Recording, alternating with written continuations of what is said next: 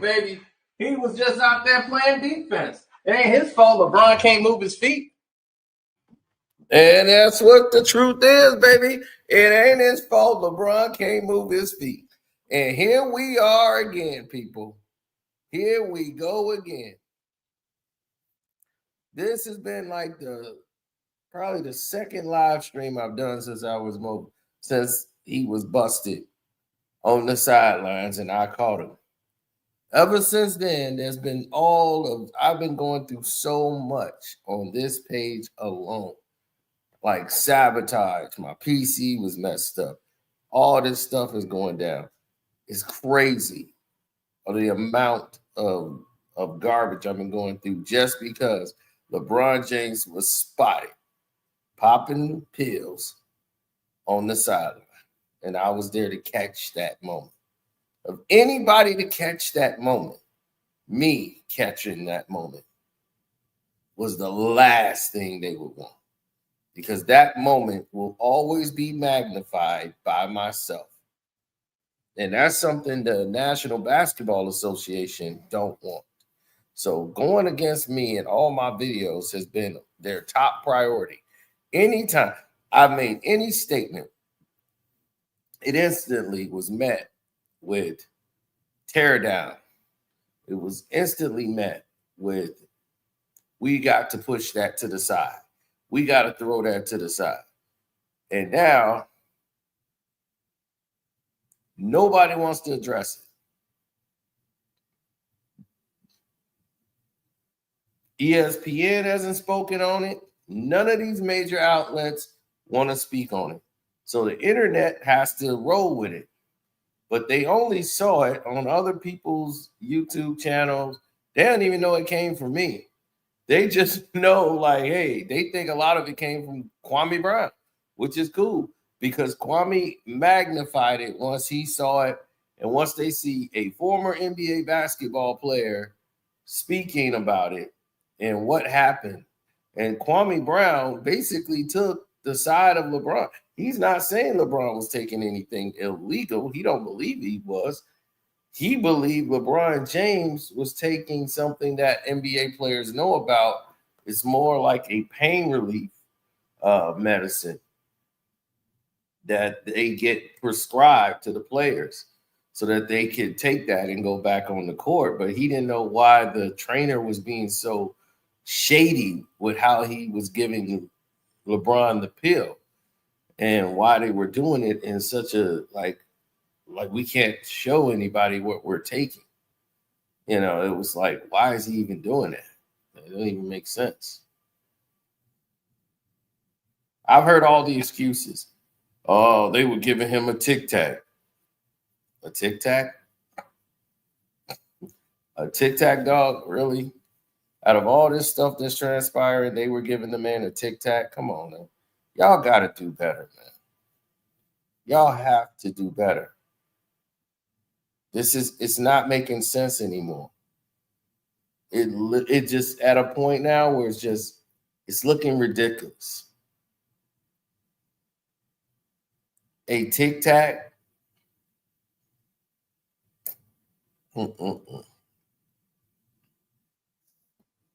If it was, we don't know what he took, but we know he took something. That's one thing. The concealment and the way it was being concealed was if it was something he wasn't supposed to be taking, or it was something that he wasn't supposed to be seen taking.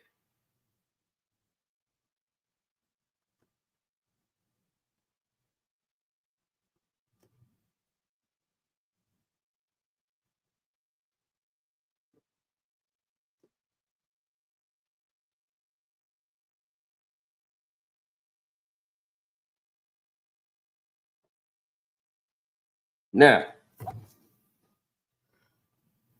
LeBron James and all the bad attention I've been getting and the fact that they have been pushing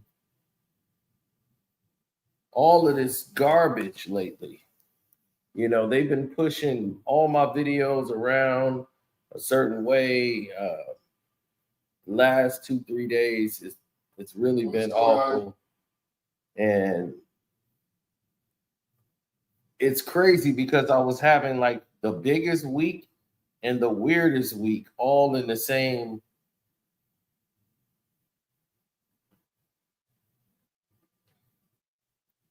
Yeah, in the same trajectory. You don't.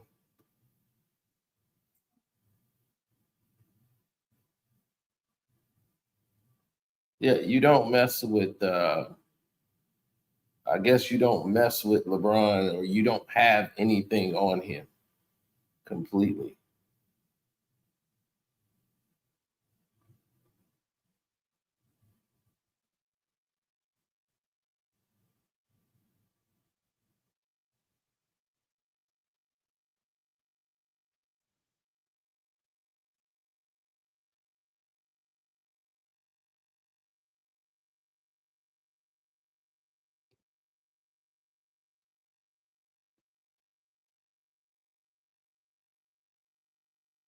He probably took some for menstrual cramps.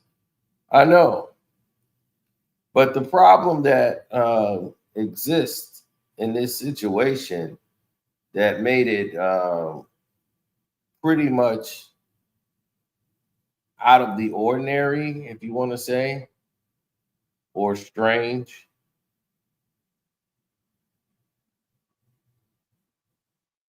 is that people gravitated to the situation at hand and didn't even, right, they gravitated to it and they just latched on and was like, oh my God. So this is what it is. And people didn't even pay attention that the man had a chase down block.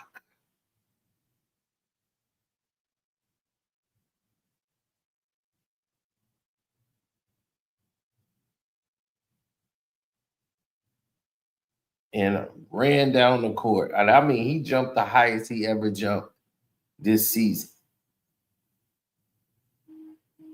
LeBron James' whole arm was above the ceiling.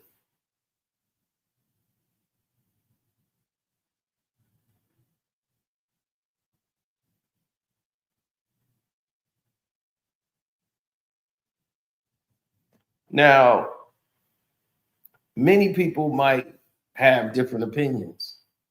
Like I told you, Kwame Brown came right out and said exactly what he thought LeBron James was taking.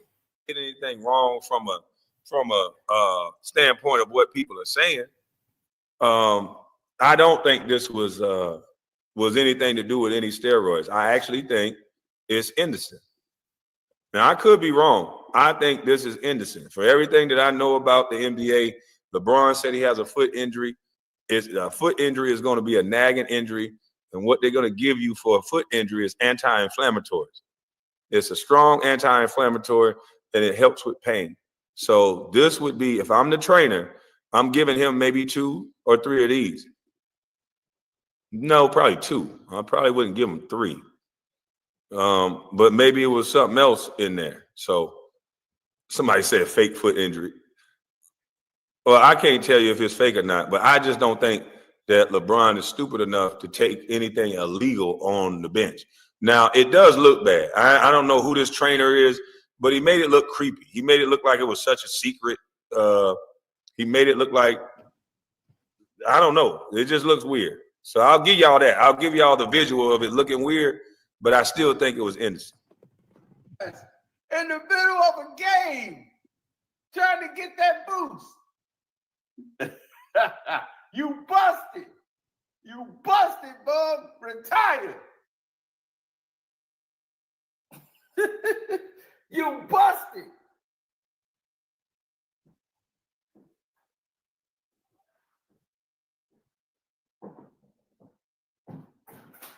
Yep.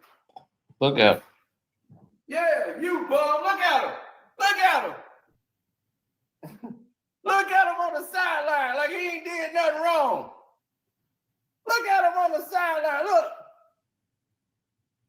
Man, this goddamn Cino funny as hell. Hold on, let me go back some. Yeah, like you ain't did because he got it to where Cino got it early man. on.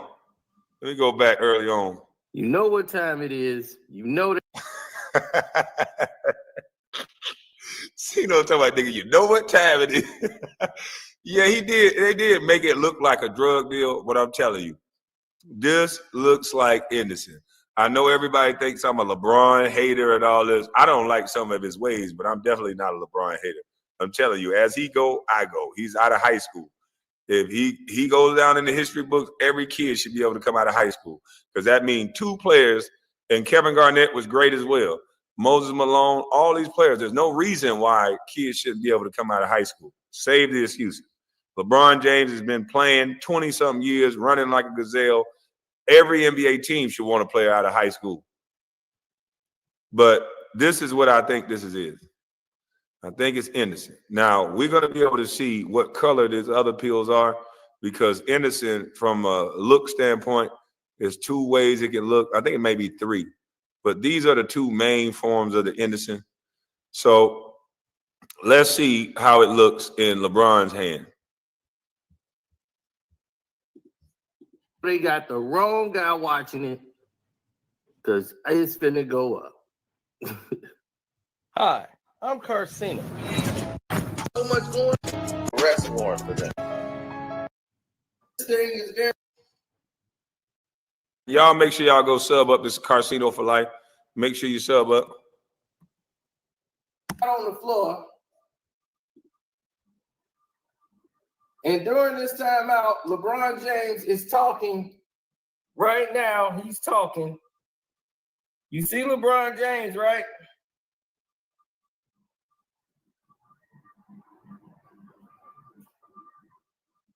And you see who he's talking to.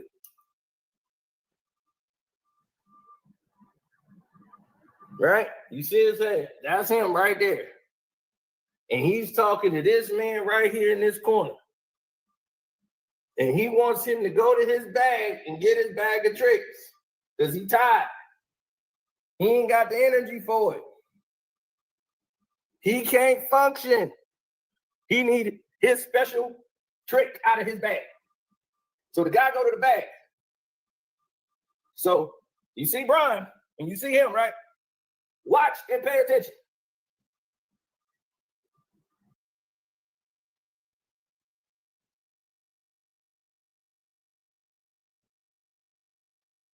So let me ask y'all, is that the Lakers trainer right there? What does the Lakers trainer look like? Let me Google Lakers trainer. So I know Gary Vidi's left.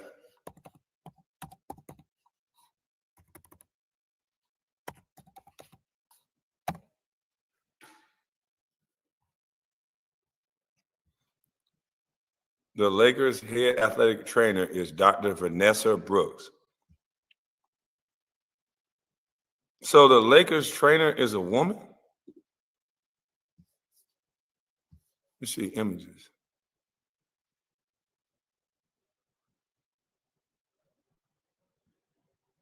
Oh.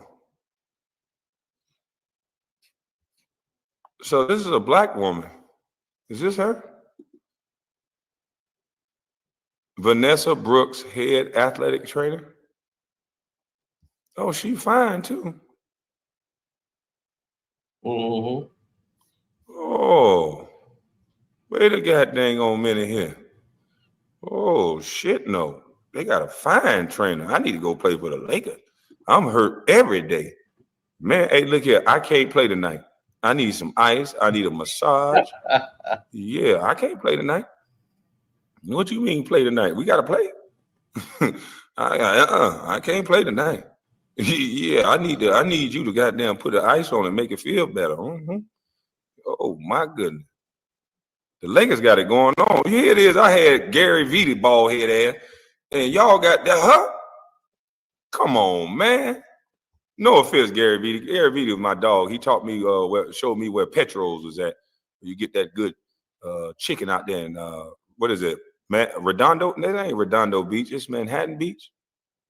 Manhattan Beach, Petros, maybe Redondo Beach. I think that's Redondo Beach. One of them. Look up Petros. That shit is amazing. But man, she's a nice looking woman. Yes, she is. Hey, the Lakers got it going on. Okay, so that wasn't her giving him his medicine. So what does the Lakers assistant look like? Let me Google Lakers assistant trainer. Because nobody should be giving out pills unless it's the Lakers trainer or the Lakers assistant trainer. Now, see, that's Kwame, So that's all I'm NBA saying. player. That's how it was when I was playing.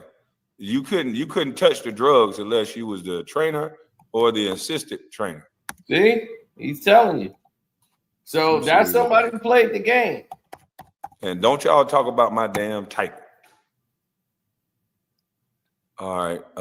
Now, some of the playing assistant the game trainers for the Lakers include Shane Bessick, joined in 2021.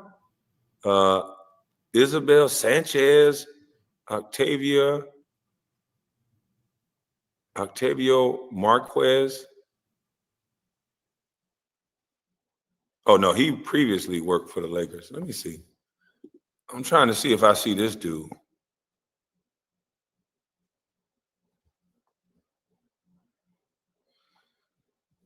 No, they're not showing the assistant trainer.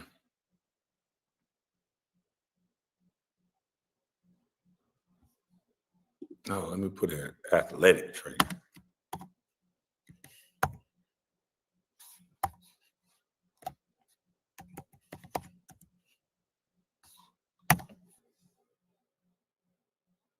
Oh, okay, so it might be. So these three guys. So it might, this black guy that's giving him the drug, it might be, okay, it might be this guy.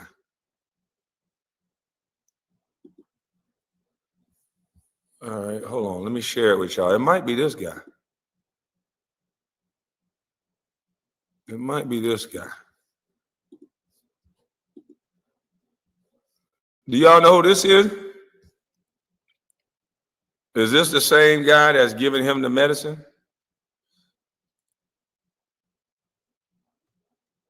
Also, this is not the trainer?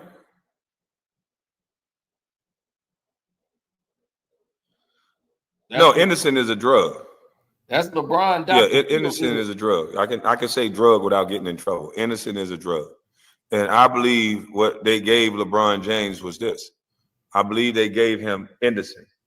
It's a strong anti-inflammatory. If his foot is injured, it would go along with the narrative. I mean, it would go along with what he would need to be healthy. Anderson is something, it's a strong anti-inflammatory. But that's what I think he gave him. I just wanted to make sure. Salute to you too, Raw for TV. He said LeBron, the black guy is LeBron's feel-good doctor. Hey, I watched Too Raw for TV a version of this too. And I'm like, man, I'm going to tell y'all what I think it is, because I ain't going to just, I think it's Anderson. I don't think it had nothing to do with no Balco or anything like that. But normally the person that administers medicine has to be a trainer or assistant trainer. If he's just LeBron's guy, then that would be outside of the Lakers, because the Lakers protocol is every medicine has to be handed to you by the trainer or the assistant trainer, because they have to account for every pill that they give out.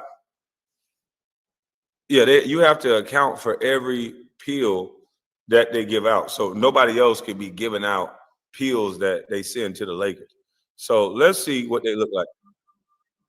He's like, you want it now? Yeah, get it to me. Watch this. Watch what LeBron does. The guy got it concealed in his hands. Bron takes it, and you can see whatever this is, it's like pills in this guy's hands.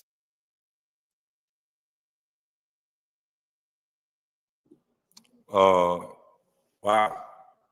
Okay, that one's all white.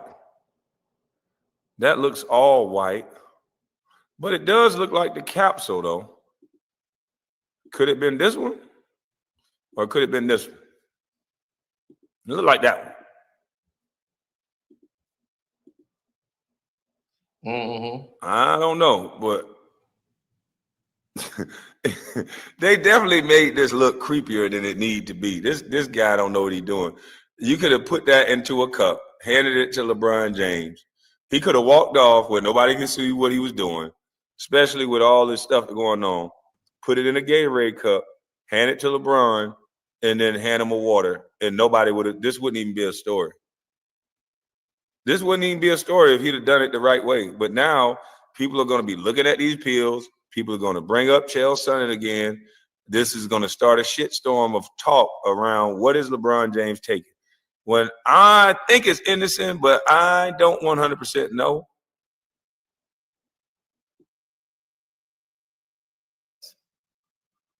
Those are like pills, dog. I'm looking right at it. Those are pills. And the guy got it in his hands. And LeBron James is taking the pills right out the dude's hands. We done got you, boy. You busted. You thought you could fool Cino and get away with it? You thought I wouldn't see it? And you thought I wouldn't see this? Where the LeBron James fans at now? Tell them to bring their ass over here. We done caught this dude red-handed with pills. What are those white pills? Who is this dude? And watch this. Look, he tried to do it real sneaky. He take the mouthpiece out, pop. Look, pill popping on the sidelines.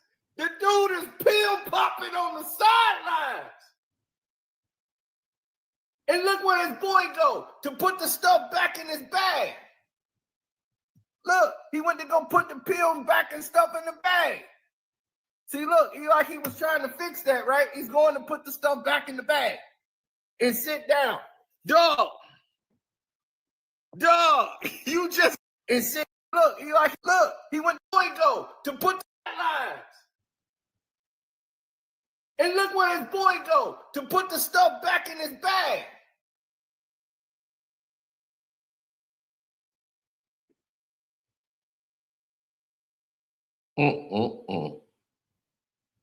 All of this for some legal stuff, right?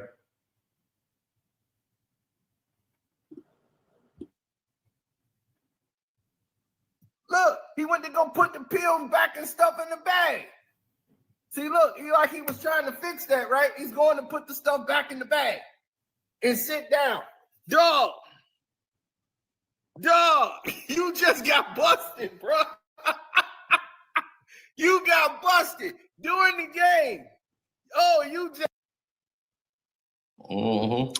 Did Big Homie say LeBron has his own medical team? Anyways, I enjoyed the interview while I was on the road getting to the money. Salute to you, bro. Yeah, man. I enjoyed that interview too. Dude seemed like a pretty level-headed dude that you shouldn't play with. I call his cousin. He said it was his cousin. I call his cousin Wild Card because I got family members like that. I be seeing goddamn Big Homie CC face. He be looking like, oh shit. Let me let him go for a second. And let me say something. Reel him back in because Wild Card. But the 8-minute mark is great if you can go to that. All right, hold on. Let me go to the 8-minute mark because I was gonna drop the link because I think Cino might be in the chat. Carcino be all right, but this don't help his credibility. This is extra. Yeah. I don't know. You know, Cino and LeBron, they don't get along. We all know this shit. He say that's EPO. Yep, that's EPO. I know. What? That's why they would have said it. That's what they would have said if Kobe or MJ or even you, KB, the bronze sexuals are going to try to say what you said, KB. That was probably endometricine. Yeah, I honestly think it was innocent though. I ain't gonna lie. But let me go to the 8-minute mark. I can't say for sure what it is, but from the injury that he's saying he got, from what I know of certain trainers, that's what they give him. All right, let me go back a little more so they can. Cino got it close up right now. Why is this dude concealing it so well? I don't know why he's doing that. Now, Cino got a good point. I don't understand why this guy is trying to cuff this innocent like he making a drug deal. I don't get it. I don't understand why he's doing this, but hey, he's doing it. So he's cuffing it like it's a drug deal. But I don't think these people would be this stupid to give LeBron anything illegal with Chael Sonnen and everybody watching. With the foot injury he has, I would be giving him indecent. That's what Gary Vitti would have gave him, but Gary Vitti would have probably gave it to him before the game. And I need to read up on Anderson to see how many hours you need to take it. I don't think you need to take it during the game. So I know somebody might debunk this situation because Anderson is a long-lasting anti-inflammatory, though. I need to go look it up. But Anderson could be what they gave him, but it's normally a long-lasting anti-inflammatory. That's what I'm saying. It do look shady. I don't know why this trainer did it like this, because it just gives people an opportunity to attack LeBron. So I don't get why he did it this way. I don't get why he didn't just throw it in a green Gatorade cup, and then hand LeBron a Gatorade in the fucking water. I don't get why he didn't do that. He's cuffing it like it's a secret. I'm like, nigga, that's the last thing you need to do, be secretive with Chael Sonnen out there. That's fact. Straight hate, bro. Y'all say anything for likes and clicks. This man keep money in your pockets. I think you just came in and just wrote that because you really don't understand that I'm actually taking up for LeBron and saying that I think this is indecent. And maybe you too emotional to understand or look up endomecracine, the abbreviation indecent. Innocent is a legal drug. I didn't say LeBron is doing anything illegal. So you just came in and got stupid for no reason. And this is why most people go at LeBron, because he got a lot of ignorant ass fans that just come in and they just say a bunch of wild shit to you before they even know what you got going on, before they even hear what's said. Innocent, me saying he's taking Innocent on the sideline is actually helping LeBron, because everybody else think it's something else. Innocent is a legal anti-inflammatory that I've taken, that I've seen Kobe take.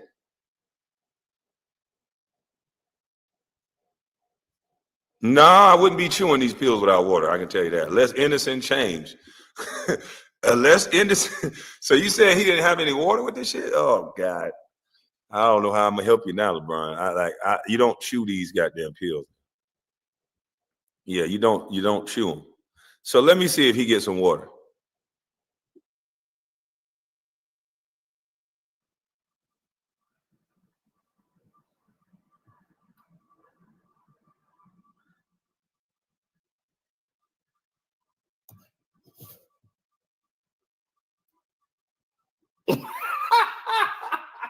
You pill popping juice head son of a bitch.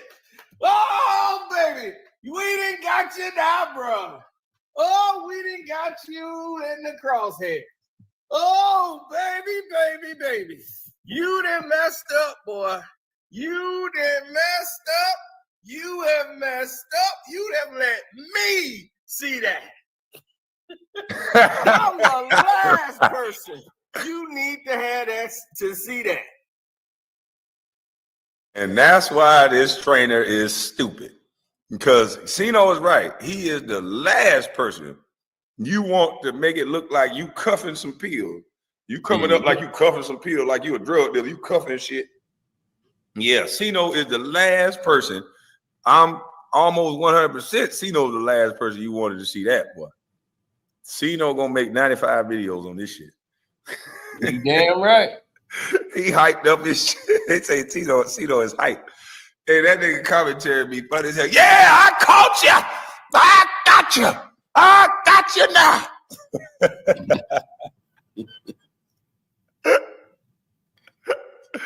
But no, man.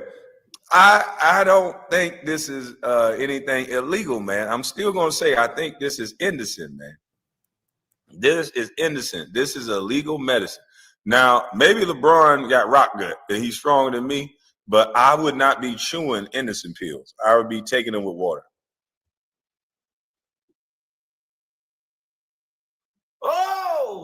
see you wiggle your way out of what you done popped in your mouth, boy.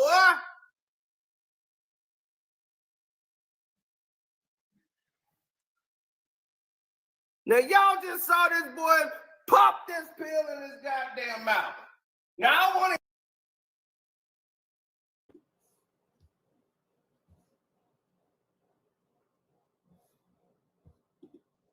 Yep. Oh, no, he didn't. Oh, no, this nigga didn't. I know ain't no nigga asked me to take my shirt off. I know ain't no nigga asked me to take my shirt off, man.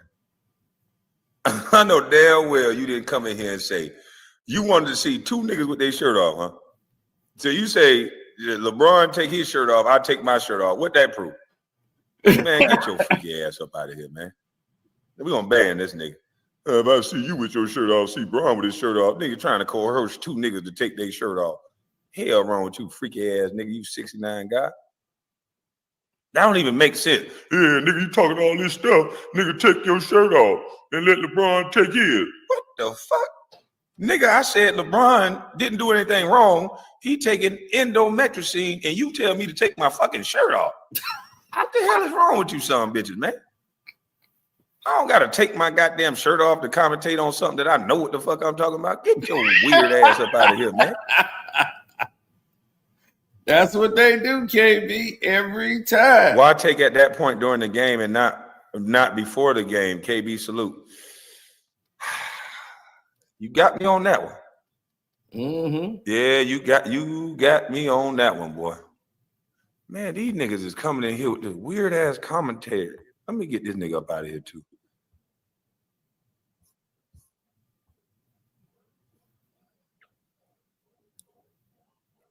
But I don't know why they didn't take it before the game, to be honest with you. Every time I took Anderson, it was before the game, unless I got injured during the game. Like in the second quarter, I've taken some Anderson. I got like a calf strain or something. I put a calf sleeve on it, and then they gave me Anderson because you need about 30, 40 minutes for it to hit your system. So they gave me Anderson. It was like at the end of the second quarter. I sat out. Halftime came. I was putting heating packs on it, stretching. Anderson kicks in. I'm good to go. I don't. Maybe he got the chewable form that kicks in instantaneously. I don't know because I've taken it before the game, but I have taken it when I got an on the spot injury. LeBron injury we already knew about, so you got me on that one, homeboy. I ain't gonna front. You got me on that one. And they won't do nothing to him. I hear what y'all gonna say. It was some bubble gum. It was some candy, man. You know LeBron got a sweet tooth. He got a sweet tooth, man. That's all that was. That was some candy, man. Yep. Now they talking about it's a Tic Tac. What are you trying to do? Make his breath smell nice? Damn, these niggas asking questions I can't answer now. KB, well, I can answer. KB, how many times you chew capsules? Honestly, 0. But that don't mean that LeBron can't chew capsules. He got king teeth. I ain't got nothing but bust teeth. So you can't compare LeBron to me.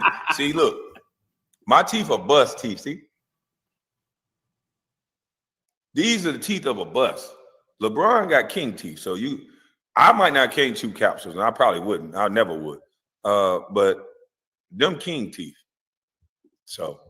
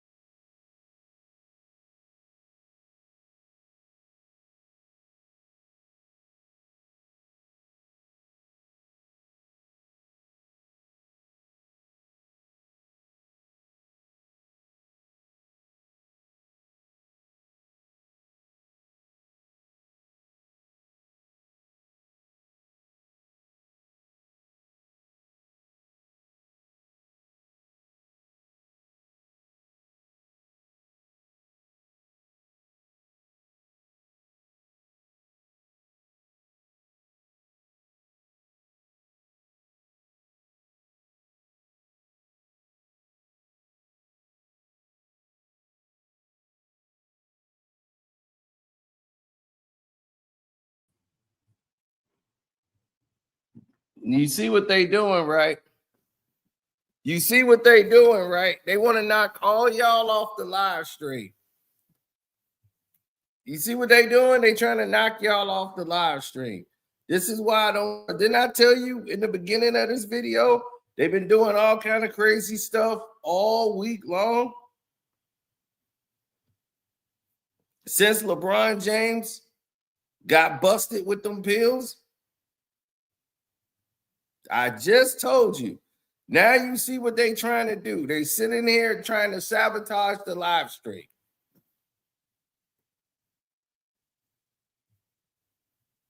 We've been going through this. Do you think Bronny? Oh Lord. Hey, look, y'all ain't gonna get me in this shit. They sue black people. They don't sue white people. Well, Jay-Z do. If it's candy, why he ain't sharing it with nobody else in the goddamn row? He got candy in the palm of his goddamn hands that he concealing from the rest of the world.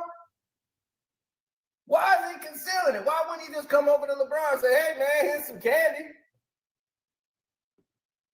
It ain't illegal to eat candy on the goddamn sideline. Eating candy ain't a goddamn problem. But taking some goddamn boosters on the damn sideline, that looks like a goddamn problem to me. Well, I'm not gonna say they boosters. I don't know what they are. I think they're innocent. So, Cino, wake your ass up. I'm gonna wake Cino up. Tell him to hit the link. I think they are boosters. I don't think. Hold on. Kwame, don't come to the 317 or else.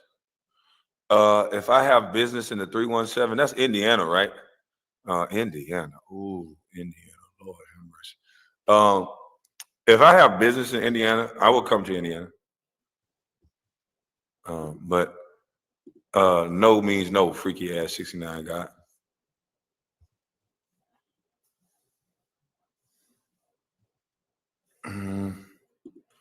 Seriously, what LeBron did to Kwame, this is weird. So we got a new round of LeBron sexuals coming in here that didn't even hear what was said, and they already got their panties in a bunch. Look here, Lord Dummy.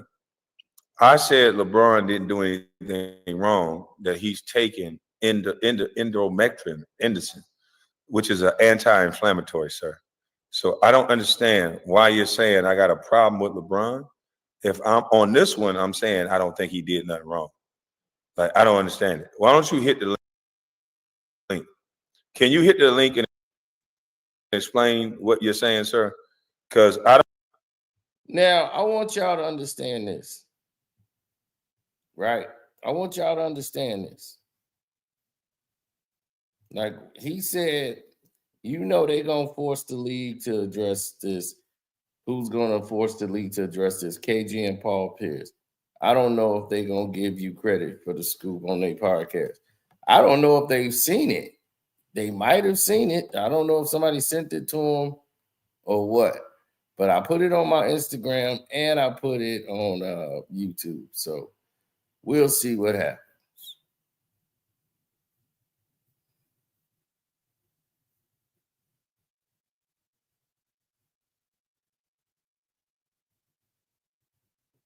Why don't he answer and clarify what he took? Because he doesn't have to. The league is not going to let him do it. They're not. I don't know how I have such a problem with LeBron if I said I think he's taken indocin, which is an anti-inflammatory that I've taken myself. So can you come up here and explain yourself, sir? Because that's why everybody's saying you're crashing out. Because you didn't even hear what was said and you made it seem like I got a problem or said something about LeBron. When on this one, I said he didn't do anything wrong. I don't understand. You niggas are weird. Dudes on here tough for getting you 7 foot. Yeah, well, that's their problem. That's a them problem. That ain't my problem.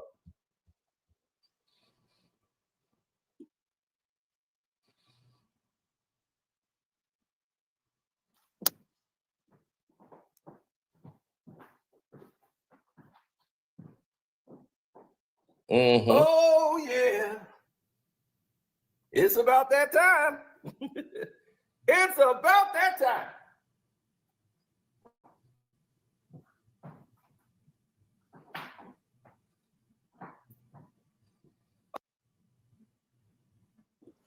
Be careful. That True Freeman guy is another Tammy detractor. About as bad as Sugar Man. I didn't say that to him. He the one who said, take my shirt off. And I blocked him. I don't got no problem with this nigga. I don't care about no dude. Now he's saying don't come somewhere. I don't pay attention to stupid shit like that.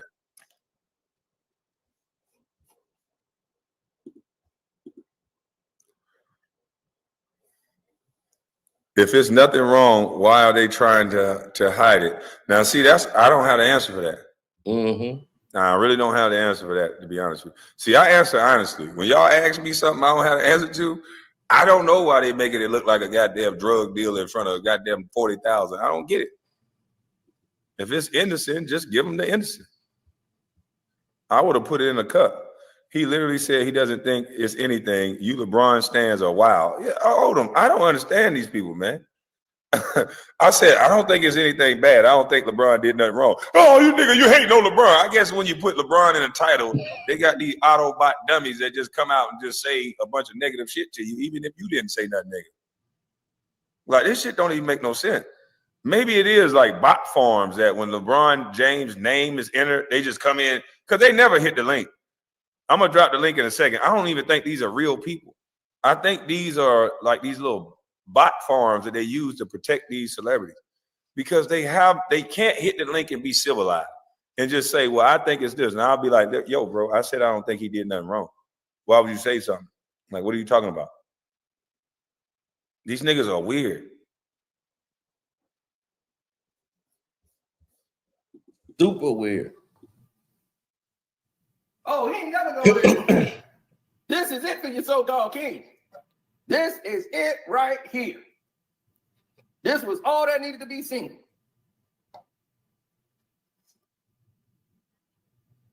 Oh, yes. Oh, yeah, it's up.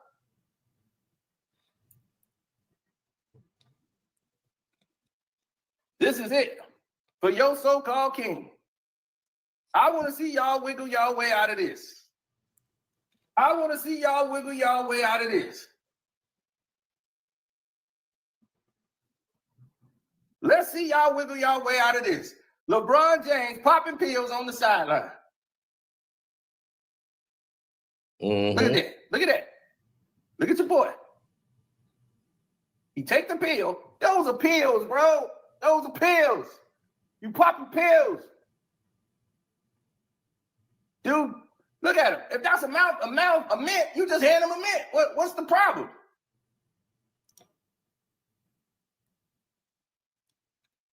You pill popping SOB. And now this guy finna go and stash the damn pills in the bag. And sit down. Oh my God. Somebody, that's a breath mint, man.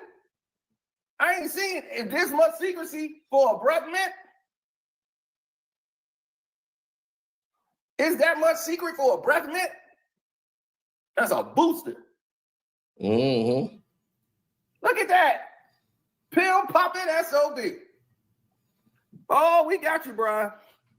Oh, we got you. Oh, you busted. So there's no water after that. Shake down. You busted. There's no water after that. Shake down. You busted. Brian, you busted. Hey, this nigga see those two. Shake down, break down, you busted. Wait a minute. Is there any water that he takes after this? Because I never chewed a capsule. So that somebody asked me, they said, have you ever chewed a capsule? No. It's one of the most disgusting things you can do. When that capsule break and that powder go in your damn mouth, that is disgusting. So no, I never chewed a capsule. So was it a capsule? Electrolyte pills dissolve in your mouth, don't need water. Okay, so you think these are electrolyte pills? That would make sense. Damn, Kwame a hater because I said electrolyte pills would make sense. Wow. LeBron not gonna date you, dog. He got a wife, man. I mean, maybe you know something I don't know, but you niggas be acting like y'all got a shot with this nigga or something. You don't got a shot with him, Rom Empire. You don't got a shot with LeBron, bro. All right, y'all got more of a shot with I don't know Gilbert what I Arenas. said that was hating on LeBron when I said that makes sense. I don't get it.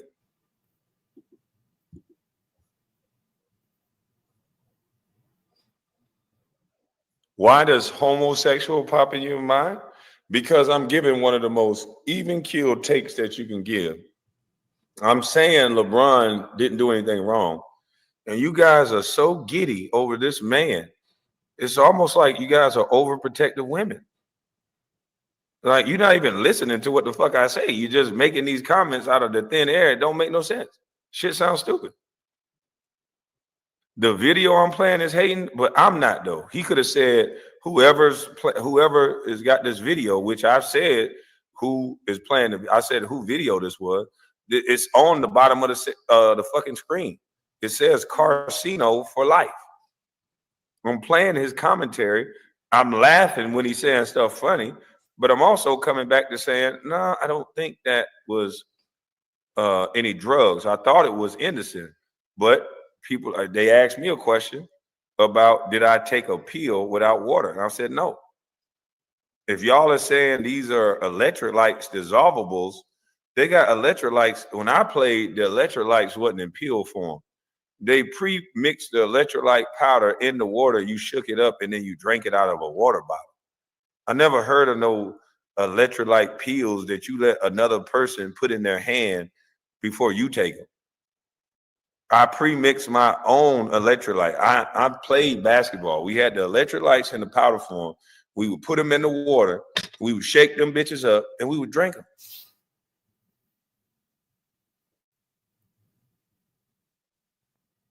You never took potassium pills? I would never take them on the side of the bench. No, I would take them before the game. You want that stuff down in your system and working. Like, I don't understand what y'all talking about. My title is hating. It says LeBron James mystery pills. And if you look at the video, this guy is making it look like a mystery. So let's see if this is hating or if this guy is making it look like this is a mysterious transaction. Let's see if this is hating. Let's see. You busted. Look. Break down, shake down. You busted. Popping them roids and he think it's all right. Break down, shake down. You busted. Brian, you busted. Now, yeah, let me get that one right there. Yeah, I want that real long. Yeah. Pause. Yeah, let me get that pill right there. Yeah, let me get that pill right there. Yeah, that's the one. Yeah, give me that one. Look. What breath mint is like that? That's a pill. This boy popping pills. You popping pills on the sidelines. So that don't look like no mystery. That didn't look like no mystery where somebody hands something over the shoulder and then he cuff it and throw it in his mouth real quick. No water, no nothing. You don't think that looked a little mystery? That's a mysterious. Yeah, that was a mysterious pill, man. That shit looks suspicious. Y'all can't get mad at me for what I see. That looks suspicious. I don't give a fuck what you say. In the middle of a game, trying to get that boost. You busted. You busted, bub. Retire. You busted.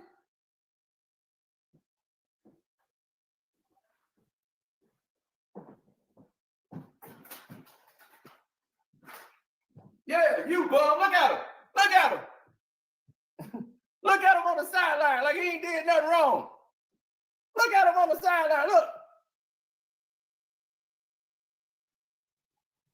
Yeah, like you ain't did nothing wrong. We know what you did. You done got busted, bum. See y'all wiggle y'all way out of this. Yeah.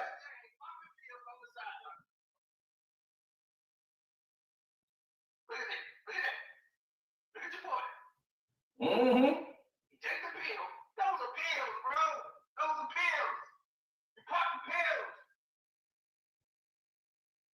Dude, look at it. That's a mouth of mint. Mm-hmm. He want the blue and yellow purple pills. He been among the mountain. He's on them down. Nothing compares to the goddamn purple pills. Cool calms is like my mom's with a bunch of roids inside my paw.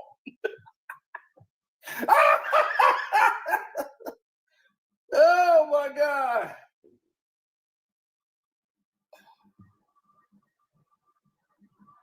Yep. That's y'all hero. LeBron Ramon James. Mm-hmm. Exactly.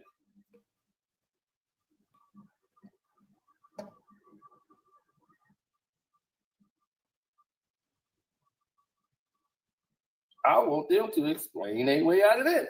The fuck you mean you ain't got the money yet, mother? Yeah. Yeah. This is what I'm talking about. You see that face? That's a face of a man that's busted. He tried to get that booster, and now you know why he be getting that second booster energy. He been sucking it up, and he need a Superman pill because he can't keep up with the Kings. Like, give me my package. Yep, I need it right now. Yep. I need my booster. They too fast. Yeah, where's it? Right there. Yep, that's the one I need. He couldn't even wait to do that. He couldn't wait to do this in the locker room. He got to do it right now. Got to do it now. Ain't wait.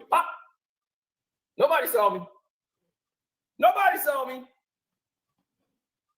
Sato saw you. I saw you in live action. I saw it live. You pill popping. All your stats gone. And I done woke up Big Cino, man. I got to drop the link in the chat. I done woke up Big Cino. He up now. Hey, because I asked him, I said, is there a part in this thing where he drinks some water? Because it looks like a capsule. It looks like a pill. And then I don't see no water. Nah, he chewed that. He talking about he definitely walked up like he had a nickel bag. And that's what I'm saying. This trainer made this shit look way too suspicious. That's how you cuff it from the police. You stick your hand in the car serving a junkie. The super chat. But why would this trainer make this look like this and then ask everybody else, what? He didn't do anything. I'm just giving him Tylenol. Then why the hell was you goddamn making Tylenol look so secretive? Or Flintstone chews or whatever it was. Why would you make it look like y'all are doing something wrong when Chael Sonnen said what he said? Like, come on, dog. Chael Sonnen said what he said. And you telling me you're going to make it look like LeBron James is doing something wrong with a pill? Like, he got to be the stupidest trainer I ever seen. Ain't nowhere in the hell. I'm putting that in a Gatorade cup. You said replay it? You didn't see it? Okay. I'm putting that in a fucking Gatorade cup, and I'm not allowing nobody to see LeBron in no type of light looking like we sneaky. Like we sneaking a damn pill. Like, give me my package. Yep, I need it right now. I need my booster. Yeah, where's it? Right there. Yep, that's the one I need. He couldn't even wait to do that. He couldn't wait to do this in the locker room. He got to do it right now. If a dip out, pop. Nobody saw me. Nobody saw me. It looked like he's chewing this. I don't know what pill it is that he would chew. Somebody said Bronny averaged more points. All right, let me put an overlay up. He chewing it so it can Bronny get in his system faster. What's up, Bronny? Average more points? What's up, Playboy? I mean, what's the controversy, man? What do you mean? Like y'all saying he took a capsule or a pill. I mean, you never took potassium pills. You never took any type of creatine before a workout or during a workout in your 13-year NBA career? Yes, I did. That's why I said I think what he's taking is Henderson, and I said I've taken these pills myself. You might have didn't hear it, but I said I thought he was taking Henderson based on the injury that he has. But let me ask you a serious question, man. Oh, so that wasn't a serious question? All right, go ahead. No, not really. If I take steroids, right, me. You know, you on the link too, bro. And then Jetta, you on the link. Go ahead. Now that I know you're a real person, you're a real person, right? I don't want no freaky ass 69 guy. I can drop the whole. No, I'm not with no weird shit, bro. But all right. Think about this. Steroids is not gonna make you a great basketball player, and if anything, steroids would shorten your career when you play like LeBron. That's false. I disagree. False. Look up EPOs. EPOs is a type of no. EPO will extend your career, but not. Okay, so wait. Slow down. How can you say what you just said and then debunk what you just said in the very next sentence? Well, you know there's different type, like blood doping is different than fucking taking steroids. We're not talking about blood doping. We're talking about what Chael Sonnen said. That's what EPO is. Listen to me. EPO is a performance enhancing drug. It's a performance enhancement drug, sir. No. Can I talk right quick? I agree. All right, but you gotta be patient enough that when the host is trying to get you to be quiet and trying to say something after you speak, you gotta calm down and let me say something. If somebody is alleging that LeBron James is on testosterone and EPOs, that is the exact combination that somebody as an older age would need to continue playing. I agree, but that's not steroids. It's illegal, but it's not steroids. It would get you banned from the NBA, sir. Absolutely, it would get him stripped from. It would get him stripped from every accolade that he's won in the NBA. And it should. I agree with you on that, but it's not a steroid. That's what I'm saying. It is a performance enhancement drug. Yeah, it's a peptide. Yeah. It's still a performance enhancing drug. It is. It's listed as a performance enhancement. No, listen. EPO is worse than steroids, in my opinion. Because steroids gonna get you up out of there because your tendons and shit gonna break down. So you're gonna give them all the excuses again. Go ahead. But yeah, EPO is definitely illegal because it helps you with endurance. It helps you to last longer. That's cheating. So wouldn't you think that's what if I can take some EPOs that's going to help my muscle recover and they're going to replenish my testosterone, I would go play basketball right now. Yeah. Right. Well, EPO was created for people who are anemic. It helps condition athletes. Blood cells. Yeah, like conditioned athletes, like swimmers. Hold on, brother. You can't talk at the same time. Let Casino finish, and then you can go. Yeah, so it was created to help people who are anemic, because people who are anemic has trouble with their red blood cell counts. So it helps increase the red blood cells getting back into your body, which when you perform or you running, you lose your red blood cells. That's what makes you tired and fatigued.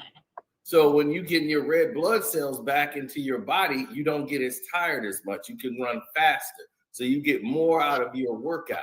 This is what a lot of people assume Manny Pacquiao was taking when he was working out. And when he was going through what he was doing, he had a mixture. And this is what they alluded to, and why Floyd Mayweather insisted they had blood and urine tests, or he wasn't going to fight Manny Pacquiao. And that led to a lot of controversy, but you see what happened. After he said that, there was a lot of prying eyes, and Manny Pacquiao started to get knocked out and started losing. And so you start to see people will do anything when the money's on the line. But that's what it was for. But cyclists found that to use that as a way to help them perform on the course for cycling.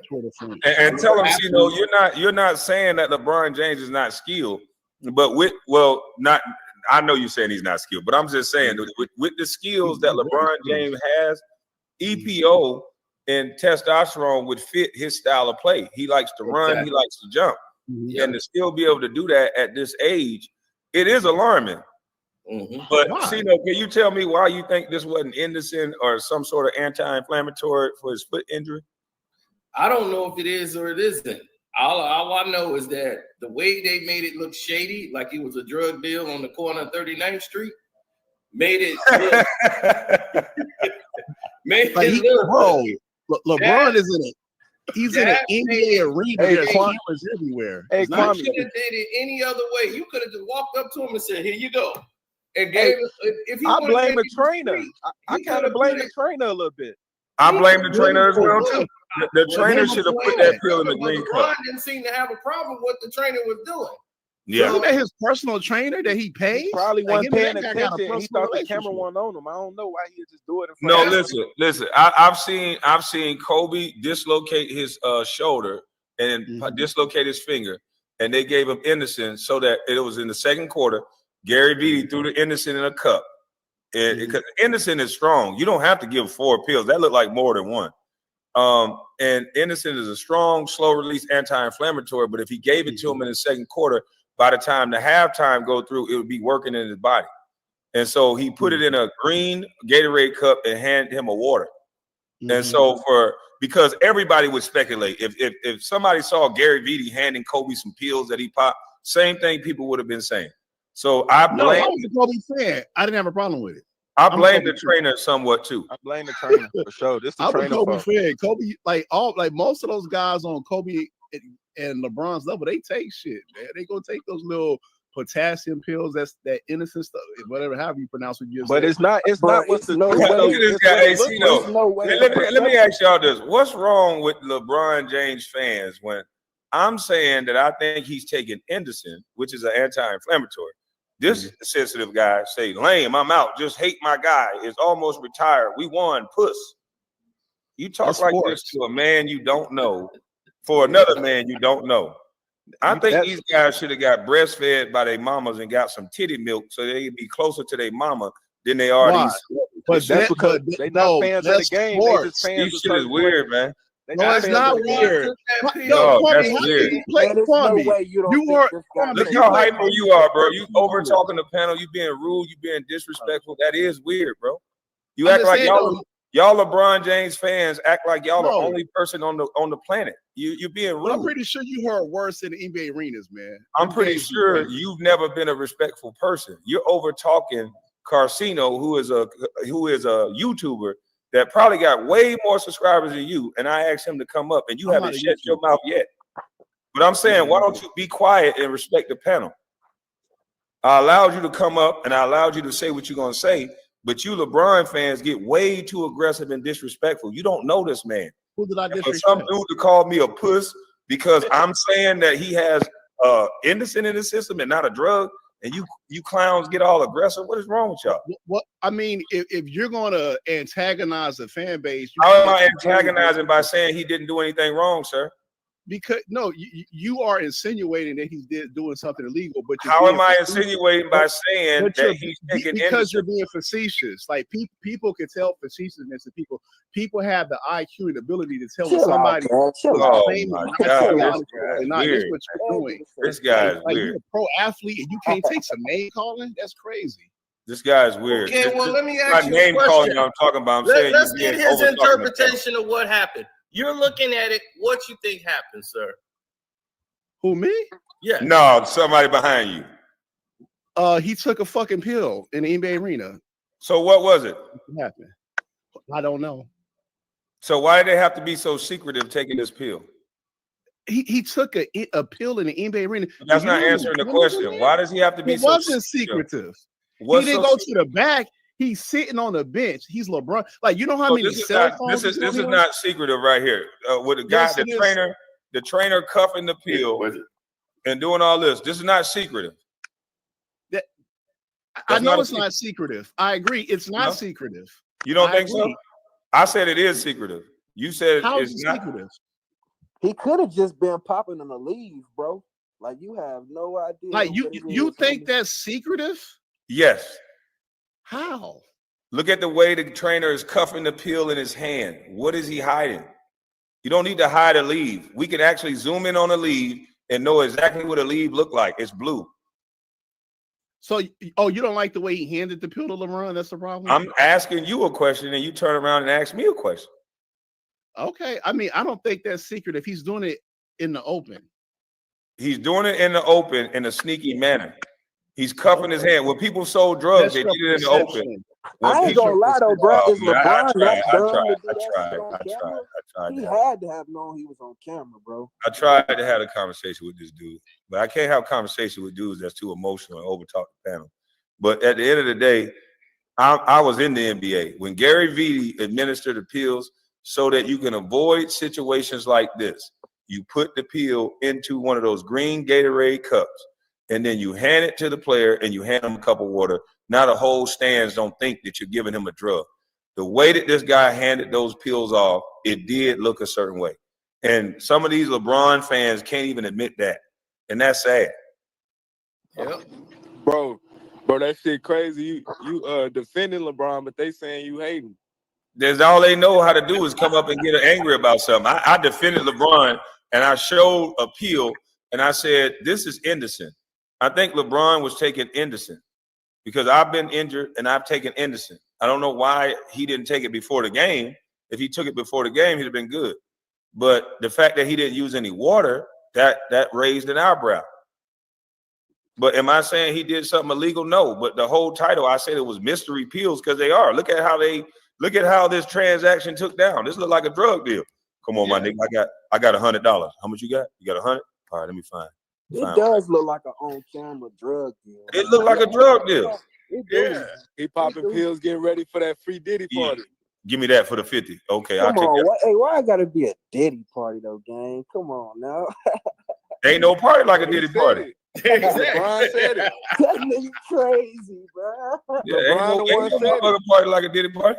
Look at him. He took that pill like a vet. He ain't need no water. He He been to a Diddy party. No, I don't get it. I just came home too. You let the wrong guy find this. all I can say is I just hope LeBron ain't dumb enough to be doing some illegal pills on camera like that, you know? Because that shit I think LeBron will do whatever he wants. Here's another thing too. This is the Sacramento Kings camera crew. You see, this is what made it different. This ain't the Lakers broadcast. See, the Lakers broadcast, if you was watching the LA broadcast, they didn't show this. You would have never seen that shit. Right. This is what I'm saying. The Kings did this on purpose. Oh. Yeah. Now look, they saying that's not secretive. I brought up in the video too. Hey, see, look at his thumb though. Look at his thumb, how it's making sure he cuffed and covered the pill. Yeah. This is being secretive. Yeah, it is. I don't understand why I can't. I still don't. Can I ask a question? What the fuck did LeBron do on the court after he took the whole ass pill? He did a chase down block. Did he start acting out? You know what I'm saying? He did a chase down block where he jumped damn near to the top of the goddamn backboard. Oh man! And then ran down the court and got a layup. Oh man! Then ran down the court and got a goddamn layup after that. But I mean, shit though, bro. LeBron been running shit down. You know how they train a horse and they stick that pill up his ass? That's exactly what they did to LeBron. Damn, you know that's wild, bro. Hey man, y'all got a real hate for that boy Elvis. No, I don't. I honestly don't. I do. I can't stand his ass. I don't think. I honestly think. Man, that nigga Carcino said James Harden is better than LeBron. He is LeBron. Bro. No, he said. But see, you weren't paying attention. He said he's better than LeBron skill wise. Mm-hmm. He's a better basketball player. Oh, so you a big fan of the quadruple step back? That's what's no, not me. That's what Carcino said. Oh, yeah, James got more skills than LeBron James any day of the week. And I don't know any basketball player that would tell you that LeBron is more talented. He's a better facilitator. He was averaging more assists, more points per game, more rebounds. This James Harden. Man, y'all forget this dude was he was number 1 and number 2 in MVP for like 7 years in a row. Did y'all remember that? I think the only thing he better than LeBron doing, bro, is staying off social media. That's I think he better than LeBron at scoring. Yeah, I think he got more in his bag at scoring. Cino got a point with the scoring part. Even assists. He do got a bag. James Harden got even a bag. At assists, even running the point, he's better than LeBron. They both are ball dominant. Who gonna dish the rock better though, bro? James or LeBron, bro. I'm thinking James. LeBron. James is actually a better point guard. So that's what I'm trying to tell you. Bro. He can play off the ball. Even though he's an on-ball guy, he's just not a great defender, but neither is LeBron. So you just gonna look over all that Cleveland comeback shit, all that Miami shit. You just gonna look over all that, huh? Look over Miami, the super team? You gonna look up, I'm saying you're gonna look over the performance though when he returns to Cleveland. You know, where it was marred with a controversial when he go to Miami and cut up with them boys, bro. So you want me to give him credit to when one summer he blows up from being one size in one summer? That's not fair, bro. I think he was in Miami for like 3 years, bro. That ain't no one. Yeah, exactly. The first year after he blow the NBA Finals, he come back looking like a doggone superhero, like he was in a Marvel movie. He come back looking like the Incredible Hulk the next year, and he won MVP. And he was jumping way out of the gym. I was whoa. Bro, but LeBron been jumping out the gym since Irish though, gang. Yeah. Let me ask you this, Kenny. Like hold on, see, no, let him answer this. JJ Barrera could never hold Harden to 8 points in a finals game. What do you think about that? You said JJ Barrera, the little guy from Dallas, that guarded LeBron, that locked him up. Damn, man, you know that's so long. What's that, 2011? Oh, okay. I was just asking because somebody in the chat asked that. So his answer was that was 2011. Ago, but I'm just telling you, that would have never happened to Kobe. That would have never happened to MJ. They would have been laughing at though, Kwame. I've seen Kobe go on half with 0 points, bro. Where? I'm talking about against Barrera. Don't move the goalpost. Was Barrera guarding him? Nah, he wasn't. Okay, that's the point. We're talking about Barrera guarding anybody. If you put Barrera on Kobe or MJ, if they got 2 legs and they got 2 arms, they're gonna be mad as hell. You're talking about a pest, though, bro. Barrera's a pest, bro. He wouldn't have been no pest to Kobe. Kobe would have elbowed him in the stomach, turned and shot. Same thing MJ would have done. It would have been turned to the middle with that elbow tight and shoot the shot right over his little ass. I can dig it, bro. But LeBron don't have that shot. So LeBron tried to back him down, and they were timing up his dribble. What shot you talk about? The off-body post fade? I'm talking about fading middle and fading baseline. MJ would have been fading on this dude middle baseline. It would have been, he'd have been laughing that you put this little dude on him. He would have turned his face and put the ball behind his back and looked at him like, "You guarding me?" and just rolls right up over him. You sure, bro? Because I'm 100% sure. Guys, man, they used to make Mike a little shaky out there, man. I'm 100% sure. We're talking about Barrera, though. I get what you're saying, though, gang. It's all good. Niggas don't really fuck with LBJ, man. No, I mess with his. I tell the truth though. A lot of people don't want to hear the truth.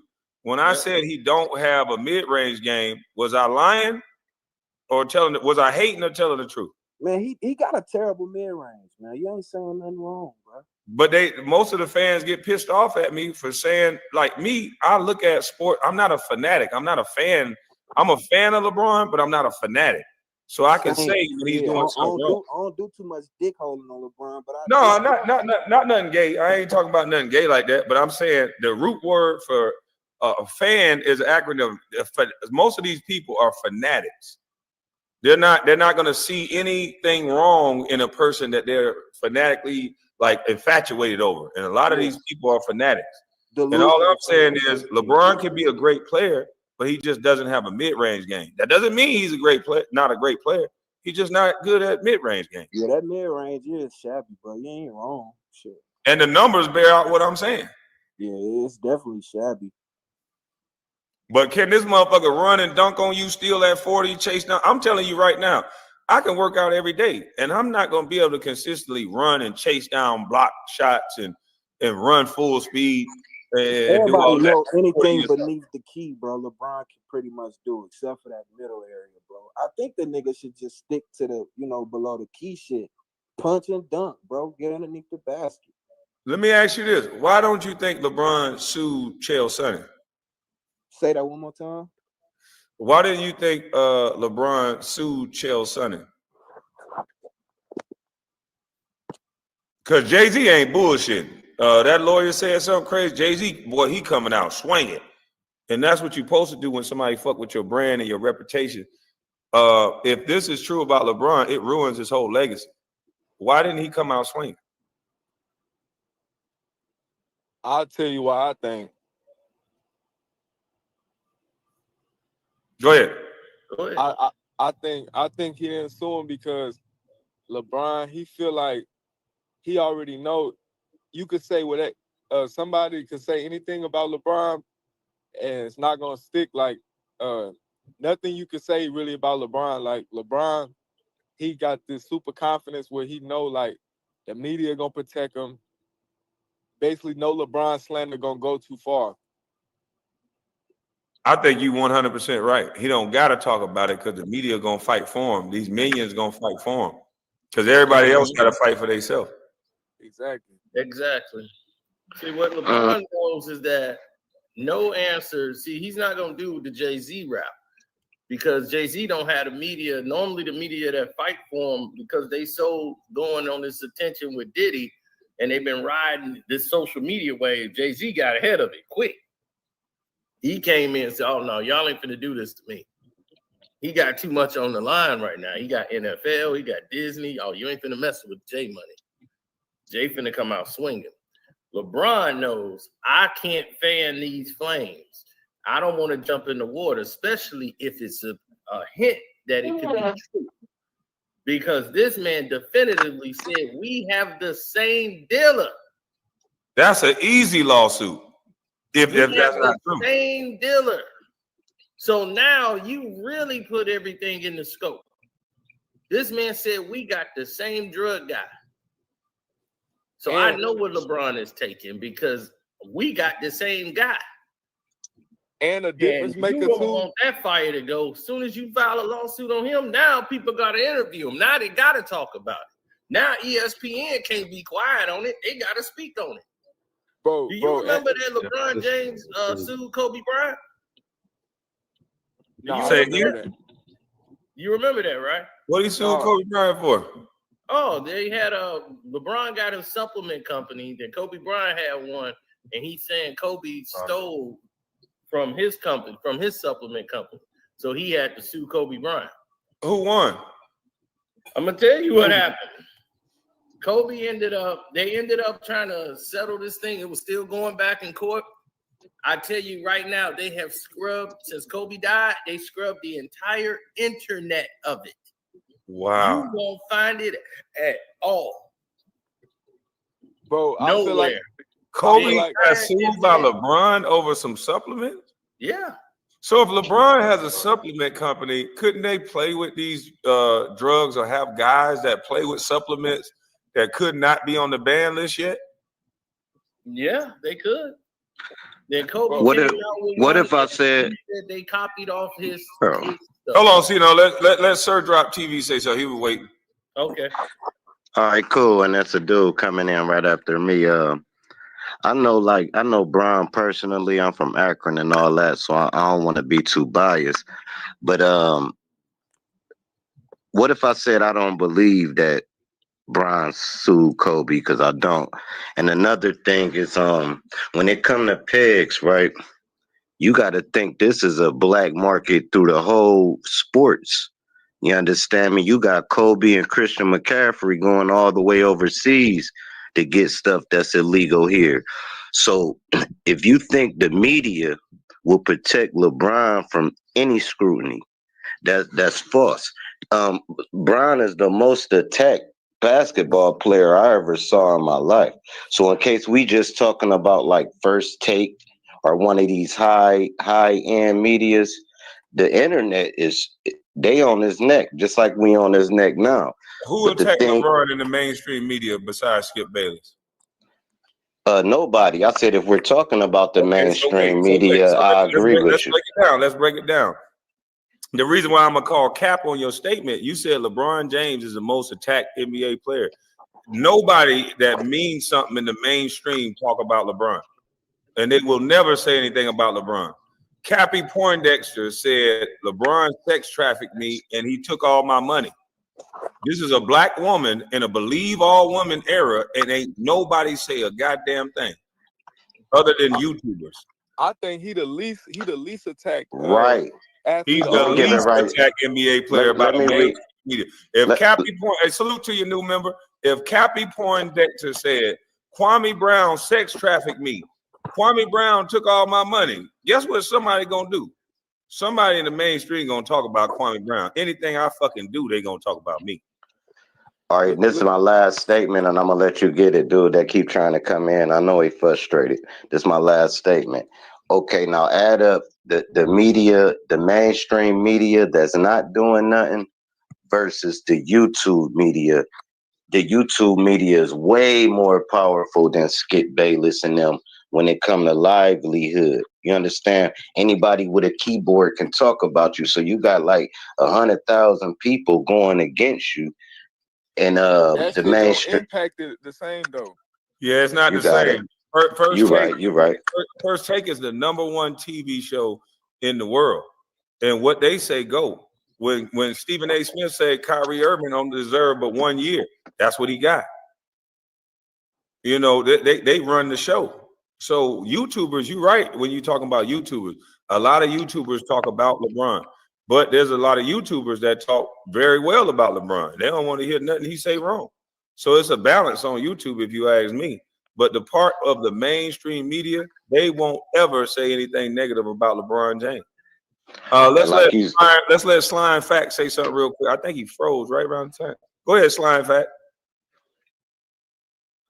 Sly. Yo, what's good, y'all, man? I've been watching you for a long time, man. All right, go ahead. What's up, bro? Y'all can hear me? Yeah, we hear you. Y'all can hear me. I was putting together some swagger dash. I didn't want to be on camera.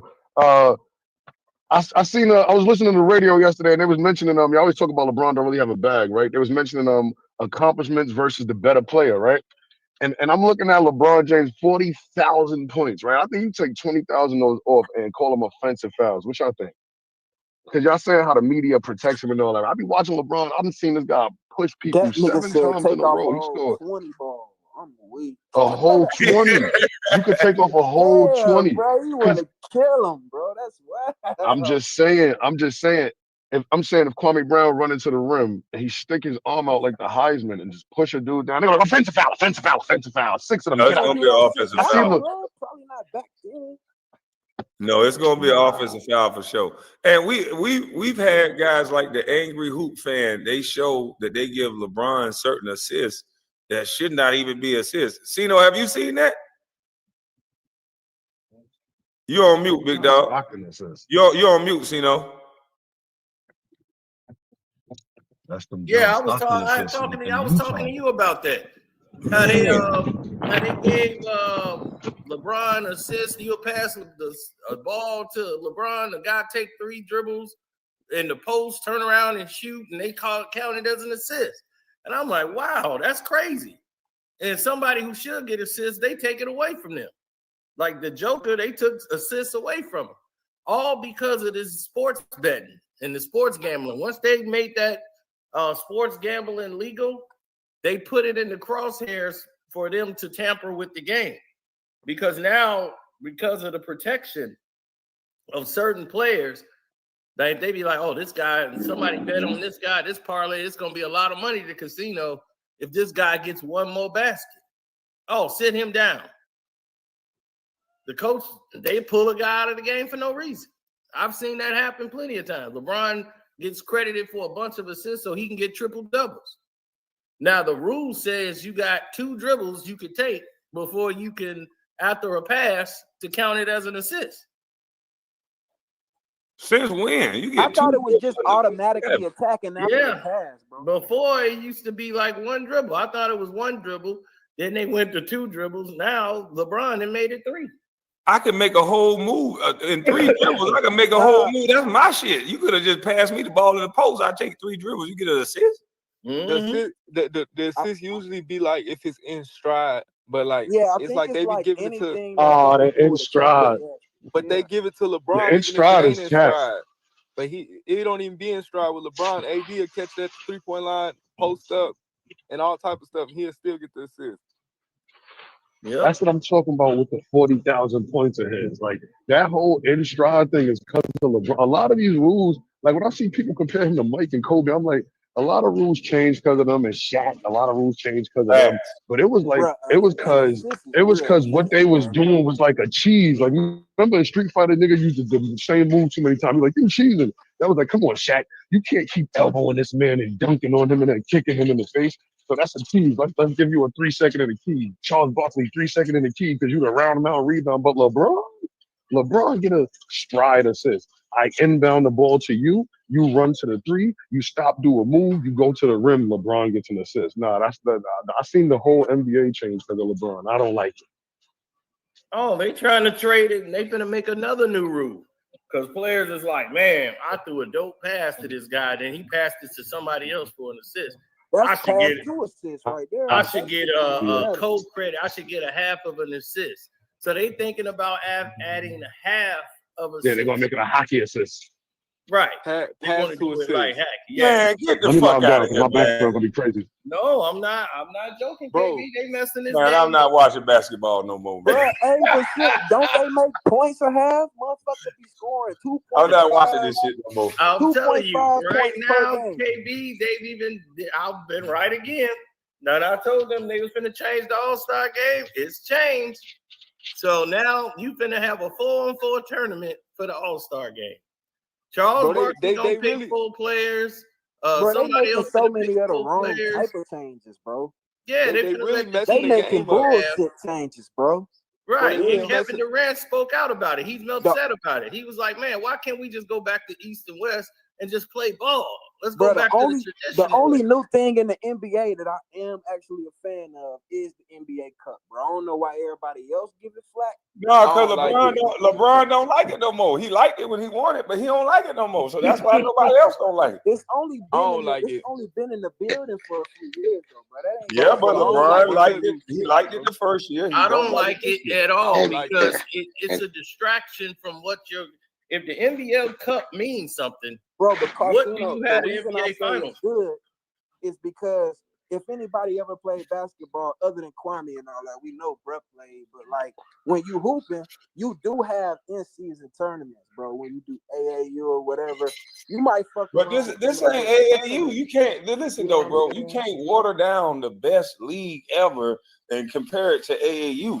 That's the whole. That's not what I'm listen. saying. I'm saying Listen.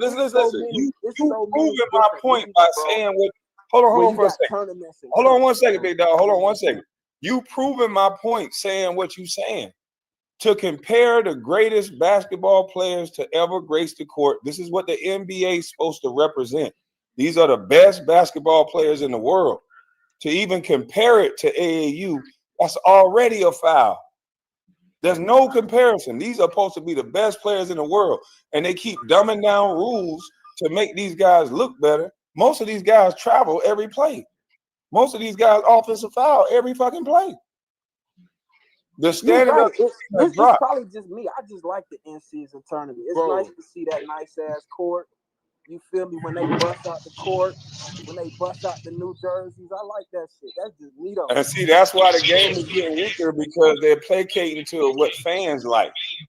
That ain't what true basketball is about. It's about competition first. It ain't about Kwame, you know, bro, as a hooper, Bingo. hooper, bro, when you go out and see that nice-ass court. No, I'm not going out to think about no nice-ass court. I'm going out to think about holding this nigga that I'm guarding under his apple.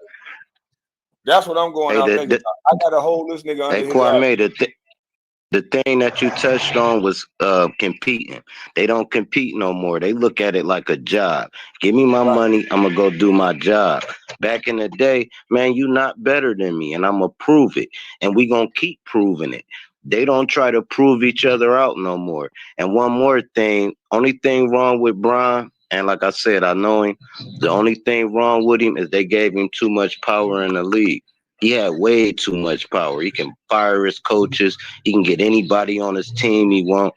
And now the NBA is suffering that he got old because he's not a draw no more. So now it's down 53% because he's not young Bron no more. They never passed the crown to somebody else to sell the league because they're not competing. Somebody supposed to be trying to take that crown from Bron. Every time they see him, they supposed to be in his face. They supposed to be dunking on him. They supposed to be saying, I'm the new king.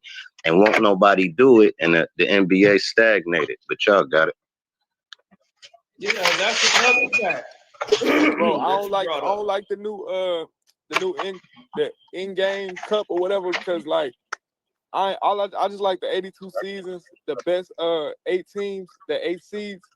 number one ACs, they go to the playoffs and all that shit like that. That shit makes sense. All the new rules is like they messing up the game. Like the So NBA y'all don't like grew up the loving. wild cards. Y'all don't like the wild cards spinning their way all the way up to the top, bro. Y'all don't No, like it's supposed to be the 8 underdog best teams. I don't like to see, because Steve, when you watch those games are the most corrupt games you've ever seen. You talking about play-in wild card games? Those in-season tournament games. That's when you've seen those games. When they play those games, it's arcade numbers with ridiculous foul calls, and it's just a nightmare. But here's the thing why it don't work in the NBA. The problem is, the reason why you have like AAU tournaments and everything else is because there's so many teams. That's the same reason why they have in college football, you have college football tournaments, because there's so many teams. Everybody needs to celebrate something small in their town, like they have a conference tournament, because those guys are never gonna get the shot to go and play for the big, the whole championship. For the big trophy. Right. Yeah. They're not going to the top team. They ain't going to go Big Ten. So that. So that's why they have these tournaments in every town, because there's so many teams. That's why in Premier League, there's so many different teams. So they have, we got the Premier League Cup. We got the big thing, that's for everybody else. The NBA, it's only 30 teams. You don't need another tournament inside of you got 30 teams. So I'm like, okay, you got like 30 some teams. That's it. The championship is what everybody's geared to, because it's like, okay, if the in-season cup means something, then okay, I can shut it down. I'm just coasting through these 82 games. I done won the in-season tournament already. And before we hit the halfway mark, so I ain't got to really win a chip. Man, Carcino, like if we win the chip, cool. If we don't, cool. I got an in-season tournament. You make more money in the NBA Cup than you do winning the NBA championship. How does that make sense? He beating up on Dame Lillard right now. Y'all hear that? I'm happy for Dame. He won. But when this whole thing was choreographed and when they made this tournament, it was to highlight the teams that don't normally make the playoffs, the small market teams. And that's how it should have been done. All the big teams like the Lakers, Boston, they shouldn't have been in this thing at all. This should have been the teams that don't get to the playoffs. Let them get in the tournament if you want to highlight and build them up. No, the NBA tournament with those teams. That's what. No, they got to give LeBron a new stat, bro. You know that. Man, you got to try. You got to try for the participation trophy too, bro. Yeah, that was what was discussed when they was talking about it. And Adam Silver said, "Okay, well, yeah, that's the movement." But they was like, "Well, how we gonna sell this thing? Nobody gonna want to see Detroit versus Portland." In no damn championship game, we got to sell the reason is this, man. The season is way too long, so they had to put something in there. Hold on, let me finish. Pause, man. Relax. To me, the season is way too long, 82 games. So teams was really not playing. They weren't even competing in the middle of the thing. So they like, well, we gonna give these bench players $500,000 if they can go ahead and win this cup. So you got people playing for a reason in the middle of the season. Instead of, to me, they should just cut it 40 games and make the playoffs longer. Wow. Nah, you gonna destroy the rule books just like the NFL has. Okay, bro. If you do that. If you do that, then for stats, how you gonna be able to hit your benchmarks? How you gonna get to the Hall of Fame? How you gonna be able to pay a guy 30? I mean, if you going by that logic, the rules been changed, man. They used to didn't have a 3-point line. The rules been bending. I'm saying if he want to get the shit popping, go ahead. You got it. Yeah, we hear you. You got it. I think these guys make too much money. Because when we all made less money, too. Yeah, when we all made less money, had less control, they made it a players' league. When the players had less control, the owners had more control, and them niggas played. Niggas was afraid they was gonna lose their contract. They played. It was a better league. Now guys making $200-300 million, you gotta Why do you have to have an in-season tournament to get guys excited about playing when you got $200 million? Because you got niggas sitting at the end. Because you got niggas sitting at the end of the bench all year, DMP, looking forward to that 500, bro. But no, that ain't Kwame said, 200, bro. That's 200 is taking 800. No, Listen, what I'm saying 200, is, one sentence, bro, and you got it. It's one sentence and you got it. Hold on real quick, big dog. Hold on real quick. Arrogant. What I'm saying is, people are coming to see the stars play. Ain't nobody coming to see the guy at the end of the bench play. Because he DMP. Okay, but the DMP don't matter. Who put asses in the seats is what matters. It don't matter. But I'm just saying, what I'm saying is they shouldn't have to do all this to get these guys to play basketball. They make enough money. If you get, you have to be begged and given extra money to play. You got to give a nigga extra 500,000. Yeah, that's what I'm saying. Them niggas be happy for the 500, bro. That's probably that's crazy. If you eliminate half the season, you have just destroyed the Hall of Fame. How are they gonna get there? And you can example of this is what you see in the NFL. Even though as of late they're changing the running back position to what it used to be, but for a certain time span, they were doing running back by committee. How any of them guys, except for the super standouts like Derrick Henry, gonna get to the Hall of Fame? You'll have to go back to the 80s and 90s and put the second string running back in the Hall of Fame. You're gonna let the new guys in who playing half the time. But when it comes to the money that Kwame was just talking about, it's too much money that they're being paid. But I think that's because the owners would rather pay the players than own these arenas and employ people like they should, instead of coming to taxpayers and having these arenas built, then turn around and charge the fans more to come in there. I would do this, this is man. the game. I would do this. I'll give them 200,000, right? But every game you don't get 30 points, I'm taking 10,000. Every game you don't do this, I'm taking that. And make them play, bro, because Kwame hit it on the nose. They got so much money, they could care less if they won or lost. Who y'all know don't want to Why you cutting me? That's why these old school players don't respect these new school players, because they would love to make that type of money with the dedication and the hard work that they put in. They still went out. They still played 82 games. They still did everything just to sit beside the coach all game. Hold on, man. Hold on. Who is this keep interrupting me every goddamn time? Let me say this. I think, hold on. Let me say this. For whoever's sending you guys to my panel, that y'all be quiet every time somebody else talking, but as soon as I'm start talking, you niggas start running y'all mouth, I'm just going to drop you every time. Because that shit is getting annoying.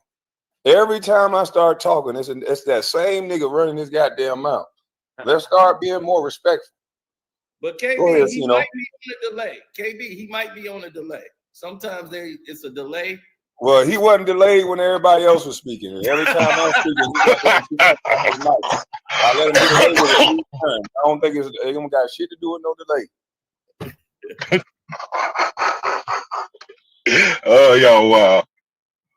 But let me ask y'all a question. Has LeBron ever been called for defensive 3 seconds? No. Boy, you hit nail on the head with that one. No, but I want to go back to the whole the reduced games. Here's why you're never going to see that. The NBA is talking going down to 70-something games, like taking them down to like 70 games a season. That's been in the discussion. Here's why it does not happen. They don't get their money. See, you forget who pays the NBA. The NBA is from sponsorships. See, they have to have so many games. That's how they get their money. So if they're doing 40-something games, they're getting way less money. So they're not making the same kind of money that they were making when they had 82 games. They need to have ads going. They need to have the advertisement from Gatorade. Players' monies is going to be reduced. Everything's going to be reduced. And nobody wants anything reduced financially. Their problem with the game is a simple thing. They've done too much and got away from the foundation of basketball. Right? Last night, they had the Golden State Warriors play the Memphis Grizzlies, and it looked like the Clippers was playing somebody. I'm like, who the hell are these teams? Teams can't recognize them because they're doing all these different jerseys. That's another problem with the game. People don't recognize who is who on the screen. They're like, who the hell is this? Cause I seen the Bucks playing. I thought I was watching the Lakers playing. Exactly. You can't recognize these jerseys. They switching up. There's no consistency with it. It's just random. And then you're turning and you're like, well, is this the Clippers playing Golden State? What the hell is this? And then it's like, oh, that's Memphis? When the hell they start wearing red and white? What the hell going on around here? So you don't know who's playing who. And you can't really identify with it, and because you're trying to sell merchandise so fast by throwing all this randomness at people, because you're thinking merchandise sales, you're ruining your game. Well, they made it about money. They paying these guys so much, they got to get the revenue somewhere. Yeah, but that's what all that's about. No, it's not just that selling, like paying the players. They're trying to sell it to the people, like the fans. They all like merch. They treat it like a video game in 2K. You know how you go and change your teammates' jerseys and customize. That's what these casual fans do.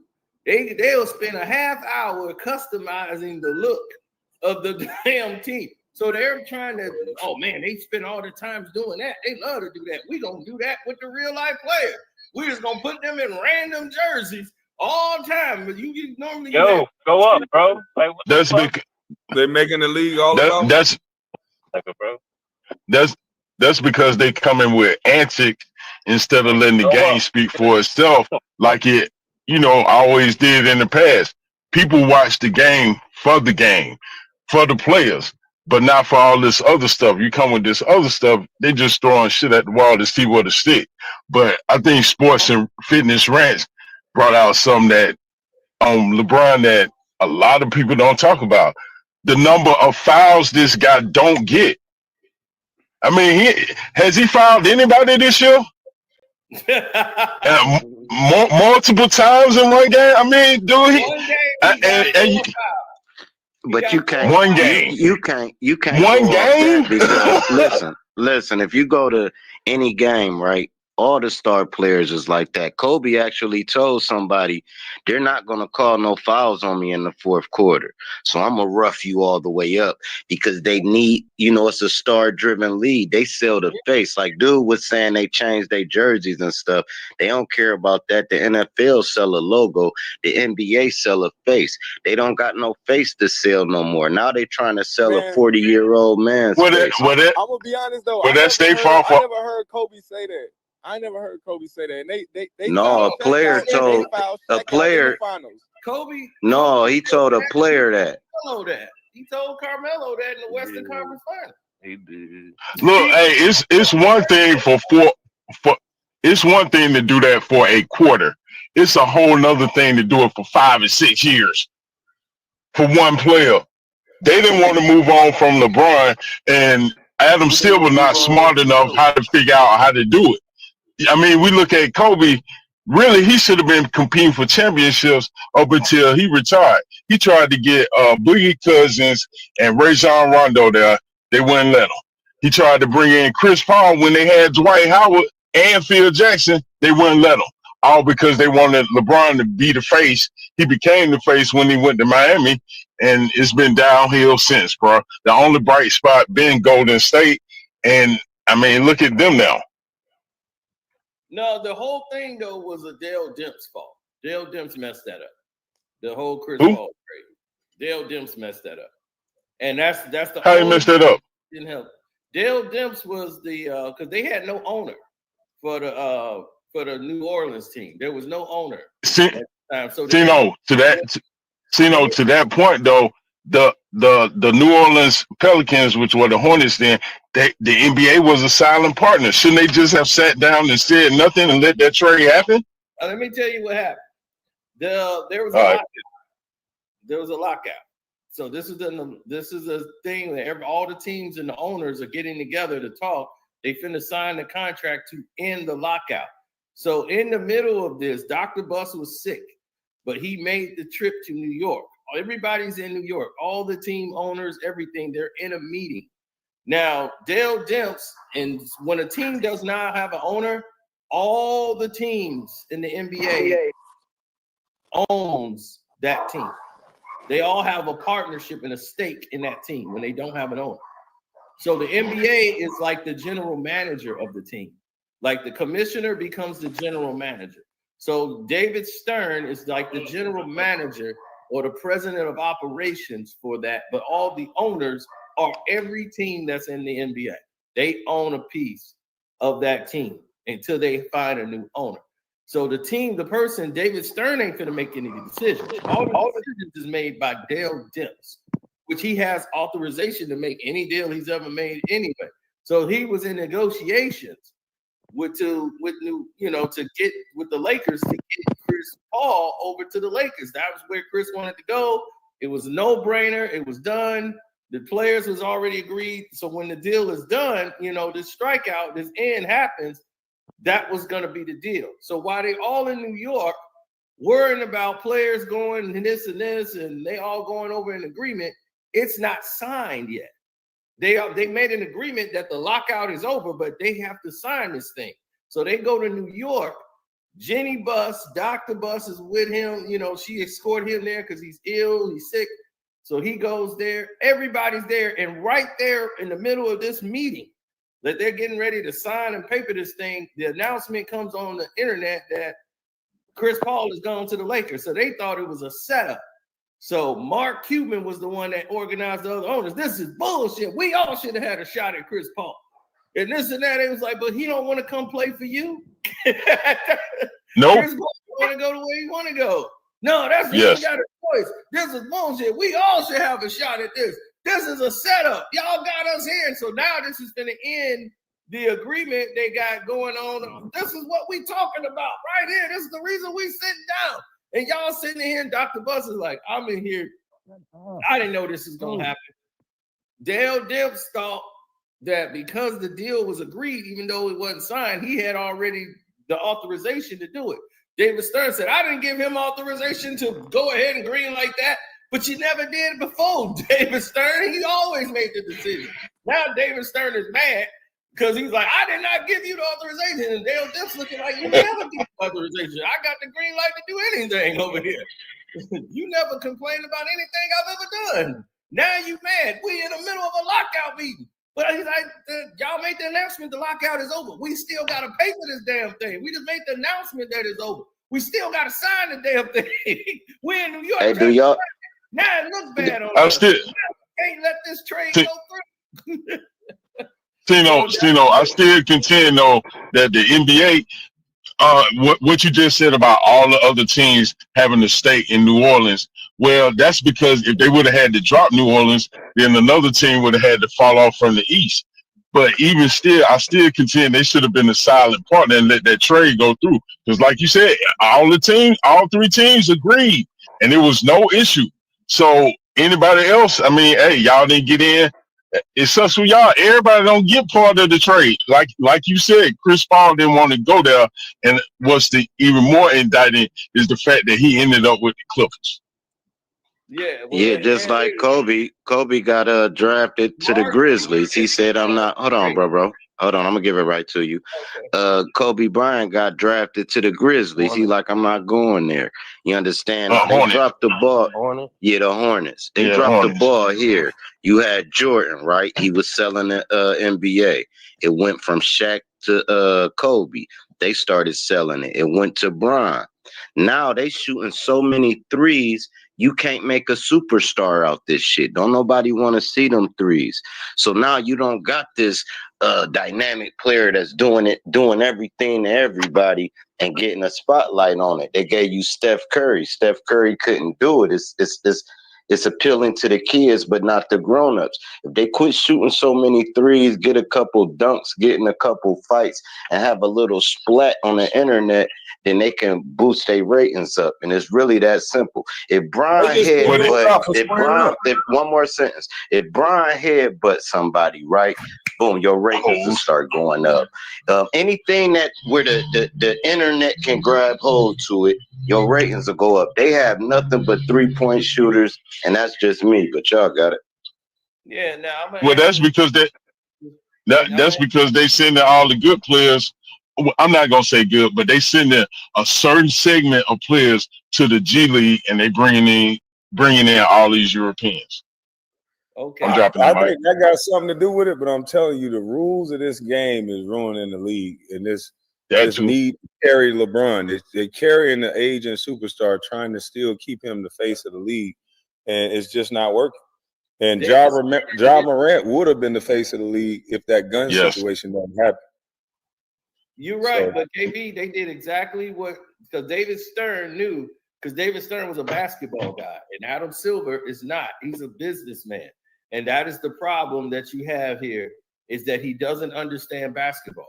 And he's made too many changes. And that's what David Stern said. Look, when he was bringing up the right general manager and Stu Jackson to be the commissioner of the league, they knew they played basketball. So they understood. David Stern could tell you what play, what defensive set they're in. He used to sit back and watch the game and tell them what they're doing on the court. And they were shocked he knew that as a commissioner. They was like, man, you know the game. And he was like, yeah. He's like, I'm the commissioner. I watch these games. I don't just sit at the games. I'm watching them.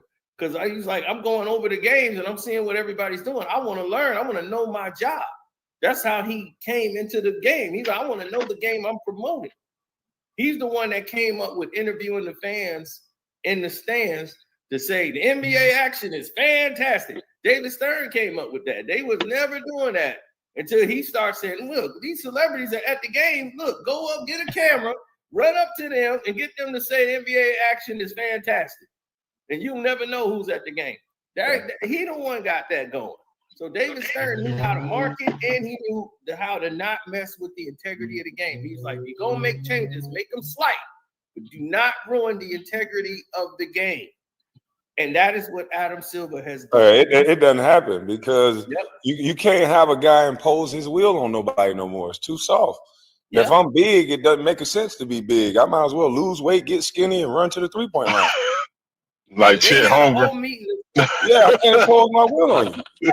They had a meeting this summer about Draymond Green. Like, we got to make a rule for Draymond Green. An individual player, they had a rule for it. It's the same. The only time that's ever happened is when Dennis Rodman, they had, what we going to do with Dennis Rodman this year? How we going to officiate him? They said that about Draymond Green going into this year. One player. How we going to deal with Draymond Green this year? And then you saw what happened last night. The guy pushed Draymond, and then they throw Draymond out the game. I'm like, hey, Sino, remember last year? And I've never seen this, and y'all probably haven't either in sports. When the Golden State Warriors was playing Cleveland, and Draymond and Donovan Mitchell got into it. They went back and looked at the previous play to then suspend and kick out Draymond Green. Oh, yeah. I thought it was they never catch the first guy; they always catch the second guy. What the hell happened? He's being. What the hell happened? And this is the reason why it's happening. And I'm gonna tell you why it's happening. This is why Adam Silver is afraid that any physical contact or fight is going to cause sponsorships to run away. And that's what he thinks about. Oh, we're going to lose money. They're going to pull out. They don't want it to be violent. Right. Because the sponsors. He's an idiot. Right. The sponsorships tell you that they're not going nowhere. They're not going to leave. They're not going to pack their bags up. They be like, look, we can't have it too, but we want it kid friendly. We can't have fighting. We might have. Wow. Man, have you ever been to a hockey game? Them kids love to fight. Them kids can't wait to grow up to fight. I don't. Man, how many people pay? Fight, but basketball players can't fight. I don't get it. They don't lose sponsorship. How many more people paid attention to the NBA right after the Malice in the Palace? A lot. People's all over the NBA after that. Hey, your mic super loud too, man. The most trending thing last year was Draymond Green choking Rudy Gobert. That was the most trending. ESPN led with that. But Draymond a menace, man. You know Draymond a menace. Oh, that's his job.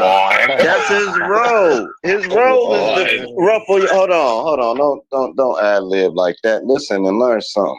His role is to agitate people. That's his job. He's an enforcer. Okay. I come out here and that's what I do. So cool. If we want to run it up on you and kick you out the game for your role in basketball, then we kick you out the game. You can't allow him to do it though. You can't just be punching people in the face at practice. All right, cool. Y'all got it. I ain't gonna get No, nobody's saying that cool, but Wait. Yes, you can punch people in the face at practice. Yeah. It's just not supposed to get out into the media. I've seen people There you get go. punched in the face at practice. It's just that camera footage.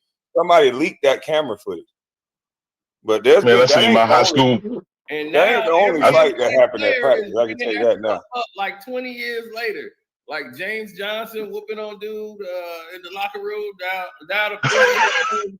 They doing them podcasts, they bringing us all up. And then the guy who got beat up, he feeling a certain way about it.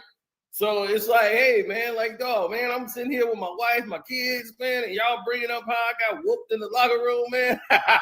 Hey, do y'all think the NBA lack charisma from the lack of inner city kids now? Because now it's all suburban nerds and stuff. I'm sad to say it, but that inner city kid, they don't make it. Like Brian from the inner city, he brought charisma. They don't make it no more. It's like you either gonna have to be a choir boy. Like the J.R. Smiths is not making it in the league no more. You got to be a certain I've pedigree. been saying that. I said it's going to go overseas, and the part of the reason why is because of your Gilbert Arenas, guys that make all this money and they bring guns into the locker room. So most people from the hood, they didn't do stupid shit like that. They made their money. They worked hard. They had a reason to work hard. But these new hood cats, these cats from the hood, they want to be street cats and basketball players at the same time. Somebody didn't explain to them that don't mix. No, it's going there, but that's not the reason why they're doing it. It's already there. The game is already Europe. You look at AAU, there's no skills and fundamentals being taught, and that's been going on for over 10 years. It's delivered. They are tired of the NBA players in there today, the inner city guys who are getting there and getting entitled. They're getting in trouble. They with the women and all that. But more importantly, they disrespect the game. They want to come in there. They want to play how they want to play. They feel like I'm gonna sit out. I'm gonna rest today. I don't feel like running. And then they sitting out major like Christmas Day games. All these major games, like I'm gonna sit out. I'm gonna take that day off. That be the choir boys. That don't be the inner city cats. Like John Morant, right? He wanna be street and did some stupid stuff. He not from the projects. Look, that's what I'm saying. Like Bron, like this is why Bron let him use him as a puppet. He know what it is to be starving. So he like, all right, cool. Yes, master. We're gonna, all right, this how we doing it. All right, cool. We gonna script the game this way. All right, cool. I'm a flop and cry about fouls. All this stuff is scripted. You probably get 30 minutes of real basketball, bro.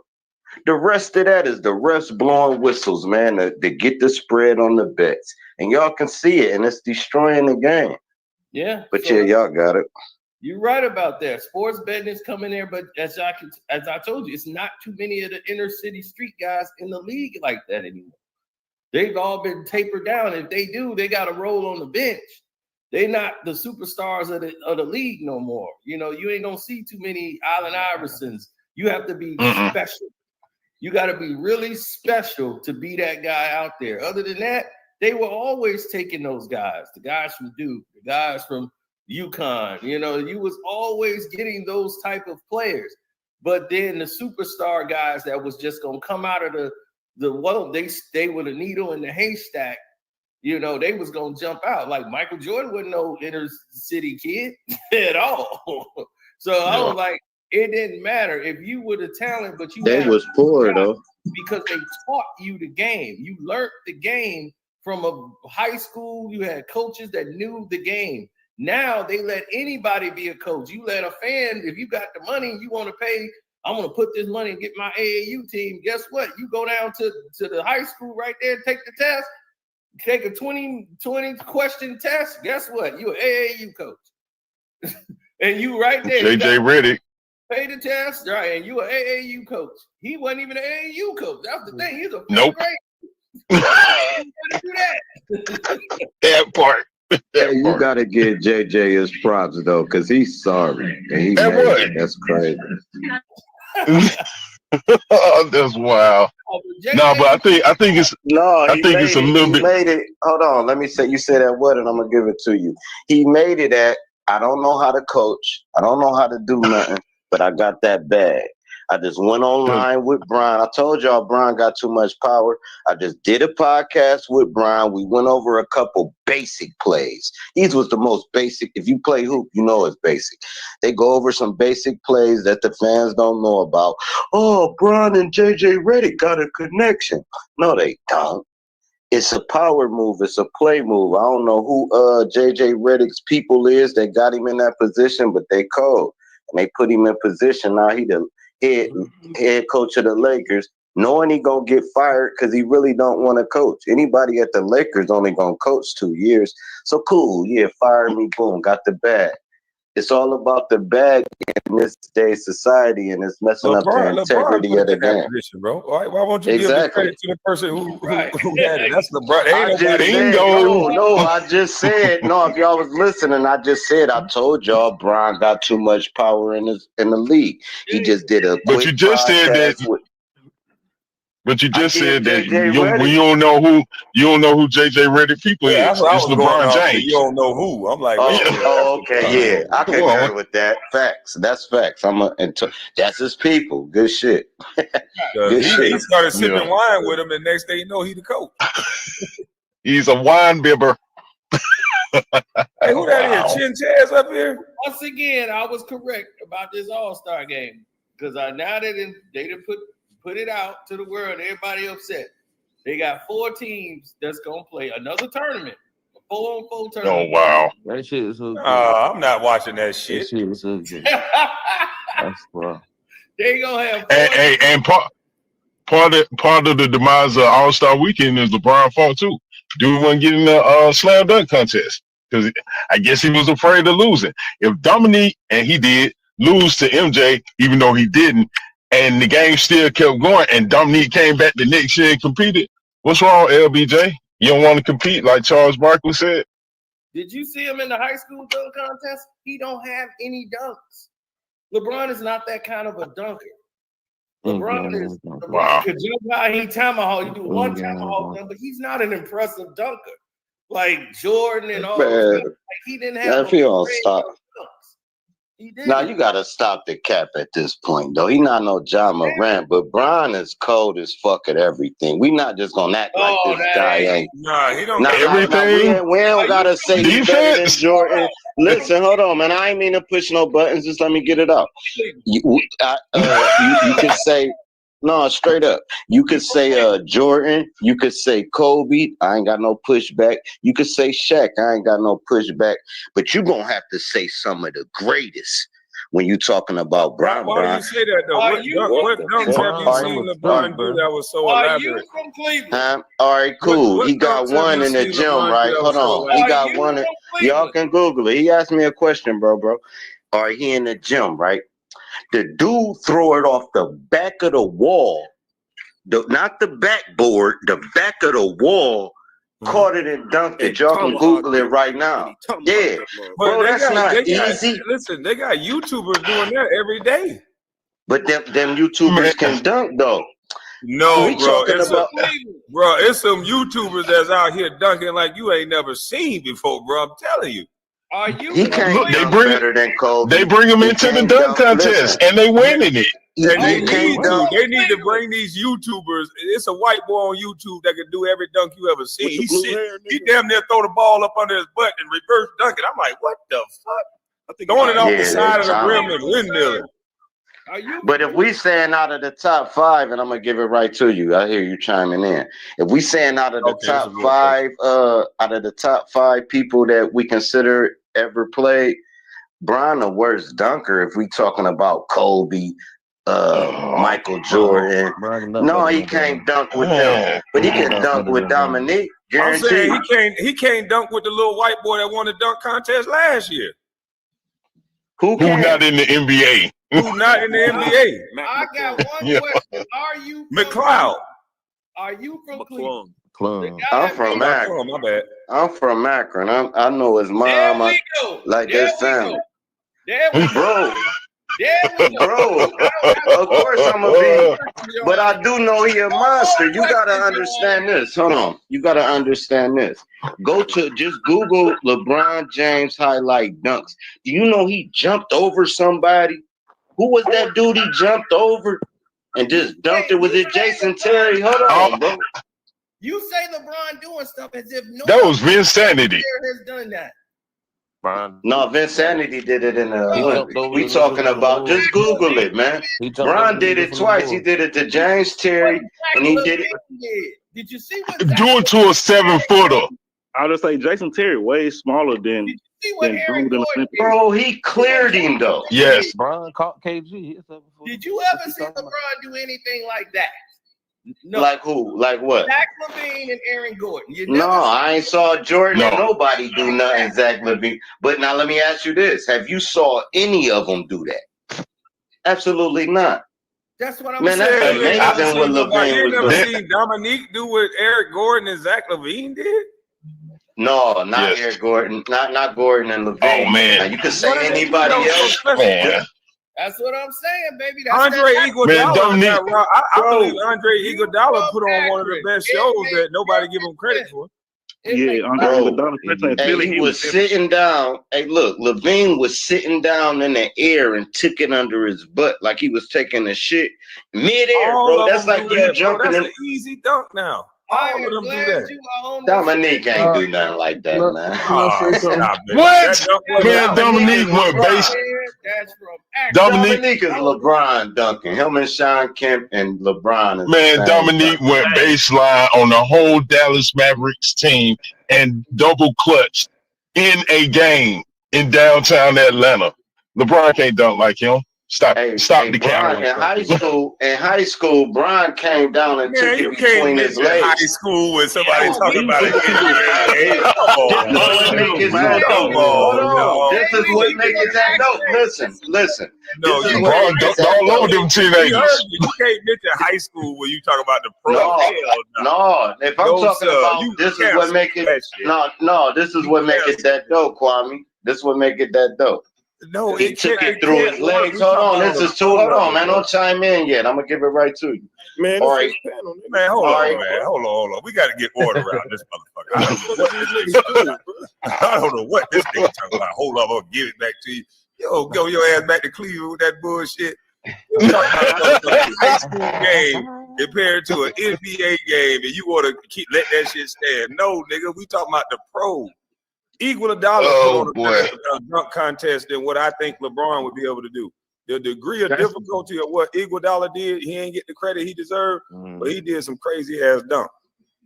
What's up? What is it? Slide me facts? Slum fact. Nah, slum fact. You know what? You right about that too. I was about to say LeBron is in the Iguodala I just came echelon up here dunks, just to speak on but the he's fact not. of why I think the NBA trash and why I don't think the players get effort. Dominique, Hold on, bro. Slime was speaking real quick.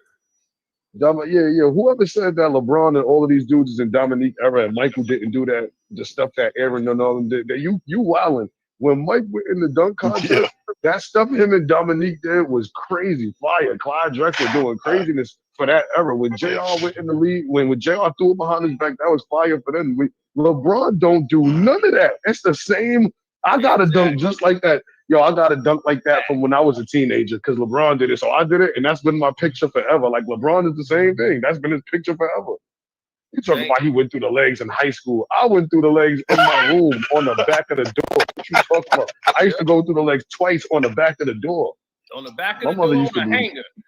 on that hanger. My mother used to be, so you put another hole in that wall? We all done did it. Oh, man. I used to have full tournaments in the room. That's what I'm saying. That's that Akron. I told you. That's why I asked the question. That Akron blood. He started knowing his mother. You don't know them niggas, man. LeBron don't know you. Once he said Akron, it was already over. Like I said, now it city, makes sense why this nonsense we hear. When he said he can do Man, everything great, I said, okay, you from Cleveland or Ohio. You got to be. You from Cleveland, ain't you? He said, I'm from Akron. I said, oh, there it is. Because once you Hey, look. You that blind to the facts that this man, when you said this man Man, does this everything nigga, right, I knew hey, it. see, this nigga say I just kicked him to the curb. You kicked your damn self to the curb saying that crazy shit. Hey, his Hey, man served Hey, And let then, him. look, we ain't even heard from Chinchez yet, man. That nigga was talking so much. because Akron, that's why I know he's from Akron, because that's why they bring up high school. And like, man, in high school, Bron did this. In high school, he did this in Akron. Cleveland ain't had no winning, nothing in anything. Since LeBron won that thing in Cleveland, you going 100 years in every sport. They got to count Ohio Wow. State. That's the only thing they can try to cling to. So for Akron high school, that's it. So when you start hearing them talk like that, and they talk about LeBron, they get crazy. They say the dumbest things on the planet. I'm like, do you hear yourself? He do everything great. I'm like, he don't do everything great. What the hell you talking about? Hey, LeBron got something on the rest of the league that nobody else has, though. What he got? He the only one. He the only one to get a dunk in what was it, a summer camp when he got dunked on, hit it. Oh yeah. Yeah, nobody has done that except for him. He's the greatest at that. Yeah, but the only thing that he's got now is that he's got a commissioner that he can abuse. And his commissioner has made that mistake. What David Stern didn't do was not going to build this league around a 40-year-old Michael Jordan. When Jordan was in Washington, he was not the agenda. He did not want Michael Jordan to come back to the game in Washington. He didn't want that at all because he said, we're finally where we need to be.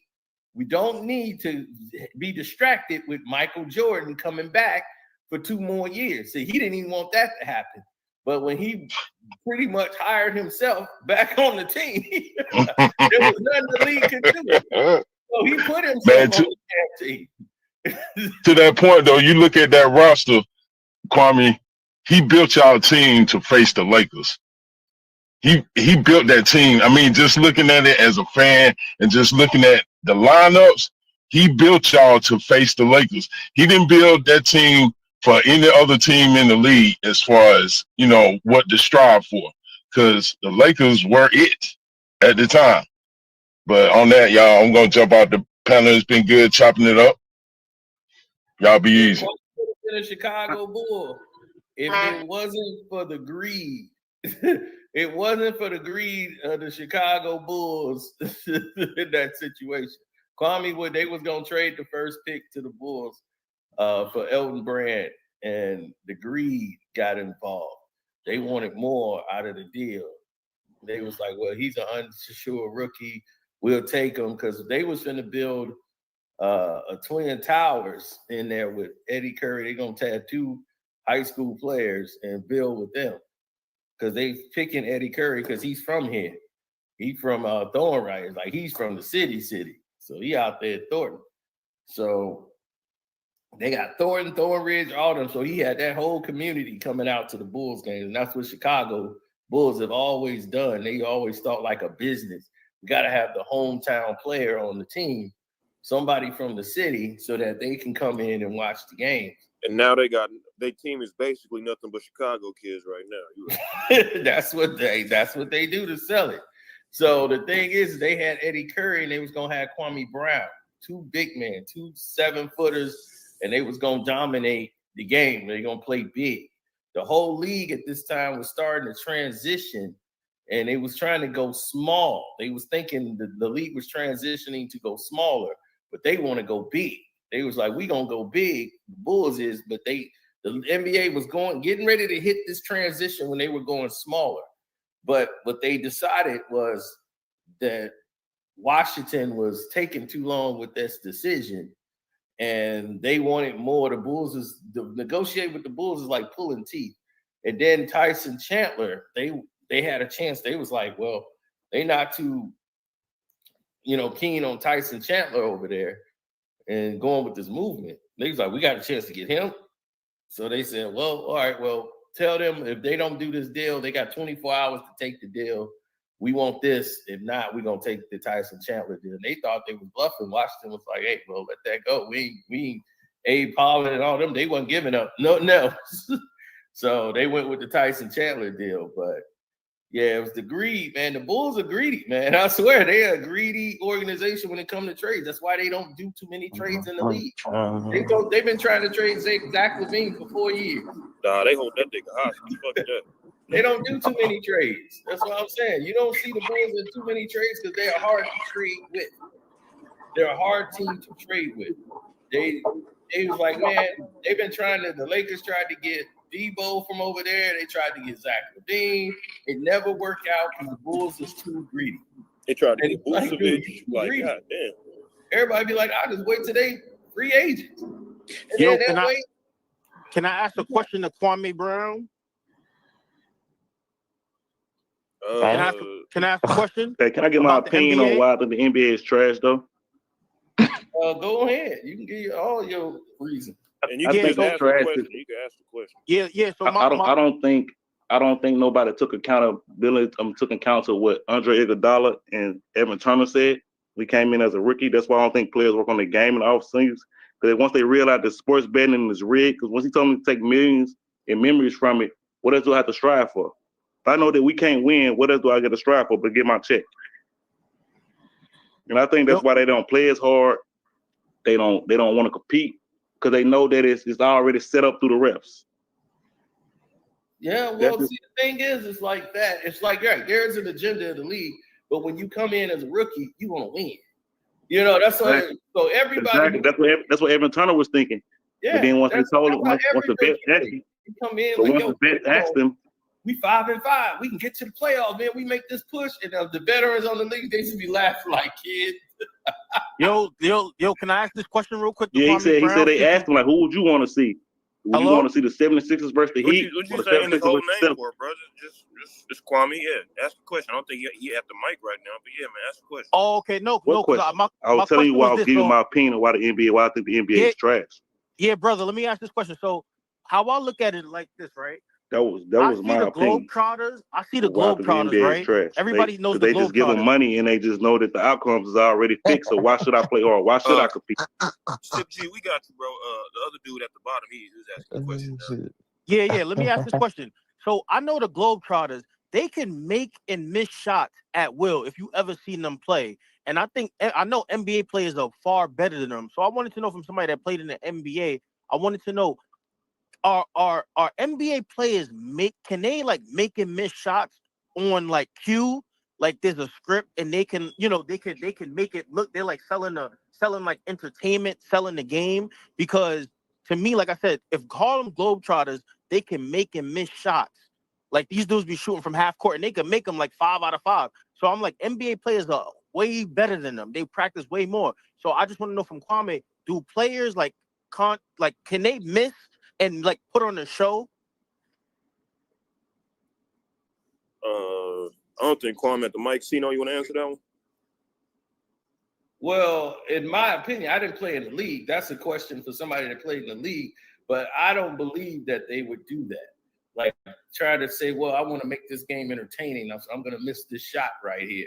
I don't think they would do that. Just like, no, I don't think a player would do that. Not at the pro level because you're already making millions of dollars. So it's like you want to win. Plus, it looks bad on you when you're missing shots, especially when you're a player that's supposed to perform. When the lights is bright, you got to be the guy to make the shot. I don't think you want to miss anything. See, I like to look at them like I mean, they're humans, right? But like I said, if someone practices their craft and can like Steph Curry, he has the green light to do whatever he wants. But there's games when he's off, and I feel like they because sports betting and things like that, I feel like they get a script at the beginning of the games and they say, okay, this is the over, this is the under, and they know how to meet those quotas. And the only way that you're not good enough to stay in the league is if you have a script and you can't perform your script. So if you're supposed to go out and get 20 that night, and you can't go get that 20, then you and you do that so you got like strikes against you. Like you can't get it on this day or you get it on this day and you're not consistent enough, like you don't practice enough. Well, they changed the basketball, sir, and that's going to answer your question. The question that you're answering, like you're looking for a solutional answer to that, is that they've changed the basketball. It's more, they have a new company, Wilson. Spalding has done it for years. And now they got Wilson, and Wilson has these action basketballs. We'll call them that. The I call Wilson it ball the so magnet weird. ball. I call it the Magnet. magnet ball. And they can repel, and they can have balls go in. And they can make the ball go into the basket. And you can see that every night when you're watching the game. You see the weirdest shots go in, and it goes in a weird way. It doesn't even follow, the laws of gravity. And you're like, okay, he shot that with a lot of force. Why did it slow down to a crawl and then just creep in and go down? I'm like, this doesn't look right. It's like the video game arch rivals from Nintendo. The ball just goes. No, I get what you're saying. And when the dude is just saying, what am I talking about when I say the Harlem Globetrotters? I was trying to relate it to Harlem Globetrotters are they're not pros, they're not professional basketball players like an NBA level, but they're actually good when I mean making shots. Like they put on the show, like they could throw the ball up, not even facing the basket, and the shit is going in. You see what I'm saying? So I'm just saying, if you got people who are far better than them, and I'm like, they could probably like make and miss to a certain degree. You know what I mean? Like you got Steph Curry shooting tunnel shots with one hand, draining them. It's like at will, kind of. Now I'm not like these guys are human, obviously. It was born like all of us, but I'm saying they practice so much. Even anyone that becomes like proficient at something. There's people who ride unicycles. They're like really good at it because they practice it so much. So you get to a level where you can really make and miss. So that's all I was just trying to see, because but I'm gonna jump off. That's all I wanted to know. Oh yeah, that's in my opinion, it's the action ball, but it's not just basketball. It's every sport. In football, NFL, you've never seen as many missed field goals, right? When they kick the field goal, have you seen the ball just do weird stuff? They're inside of a dome. They're inside of a dome, and the ball will go up and I'm like, where's the wind coming from? How the hell the ball gonna do that? It don't make sense. There has been so much weirdness going on since they've been doing stats with the players individually. In hockey, they have the action puck. Hockey games used to be 2-1 forever. 3, if you get 3-1 in a hockey game, it was a blowout. Now you seeing 9, 7, 13 goals in a game. Hockey game, it's like a hockey game, 13 goals. These are baseball numbers.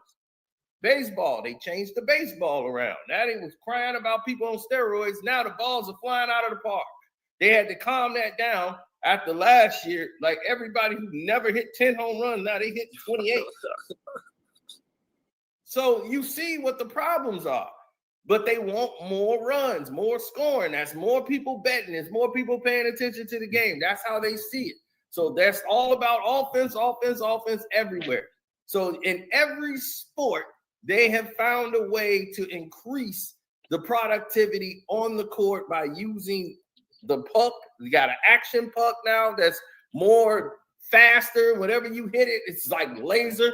You damn near can't see it. So you got that. You got the NFL ball made by Wilson. And I showed y'all, Wilson don't even lie about it.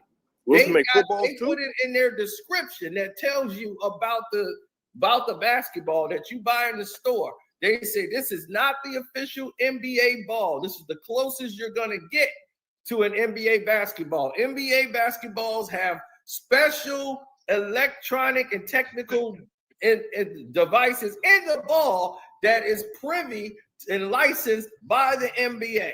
So you can't have those specifics. Why do you need technology inside of a basketball? What you saying is public knowledge too. It's not like they hide it. It ain't hidden.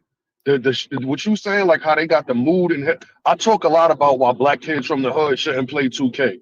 It's because they got mood inhibitors in the game, and it's not hidden. It's a patent. It's right in the patents. Like, I'll make you mad. You playing my career, and all of a sudden you can't score no more. It's a little kid. Like my son live with his mom. He got the attic room. He got a whole room to himself. He could be up there tweaking. I know I'm pressing the X button. He won't pass. He keep passing out of bounds. Just wreck his room. Like, they playing with our minds. We at that point in society where they don't even hide it. They just put it out there. You see, dude who asked you the question, or asked Kwame, was saying the E part of NBA, the entertainment. Are they cheating on purpose? Are they missing shots on purpose?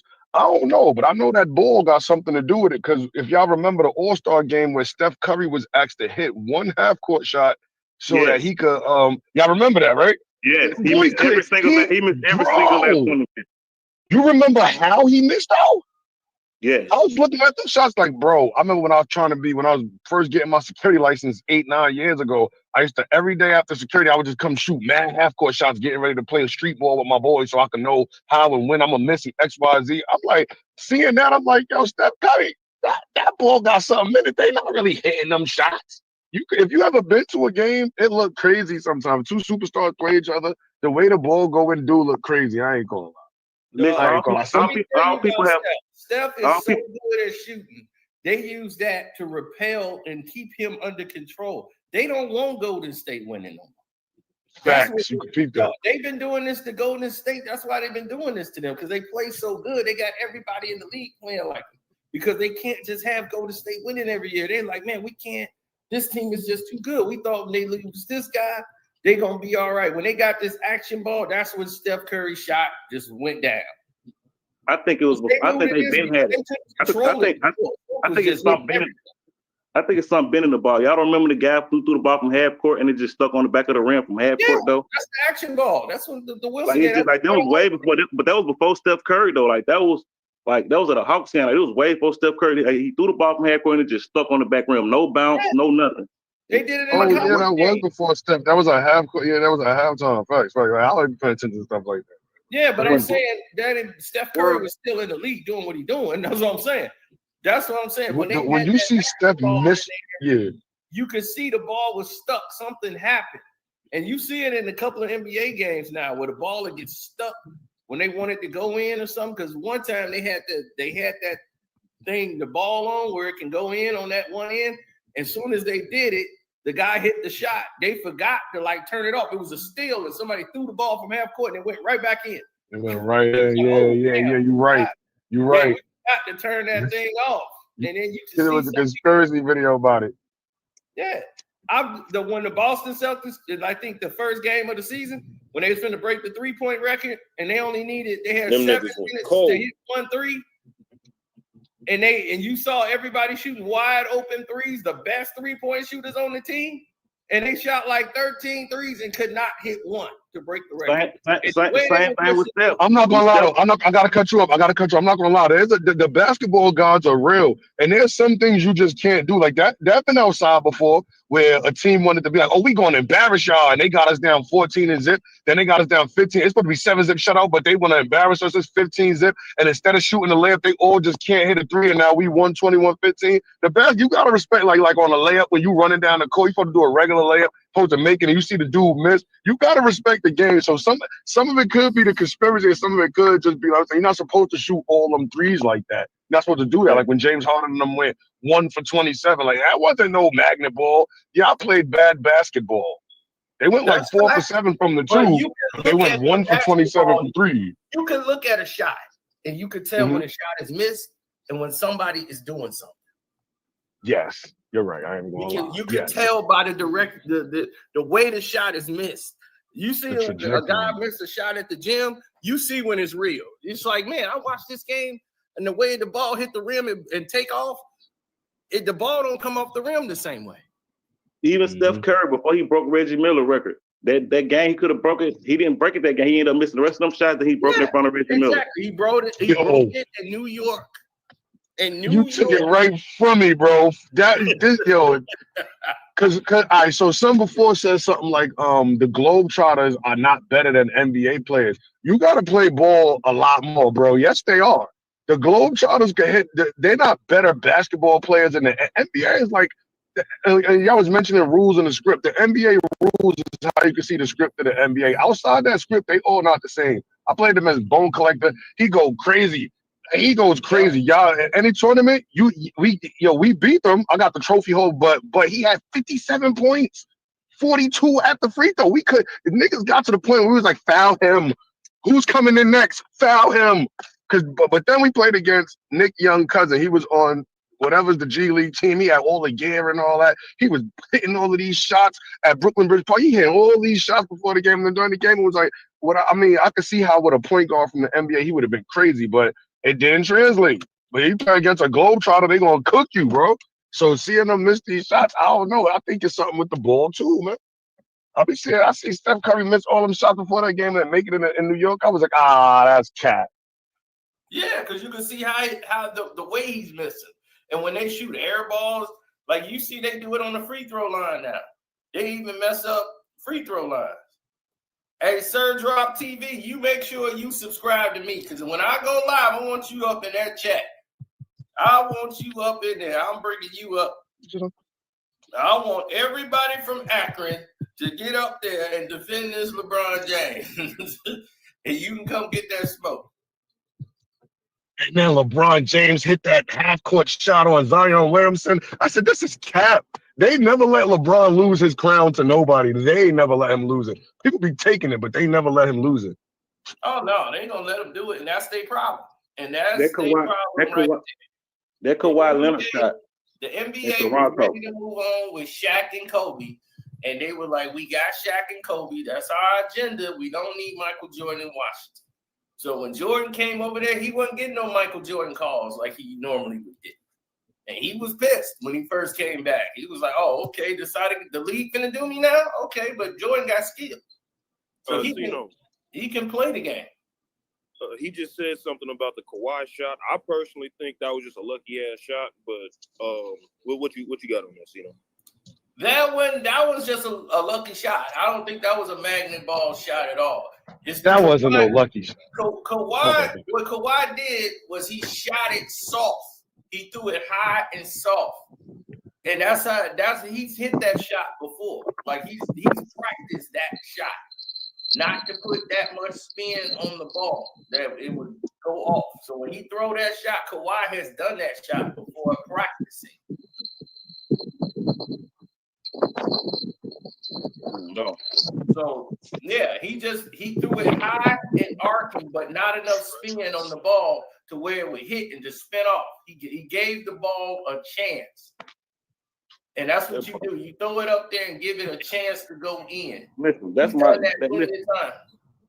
boy. I was arguing with people all the time that he was the best player in the league at the time before he. Oh, he was. Because he set out. He was better than him as a rookie. Because he set out the year before, and I was telling y'all don't forgot about him because he set out. Y'all tripping. But he was coming off the MVP season before he sat out though. Oh yeah, because he set out, but you know how people have recent, but you know how the media make it seem. You know how people have recent bias, so they going off with the media saying how people be talking about. You know, so I'm telling them, y'all forgot, man. Dude play both ends of the court efficiently. Like he gonna lock you down and give you 30. Kawhi was the best until Zaza. You know, we had to get that chip. It is what it is. He ain't never been the same since, but we needed them chips, so it is what it is. That big forehead motherfucker, man. Well, here's the misconception about Kawhi. He don't have a social media account. Whoever that guy is saying he Kawhi Leonard, that's not Kawhi Leonard. Kawhi Leonard has no social media. His wife don't have social media. His kids don't have. Oh, you talking about like an Instagram page or some shit like that? Yeah, that's not him at all. Kawhi don't have any social media. And they asked him, why you don't? He's like, why do I need it? He don't need it. His thing is, let me be focused in reality. He's like, I spend my time with my family. I'm too focused. I don't need to be on social media trying to see what somebody has said about it. He got commercials where he don't even talk. That's how good his game is. His game was so good, he didn't even have to talk in commercials. You got to hold that big ass hand up. That's all you got to do. Yeah, put that claw up there, and then that's it. But he's a two-way player. But the funny thing is, his teammates, they get to hear him talk all the time, and he's hilarious to them. Because it's like, dog, it's like you just don't know how funny Kawhi is. He don't even try to be funny. It is hilarious. He's like, man, he'll be in there. You think that shot was real though? Oh yeah. I heard you explain the shot. I think if you go along with the theory that it's a script and stuff, the shot is just a part of Joel Embiid's part of the script. Because he gets the crowd. When the last time you seen Joel leave a playoffs not crying? He's soft. Fuck that. He's a soft nigga. It's not. He's not soft. That's his part of the script. I agree with you saying, just like Kwame, it's like they always want to see a black man in that position. Man, nah. In that crying position, yeah. That nigga cried because he a crying ass nigga. He Exactly. He'd be like, I'm going home to get my That nigga elephant. Now I got to go home and pet my elephant. I can't believe we lost. I can't believe it. I'm going to pet my little elephant. What the fuck? You know what the fuck, bro?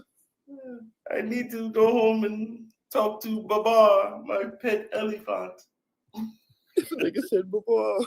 Nigga, chill, bro. Chill, bro. Yo, black people the worst ones in the world. Yo, nigga said, Mama.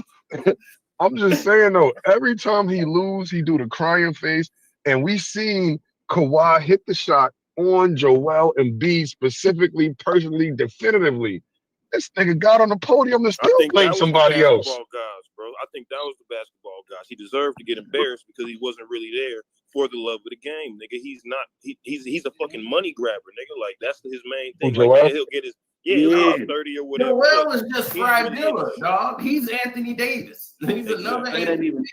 I don't think he loved it because y'all gotta say he didn't start playing basketball till he was damn near 18, 17. I don't think he really loved the game. I don't think he's not that. He's injured, dog. Like he's a big soccer man. player. That nigga's a soccer player. And he keeps getting hurt. And that's the thing. This is a grueling thing for somebody that's 7 foot. Well, he can go to the soccer field. And you that size, and you got to keep going up and down the court. Remember, he started his career off injured. He wasn't playing. Nobody thought they were like, trust the process. They kept saying trust it because he was hurt coming into the league. He got hurt dancing on stage at a Meek Mill show. Yeah, that video used to be on the internet. Yeah. Wait a minute. Y'all thought I was finished? I was talking about that earlier. They be clearing stuff off the internet very, very, very well. That used to be on the internet.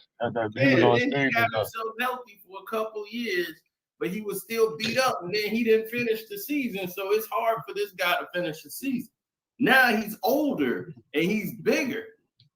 So now it's like, okay, now you've added more weight. And the fact that your knees and your ankles is not going. Well, how come that wasn't a problem for Theo Ratliff? Theo Ratliff jumped a lot more than Joel Embiid. Do you see how Theo Ratliff is built? I just wanted you to say that. I just wanted you to say that.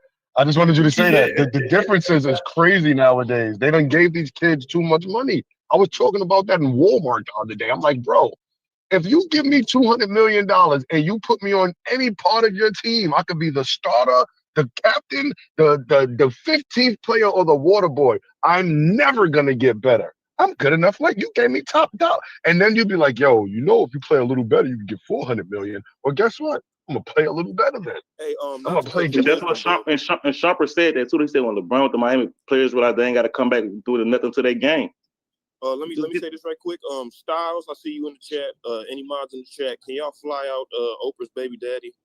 Talking about this stream is trash. I'm out. You don't have to announce that. You can just leave. But can one of y'all fly that motherfucker out, please?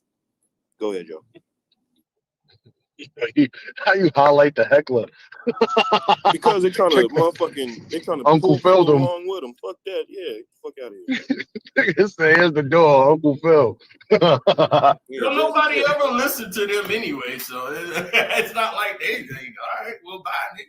That's exactly what jump on the stage on the stage and talk too. You don't gotta, I'm saying, just jump in. You can talk, niggas is listening to you. Just don't seem like a panel, everybody talking over everybody. Come get your word in. People be scared to talk. That's what it be. They see people talking and they want to talk too, so they just say anything. Man, fuck this shit. Yeah. Niggas got time. But yeah, salute to Kawhi though. It's rumored that he's gonna be back maybe next week. He's cleared for 5-on-5 with contact, and we about to take the fuck off. So here we go. That's what I love about Kawhi fans, baby. We don't care what nobody says. When Kawhi comes, then the show starts. Listen, see, it's hard for me because I'm a Lakers fan, but Kawhi my boy, man. Like, I be happy when he be sitting out because we ain't got to play that motherfucker. Can you imagine if y'all had him instead of this bum from Akron? But that's who I wanted. When he left the Raptors, bro. Listen, when he left the Raptors, I wanted him to come to LA. Yeah, he went to But LA. LeBron, but LeBron was already in LA. Yep, and he said, "Oh hell no, I ain't playing there. Not with him." I hate Kawhi, man. I hate Kawhi. Oh, That's the thing Kawhi. with the Clippers for some reason. I don't know if it's a LeBron thing specifically because it happened with Chris Paul, but when somebody's rumored to go to the Lakers, shit, there's another team in LA, nigga. We gonna still get it rocking, nigga. So fuck it, I'm here just like rubbing my hands like Birdman. Thank you, Chris. So thank you, Kawhi. They had Sam Cassell, right? He was in charge of running practice, right? And Kawhi was there. And this was just so funny because, like I said, nobody gets to hear Kawhi talk. So when the teammates was talking about what he does, and it's hilarious when he does it, and he be dead serious when he talking. He was like, anybody shoot an air ball, you got to run like suicides. I remember that story. Go ahead. Yeah, he was like, you got to run suicides if you shoot an air ball. He was like, Coach, that don't make no sense. It's basketball. It's basketball. That's part of the game. He's like, now look, see, now there's an air ball. Now you got everybody thinking about air balls. Now see, everybody shooting air balls now. See, now, don't make no sense. Right, don't make no sense, Coach. Now look, see, now he just shot an air ball. My Mia Muse level from Kawhi, zero. Right. But think about what I was saying is to think about the mentality of that. Because you said that, now everybody's thinking, not make the shot. Let me not shoot an air ball. I just wanted to hit the rim. You see, they're not even thinking about making the shot no more. Now, what you thought was a good idea is now turned into something psychologically damaging to them. They're just trying to say, hey, let me hit the backboard or something, just so I don't shoot an air ball because I don't want to run suicide. Now we got a bunch of Chris Duhons. Yeah, I mean, right. So you destroyed the mental of the player. That's just air ball's gonna be a part of the game. You just gotta live with it. That's why he's trying to get them to say, look, focus on making shots. That's what the goal is. But Sam's intention was that to think, okay, they're gonna focus now because they ain't gonna want to run the suicide, so they're gonna focus on making the shot. No, they focusing on not shooting the air. Go. So that was funny. And then the defense too. Like they had a guy on a switch and he was coach. They were like, Kawhi, you got to jump down and help him out when we do this. He told Ty Lue, but coach, he ain't got no straps. Why is he in the game? Why is he on the court? Why is he on the court? This nigga. He ain't got no straps. He shouldn't be on the court, coach. I like Kawhi. It's hilarious, man. I would love to be in a practice with him. I'm like, yes. We need in here talking. That's why the rest of the team be like, y'all be like, Kawhi don't talk. They probably be like, we want him to shut up. How y'all feel about now we talk about Kawhi. How y'all feel about Paul George? I'm happy. God, that's hey. Podcast. Wait, I like pre-injury Paul George. Man, I don't like Paul George at all. Before he got, I don't like Paul George at all. Yeah. I like pre-injury Paul George. See, Indiana had such a shot before he changed his number though. I don't care what number. Indiana had such a shot to beat the Heat. Y'all remember that? They had a shot to beat the Heat, and I think to beat the Celtics. And Paul George fucked up both of them times because he asked for the ball. What was that Gatorade commercial? Man, listen. Man, one year he let LeBron spin. Hit the side of the backboard, nigga. One year he let LeBron spin right to the rack. That shit pissed me off. Overrated and overpaid basketball player in the history of this game is Paul George. He's been the one, and to me, he's a Tobias Harris all the way. I'm like, all these dudes, they are the most overrated players ever. In Indiana, he had a chance to be the man, and they gave him the keys. Call him a great defender. Right. See, that's why I trying to draw like because when the year they gave him the keys, he got hurt trying out for the Olympics team. That was his year to shine. He got invited to the Olympics trial and he got hurt. See, that's what he had the keys before that. Nah, but y'all gotta understand they didn't really give him out because they were still low key trying to see if Danny Granger was gonna come back. Y'all got to remember, that was still Danny Granger's team. No. Remember, they gave him the keys while Danny Granger was there. That was Pat. Exactly. Yeah, he was still coming off the bench low key. And then he started when Danny Granger they got gave hurt. Paul George. And they had a chance to beat Miami, and he choked. That was before He choked down the stretch. That was before then. He hit that dump. LeBron, he let LeBron go to the cup. That shit pissed me off. LeBron hit the game winner. He let LeBron drive right to the cup instead of forcing LeBron to shoot. That shit pissed me off. Yeah, because it ain't that he just did that. It was that the very play before that, you just dunked on 3 of them. Like, what happened, bro? That's this era, though. That he is the leader of this era's participation trophy era kids. Paul George is their leader. They call him the GOAT. Let me tell you about Paul George right now. Paul George has more podcast episodes than games played. Oh, yeah, definitely. Easily. It's not even. He got like 16 podcast episodes. He played in like 10 games. This season. That's all pre-injury. He a commentator. He talk basketball. He's podcast Pete. Bro, and everybody like to call the nigga a two-way player, man. That nigga can't fucking guard shit, bro. Like you heard me just say that, right? Nigga, bro. Yeah. While he was on the Clippers, bro, like it made me mad. Like everybody calling him a two-way player and how him and Kawhi gonna be the best defensive duo. That nigga was not moving them feet whatsoever, bro. He was barbecue chicken. He was the one I was concerned about when they said the big two. Not him. But y'all gotta remember the Pacers was made defensively. Remember the Pacers? Remember how great the Pistons was. We don't clap for the Pistons how great they was during that. It was an 8-year conference finals run, but it was like a real 3-year run of them being defensively out of here, like holding teams under 70, some craziness, right? Until Aaron Williams scored that 1 point that really didn't matter, and it would have been 11 teams or whatever, right? So the Pacers was modeled after them to play to beat them and to be able to contend with them, right? So we started talking about Paul George had this great defense. The Pacers had great defense. They had Danny Granger and Roy Hibbert at the same time. They had a dude who was about to. They didn't know Roy Hibbert was about to change defense for the NBA so greatly that he wouldn't even be able to play no more. They got him right out the league. Verticality. Then Danny Granger, and then they had a little monster squad. So I can't remember their name, but I didn't like them. Man, it wasn't just defense; it was tough too. Like David West want to punch everybody. He's the smart version of Kenyon Martin. Like they had Lance Stevenson. I ain't even getting to him yet. We in the 2-3 years before he even there. Like, and then they gave them Danny Granger back. Him letting them little fat strippers walk on his back, broke his back, and then. I mean, that's not the story. My bad. Nobody knows that. My bad. It was a basketball injury. My bad. And then what I'm saying. and then when they gave the keys to Paul George, right? It never was a time where you could definitively pick out Paul George as a great defender, but you could be like, yeah, he had Danny Granger with him, so him and Danny Granger gonna lock up. He had Roy Hibbert behind him, so he could do whatever he wanted and then send him to Roy Hibbert. He had a budding Lance Stevenson. Lance Stevenson from Coney Island, Brooklyn. They drink tap water from the ocean. They're not right. They not. Lance Stevenson, come on, man. I seen Lance Stevenson in real life 9 times. He ain't right. Sometimes he just be rapping. You be like, what are you talking about? He just be rapping. Man, I'm just saying. Lance, baby. Make them dance Lance. That's but then when you say Paul George with the defense, then you be like, nah, it's really Lance, and then he helps Lance. Like, ain't that Kawhi?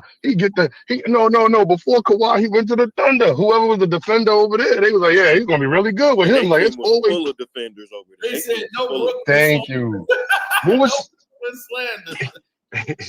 Donovan Mitchell cooked their ass. I watched that game live. Oh yeah. Sent them right to the crib. You got him out of there in 5. Okay. Damn, Paul. You can't do shit for shit. All right, man. Well, George lost a lot of playoff games, man. And there's a lot of playoff games where you look at his stat line, they say 4 for 17, 11 points. I don't know if it's a script or not, but I'll be sick of seeing that. 4 for 17, it was a joke 11 going points. around that he was shooting tour dates for a concert. That's what the shit was. It was tour dates. Yeah, 417, 421, goddamn, 5 for 15. Yeah, you shooting tour dates out there. Yeah. Like, are you doing this on purpose? I don't know, man. I don't know if they be doing it on purpose. I don't know if they know they're not going to win, so they don't care. They got paid, so it don't matter. I don't know. That's what I think it be. That's what I be thinking. Like they don't be. They already know the outcome of it and shit. I think he just a mentally weak nigga. And then contract year, they go crazy. To me, he's That'd just be a terrible. mentally weak nigga that'll shoot himself out of a game in the first quarter, and then just keep shooting it for whatever reason.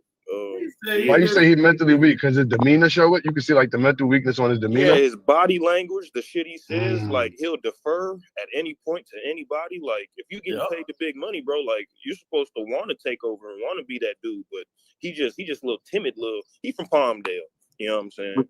But it's crazy that you it's crazy that you say that because I coach baseball, right? And these kids will get down like 5-0 and they'll just get up, they just actually give up. I mean, what is y'all giving up for? It's a long game. Like it's like these kids just give up like so fast like that. I also help at the school. I also help at the schools and stuff. Consolation prizes like trophies. It's crazy, bro. Like it's like Don't the worry, kids you give gonna up get so a fast. trophy anyway.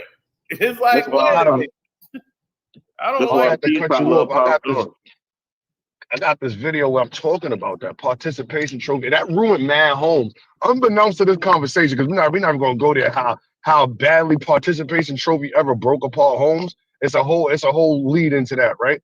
Imagine you worked hard as you can and you got the gold. And you stand on the podium and the arena don't clap for you because everybody's looking at their kid in 10th place and you did it, Timmy.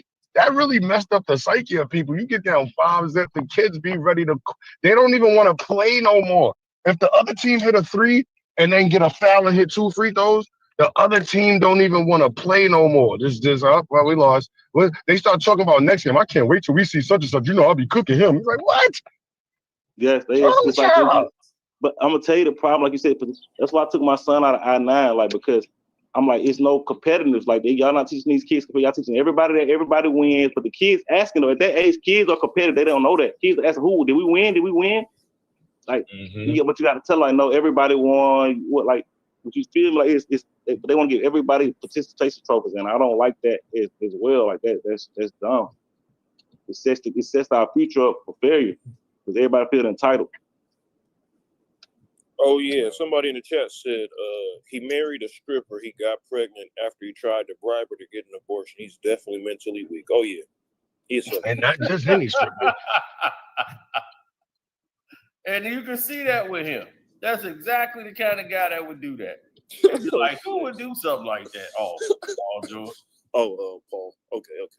Remember, he slept with Roy Hilbert girl on his team, and that Roy Hilbert whole life he couldn't get over. Indiana just didn't know how to get over. Who else did that happen to? Was that Power or somebody? Who everybody. To? Everybody, all them niggas get each other girls. Mm-hmm. Yeah, man, that's a nigga named Paul. His dad's name Paul. His mom's name is Paulette, and they're from Palmdale. So yeah, you can see it. It's some weak shit. He said it's something over there. People gonna be, hey man, I'm from over there. Stop hey, talking about no it. Palmdale disrespect, nigga. Oh, my bad, Palmdale. Okay. The fuck? No matter what you say, it's somebody from somewhere. And I be saying something, man. They was like, man, you can't make old Akron look bad because of LeBron. I was like, it's about him. He said, where are you from? Akron. And there it is. All right, buddy. Yep. Oh my God. Something in the water. But I understand him wanting to root for him. Like, I rooted for LeBron when he first came in the league. Like, I wanted him to succeed. I wanted him to be good. I said, okay, well, he can't do this and this now, but he could develop that. He's only 18. Only thing he did, once he got to the point where I see his game wasn't really improving, he was just doing the same thing over and over and just was, the game was more gradually being given to him. He was just the A side. He was the agenda of the league to try to push him. I saw what was happening there because they was tired of sending Detroit. They were like, we can't let the Pistons go no more. So LeBron's going to be the face of this thing. We got to send him now. Right. So people can get used to it, even though he ain't got no business being in the NBA Finals with the Spurs. And then he gets swept by 20-year-old Tony Parker. Tony Parker just been in the league, 2 years? And he got MVP on LeBron James. LeBron was guarding him, trying to guard. They don't even show you that finals because that's how embarrassing it was. That Tony Parker, this guy that came from Turkey, came over there and gave LeBron the business. He gave the whole Cavs team the business. He won MVP of the finals. They tried to say it was Tim. I'm like, Tim was like, I ain't got to do nothing. This dude is getting to the nail. He got a 2-foot jump hook that they ain't ready for. He got that spin move that can't stay in front of. And to me, that's what make Tim Duncan great. He seen who was hot. He let him ride with it. He ain't try to step in his shadow, make him ride in his shadow. He let him. You get what I'm saying? And I think that's why he was great, because he was a team player as well. Yeah, and that's what it needed to be, because the whole narratives of it became Tim Duncan has always been a great complimentary player to like David Robinson and that's why you put Tim Duncan on the team, you can go to a championship. That's how great he improves your team, because you can't out rebound Timmy. He gonna get position. He ain't gonna do too much. He'll be dominating you. And you don't even know how he's doing it because he's so quiet while he's doing it. But he's great at getting position, and he could score off the backboard shot. Like him and Scottie Pippen had that like backboard shot. Scottie Pippen couldn't shoot, so he spent the whole summer working with a shot coach, and he was teaching him how to shoot off the backboard. So that's when Scottie Pippen learned how to shoot off the backboard. And he was shooting that shot till he got the confidence enough to start doing pull-up jump shots for like threes and all that. Scottie would rarely shoot those kind of jump shots. He would try to do jump hooks and do some rim running before he was working with that shot coach. And then he started working on his ball handling more in the 90s. And that's when he became an all-star. And it was like 1990. He was working out at the gym, said, because he was scared to compete with those guys. Like here, it was like NBA games back in those days. At the gym, pickup games, it was all NBA players. So it was crazy. You had Michael Jordan, Tim Hardaway. You had, like, dude, you go to watch these games, if you in the gym, you just sitting there and you're like, dude, these dudes don't even like each other. They on the same team playing, going up and down the court. And then Kevin Garnett was playing that day. And that's when Isaiah told him, you should go pro. Because he gave Scottie Pippen the business that day. And he told us, and Isaiah was sitting on the sideline here. Now, they can't stand Isaiah, but he was running 5-on-5s with these guys. So Isaiah do to them just to make them so mad. Yeah, and he was sitting over there running 5-on-5 with him. He's sitting out, Tim Hardaway running with him. And Scottie was like, man, I don't like to run over there with y'all. Like over there near the Gardens, Argyle Gardens, that's the hood. And that's where Tim Hardaway go play. And you good. If you come in there with Tim, like ain't nothing gonna happen to you over there. But Scottie don't want to go over there to play. He's like, come on, Scottie, man, let's go play over there. We gonna run, get some games in over here. No, man, y'all be playing too hard. So yeah, we know a whole lot of like NBA secrets here in Chicago because this was the home, the hub of people coming to hoop. We had so many hoopers that played for this city. So all the stuff that happened in these gyms, it was all like NBA talent on each side of the ball going back and forth. So it was crazy. You saw better NBA action. I've seen people get dunked on crazy. Like moves. I've seen Jordan do a move that he's never done in a game. Oh, sure. In one of the pickup games. He did a 360 layup from like the free throw line. I've never seen, he took 1 foot, like he probably had half a foot over the line, took off, did a 360, then laid it up off the glass on the other side. I said, he never did that again. So he did that shit against a defender, or he was just showing off? It was against a defender. God dang. It was two guys down in the paint. That's why he laid it up. He probably would have dunked it. But he was pissed because the guy that he was going up against was a high school All-American. You had Ronnie Fields. You don't probably know who Ronnie Fields is. He played with Tim Hardaway. Kevin Garnett on Farragut. He never made it to the league, but he played in the G League. But he was like a superstar player from the city too with Kevin Garnett. They were like 1 and 2. He was the point guard, and Kevin Garnett was the center/forward. So they was both running on the team, and they was talking crap back to Mike. And they was telling him like he couldn't jump. Like, Mike can't jump like that no more. And like, you ain't got that. You can't get up there no more. You can't get that. something they threw an alley oop to. God, it was a guy who played for the Atlanta Hawks. He caught the ball and dunked it on. And Mike didn't even go up to block it. He's like, yeah, he can't get up like that no more. Yeah, he can't get up like that no more. Oh, he fucked up. Yeah. So Mike it was still on the next play down. They got a strip. Mike got the ball on like a break. It was one guy down. Mike took 1 foot in, pop, did a 360. And because the defender was there, he didn't try to go and dunk on him. He jumped, did a 360, and laid it up off the glass with the left, by the way. Oh, shit. Oh, shit. And then Mike just, vintage Mike just cussing people out. I mean, you could never film something. I just wish we had camera phones back in those times. You would have saw a show. But the language that is used on the floor, they could never have a microphone in there. If you hear the way NBA players talk to each other going up, you would think a fight gonna break out. The way they talk to each other. They don't do that no more. They just hug now. Yeah, everybody too super sensitive.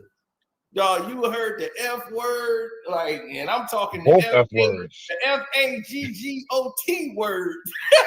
You said you had an F. You had an F to the other F word. You were F and F word. That's what they said. You heard that over there. Yeah, take that down your throat, you agate. I was like, oh, God damn. Yeah, I'm going to put it. Yeah, play. They was like, yeah, dog. I swear, they be put it. I'm gonna put my dick all the way down his throat. I was like, you hear some of the craziest. So it wasn't just Mike Tyson, because they got Mike Tyson on some clips saying some wild shit. Oh, hell no. Jordan's wild. No, them old niggas be crazy. Old niggas be saying some awful wild shit, brother. Mike Tyson got it though. I'm a blank you till you love me. Mike Tyson got it. I ain't never heard nobody threaten nobody like that. Michael Jordan told Scottie Pippen, get your scary motherfucking ass down there and guard him. He was telling Scottie Pippen, Scottie, get your scary motherfucking ass down there and guard him. So I told you to pick him up. Sorry, Mike. Then he got mad because one of the dudes that played with the Knicks was on there. He was back screening Mike. Like every time he's back. I'm trying to get him back, man. I'm trying to like. Right. Scottie ain't calling that out. It's a pickup game, but he wants Scottie to do this shit like they in the league. And was like, dog, I'm getting back picked. Like this motherfucker is giving me a forearm in my back. Y'all call that shit out. If you see it's coming, he telling Scottie, you on my fucking team. I picked you for a reason. Call this shit out. This motherfucker hit me in the back with a forearm. Every time. They're like right there on his liver. Like Mike is backing up. Boom. He bumping Mike. And he's like, Scottie, call this out, man. What is you doing? Like Mike, like Scottie, like it's a pickup game. I picked you on my team because you know better. Why you think you on my team? God damn, Scottie. Yeah. You picked up because you know better. But Jordan would always pick him, and he always picked Jamal Crawford, and they never lost the game. He ain't lying. They ain't never lost. Mike could cheat, too. Mike could cheat ass, but they ain't never lost. Magic Johnson is a cheater. All of them cheat. I like that's one thing you would never dog. Magic Johnson called a foul. They got a steal, went down there and scored, man. And Magic, they like, yeah, we won. Magic just like, that's a foul. He like, what? Oh shit. Man, they was like, man, that was an obvious foul. That's why I didn't run back. You ain't called foul. I did. That's why I didn't run back. So we got to shoot that again. You want to go argue with Magic? They ran it again, and Magic them shot, they scored. The game was tied. They were like, oh, this some bull. Now we got to make it. You got to win by 2 baskets. I was like, because, man, Magic, you cheating. Magic hates to lose, man. And if you do beat him in basketball, now you got to go beat him in softball. Oh, wow. Yeah, Michael Johnson created a softball league just for that. He created a whole tournament. He created a softball celebrity tournament just because he was losing. They had lost the NBA Finals, and he was getting a beat. Like, I can't. I got to go play basketball. And he lost in the pickup game. Like, come on, man, let's play softball. And he's like, you know what? Just start me a softball tournament. Get me a team. You good. I want you on my team. Magic stack the deck. Oh, shit. Then he had the Magic Celebrity Basketball Tournament. I wish they probably still got it on. They probably got it on YouTube. We saw it. He was in Hawaii. Everybody come out, fly out to Hawaii. Magic had his team, the Lakers colors, purple. They had the Celtic team out there. They had Jim Paxson and some of the Celtic players with some celebrities. And Magic had Jaleel White from Family Matters on the team. Hey, Jaleel White could hoop. Oh, yeah. Yeah, so he had him on his team. On the Magic thought, yeah, we got this. And they had all the teams. They had the Piston team. They was in blue. So he had the team, and the Magic team was losing. And Magic was like, man, I'm going to have to bench Jaleel White and put him in his room or something. Lock him in his hotel room because he taking too many shots, man. We losing. He and Magic don't like to lose. He set this tournament up for him to win. I was like, man, if we find that, I was like, I'm going to look that up, man, and see if I can find that. There's got to be on YouTube. Somebody got it on YouTube. I remember watching it live every game they had because somebody televised it. I got a quick trivia question for whoever can answer it.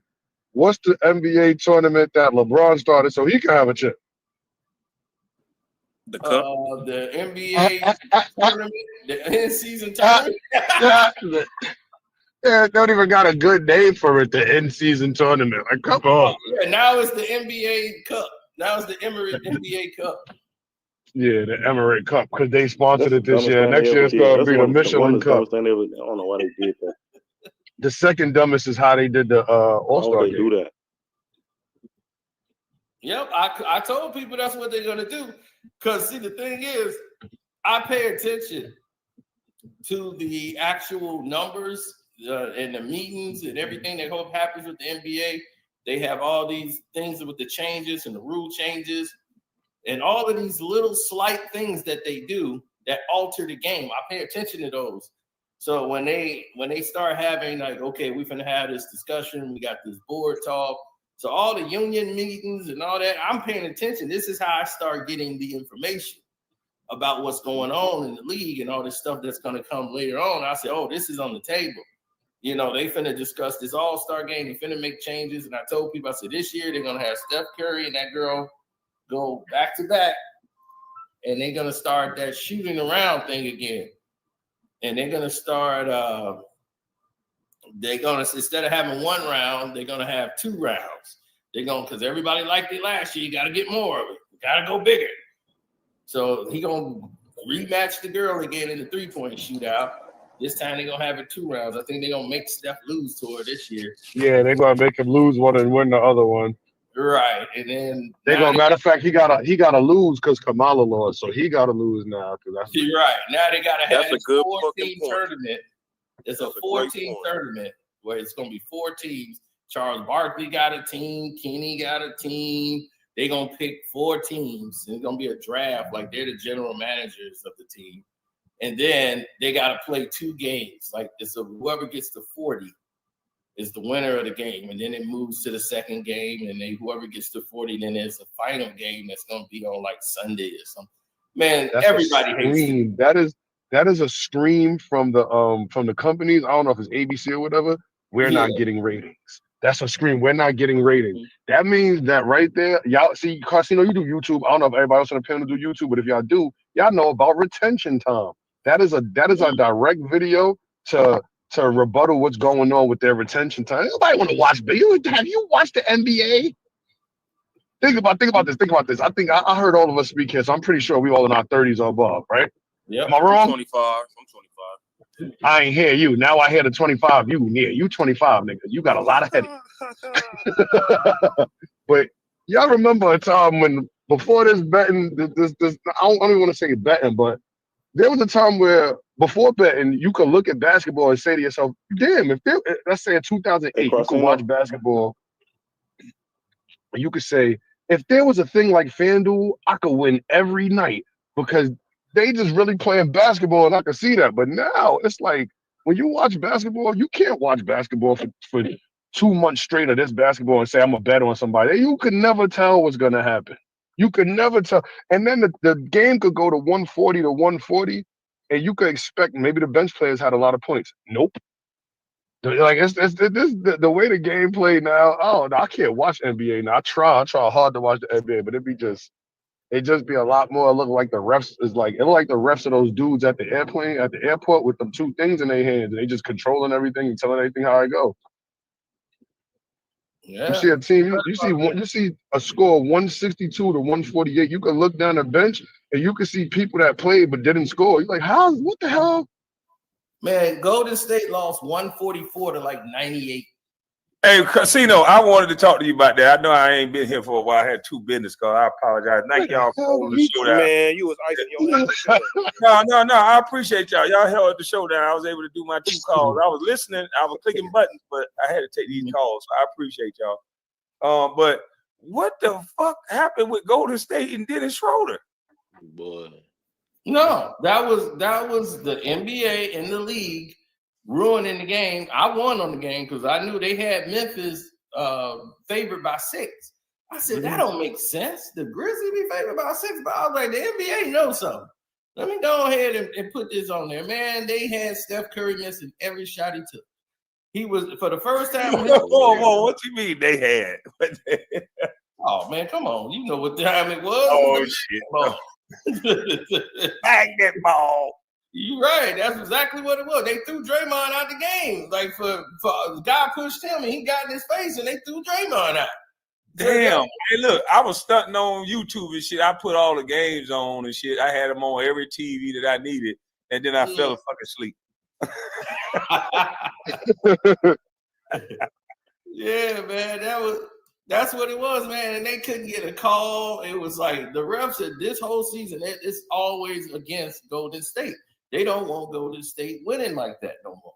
And it's like this is what the problem is with Adam Silver. He doesn't know what he's doing. And he's been like that, dog. He made sure LeBron was in the finals every year to go against Steph Curry because it was successful. It's like, dude, you can't do it like that. Not even David Stern's like, man, I can't make the Lakers and Celtics every year. I gotta have one or the other in there, but I can't do it every year. He's like, I can't. You gotta build up to that. That's the payoff. He was like, man, if I do Lakers Celtics, people gonna get tired of why would they want to watch any other game? He's like, we know it's at the end of this thing, it's gonna be the Lakers and Celtics. He did that 4 years in a row. His first 4 years as commissioner, it was Golden State and Cleveland in the damn finals. Golden State went to 5 while he was in there. Now he don't want Golden State being in there anymore. And he's been sabotaging Steph Curry every step of the way. This dude looked like timeout on the floor. He caught the ball. They had no timeouts left, the Denver game. He called timeout. With like 1 second to go, he grabbed the ball, called a timeout on the floor. They had no timeouts. Everybody in the building saw that except for the 3 refs that's paid to see it. He called timeout twice. And when the second time he was calling it, somebody told him we don't have no timeout, and then he stopped. That was crazy. The dude who said it, run the video back. If I'm lying, I'm lying. Run the video back. Do you have that video, man? Because I didn't see none of what y'all talking about, bro. I can drop it. You can drop it in the background. Let us see this shit. Because I fell asleep. Yeah, the dude who told him was next to him. He was right next to the ref when he said we don't have no time. That was a whole nother game that's been going on. Like this has been an organized attack against them. The referee, y'all don't think they did Kobe like that on his way out? Yeah. Y'all don't think they pushed Kobe out the same way? I think too many people start saying Bean got hurt. No, I think too many people start saying that Steph Curry dominated LeBron in his own year or in his own generation or whatever. His own era. I'm sorry, thank you. His own era. And that's why they coming at Steph Curry in the Golden State, in my opinion. Yeah, that is it. Man, fuck you. Yo, you got no anybody. Why you gotta cuss me out all the time? My bad, dog. My bad. Anybody who challenges LeBron's throne has been seen. The only reason you can't make Curry a villain is because of his stature and size. Yeah, He looks like this the is the average first person. time this game was corrupt in the in-season tournament. They have never beat Golden State in 15 tries, and they finally beat one in the Houston game, which was ridiculous. I saw this whole game from calls down the stretch. That's why I told you I don't bet NBA Cup games. Look how happy them niggas is. We got They act like they won the chip because they ain't never beat Steph Curry now in 15 tries. They done finally won a game, and with 3.5 seconds to go. That's how I go Dylan for the Brooks Warriors, in the though. background. Dylan Oh Brooks yeah, in the background talking now about this is the sitting Denver their game. ass back. This the corruption here. This Denver game was Night was not in isolation. And so we are going to break down how the refs have been against the Warriors this season. Yep. It's blatantly obvious. You can see it. They want to destroy him like that year they had them shoot all them free throws in the playoff games. Remember they played in the playoffs against Golden State? You saw them free throws they shot. The Lakers did because they thought they was just gonna beat Golden State and go. So are you saying Carcino is just like what KG was saying? They not the agenda this year. Yep, they not the agenda. Because Cleveland is killing, and we not even talking about Cleveland, but they're not even getting the mainstream media attention. Now here it is, right here. Here the play, KB. Look, this boy finna call a timeout. Look at the dude next to him. He saying, "Nigga, we don't have no timeout. Stop doing that." He right next to the ref. I don't know what his name is, but I can't see it. He walking past the ref though. Timeout. Did it twice, bro. Yeah, and the guy came over there like, "Hey man," they called the game over. Man, He said we're out. out. It looked like Ingram from here, but I know they don't got no Ingram. But he do walk right past the ref. We don't got He no dove on the timeout. floor. He rolled over. Everybody saw it except for the three guys we hired to do the games, and that makes me angry. You know, this is a technical foul. They don't have a timeout. It's a technical foul. We shoot a free throw. We get the ball. We got a chance to win the game. They all told me they didn't see it. Coming in. Yeah. Then this has been like all season. Wait a minute. They told them they didn't see this boy motioning to call timeout? Yeah, all three refs. Everybody and their mama can see this boy laying on the ground calling timeout. I got one bad eye and I can see this motherfucker calling timeout. He cursed. Everybody saw it except for the three guys that's paid to do it. The guy standing right there by the baseline. I mean the sideline. And I'm like, what was you looking at when the guy got the ball? All three of y'all should be watching the guy with the ball. So, oh no, they was watching the rim. They were watching the rim. I don't understand what the hell else they look at. You got to look at the ball. Right, the guy who's got the ball, and you don't see him calling for timeout. Yo, that is a great point. How did the play stop then? How did that play stop? Play it through. How did that play stop? What the refs call foul? No, they called jump ball. They called jump. Yeah, ball. they called a jump ball because they said, well, there's all this controversy. They didn't even give them the foul because they tried to foul. They didn't even give them the foul. They just called a jump ball situation, and the game was over. Boy, so that's how that play ends. Like when he goes to the floor and trying to call timeout, the ref is saying jump ball instead. Yep. That's come on, man. All the controversy was a jump ball. But here's what gets me. This is a team that went to 6 NBA finals in 8 years. They won 4 NBA championships. This is how you treat them?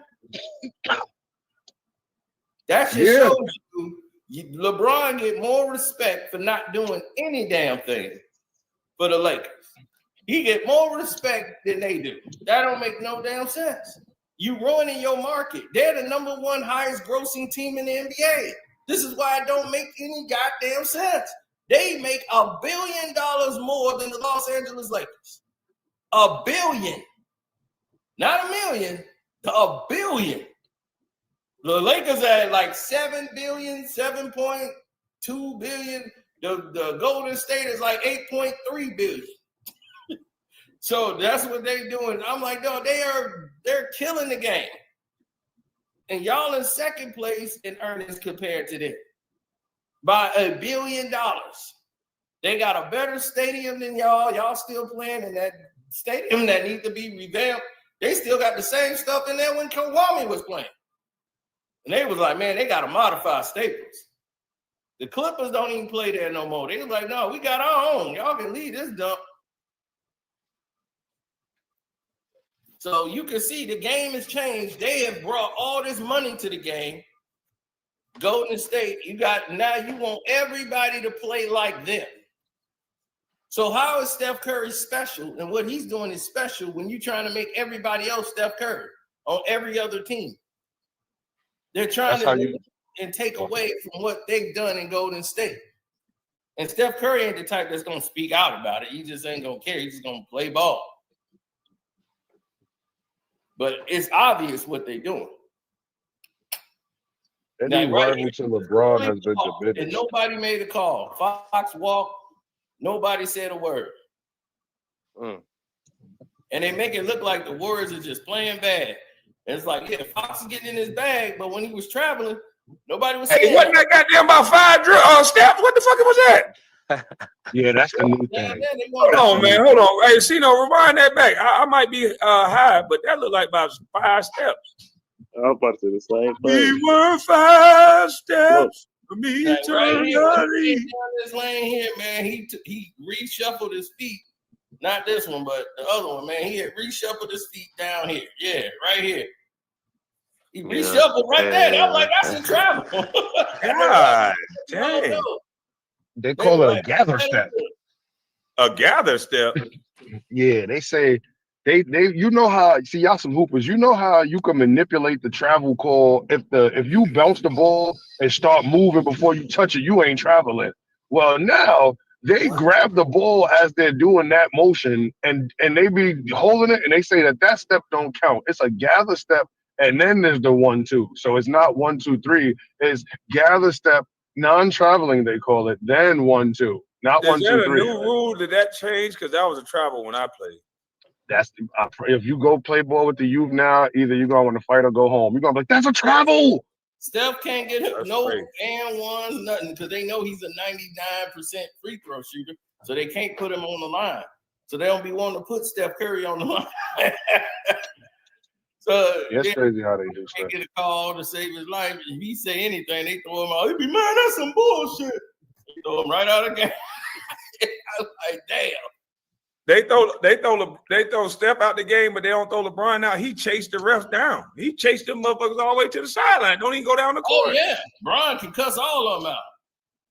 Bron be doing that, but see, Bron don't look at the ref when he do it. When Bron do it, he's usually looking at a camera, so it's not threatening to the refs. Bullshit. I'll show you a play that. Yeah, I'll show you a play. He ran straight to the ref with his arms out. Like, what the fuck is this? This is some bullshit. That ref is just looking down. He didn't put his hands on the ref. He didn't put a hand on the ref and guided him. Come on over here. Look at this. Talk to him. He the only one that can do that.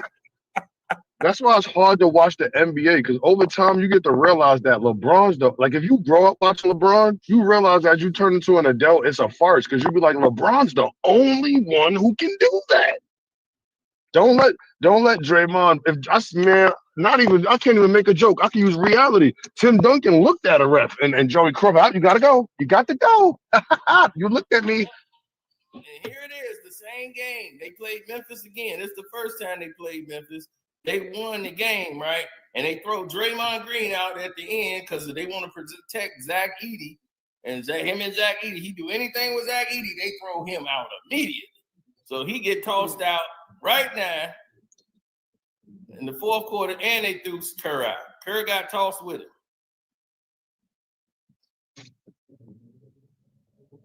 I think the NBA treats Steve kind of stuff like that because like Kerr, I got a tech. It's like, yeah, you get a tech too. And it looks like they're going to tell after a while. After a while, it looked like Steve Kerr and Steph the Con that's going, because they talk about everything anyway now. Steve Kerr swear he a politician.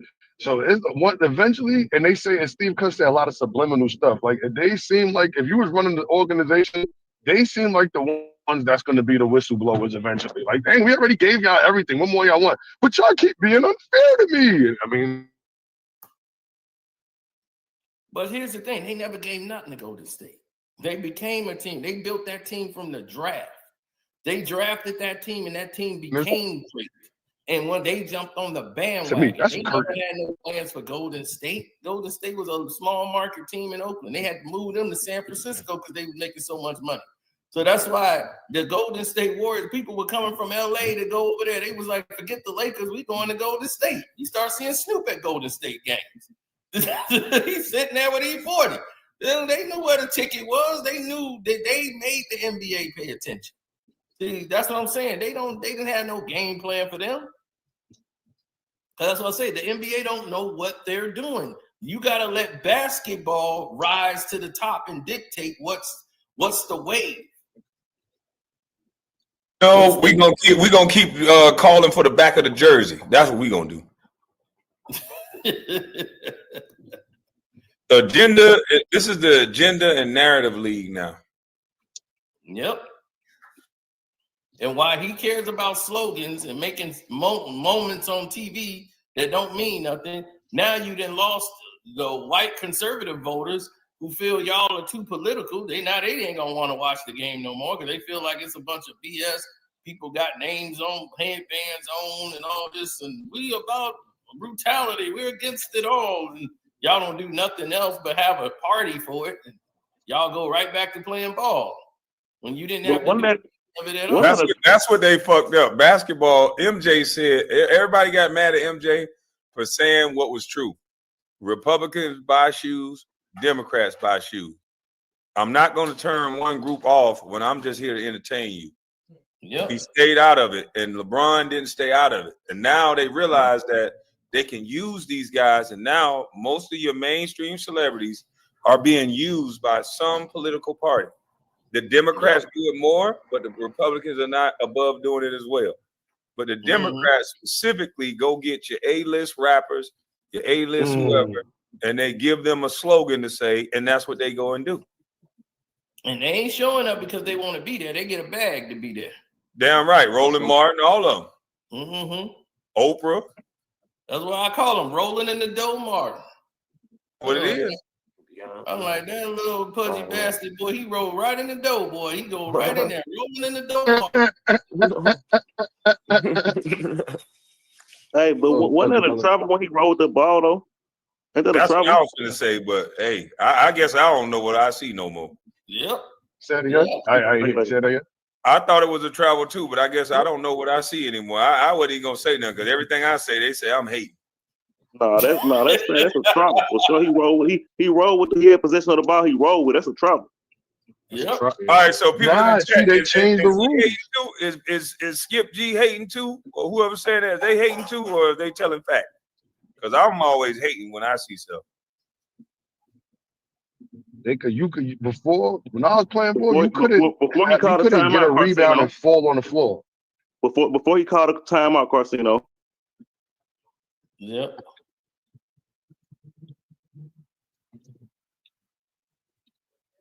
You call it a travel too many times, they're gonna start calling you an old head.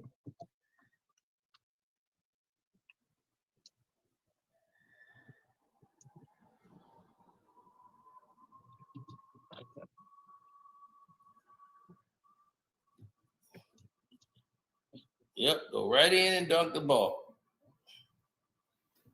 Say that, boy.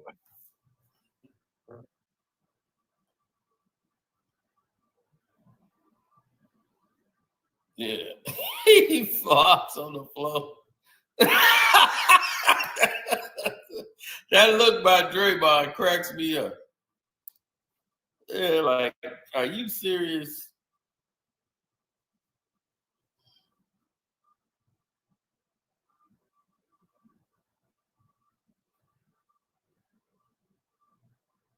Ooh.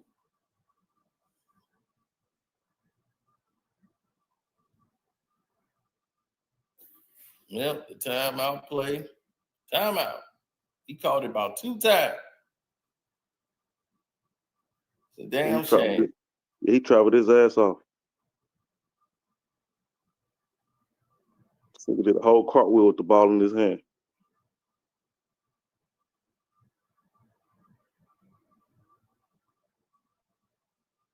Here we go.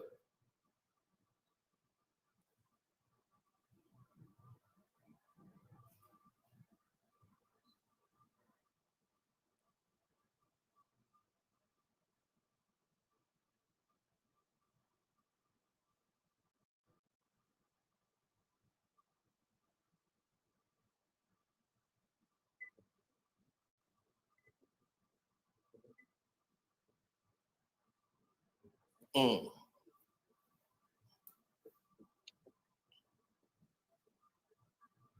I just got an alert. It said that even Gave though up Steph free throws on a loose ball. missed all of them shots the other night, he's And not a Draymond reason. cusses him out because the game is over. Now you might as well just cuss him out.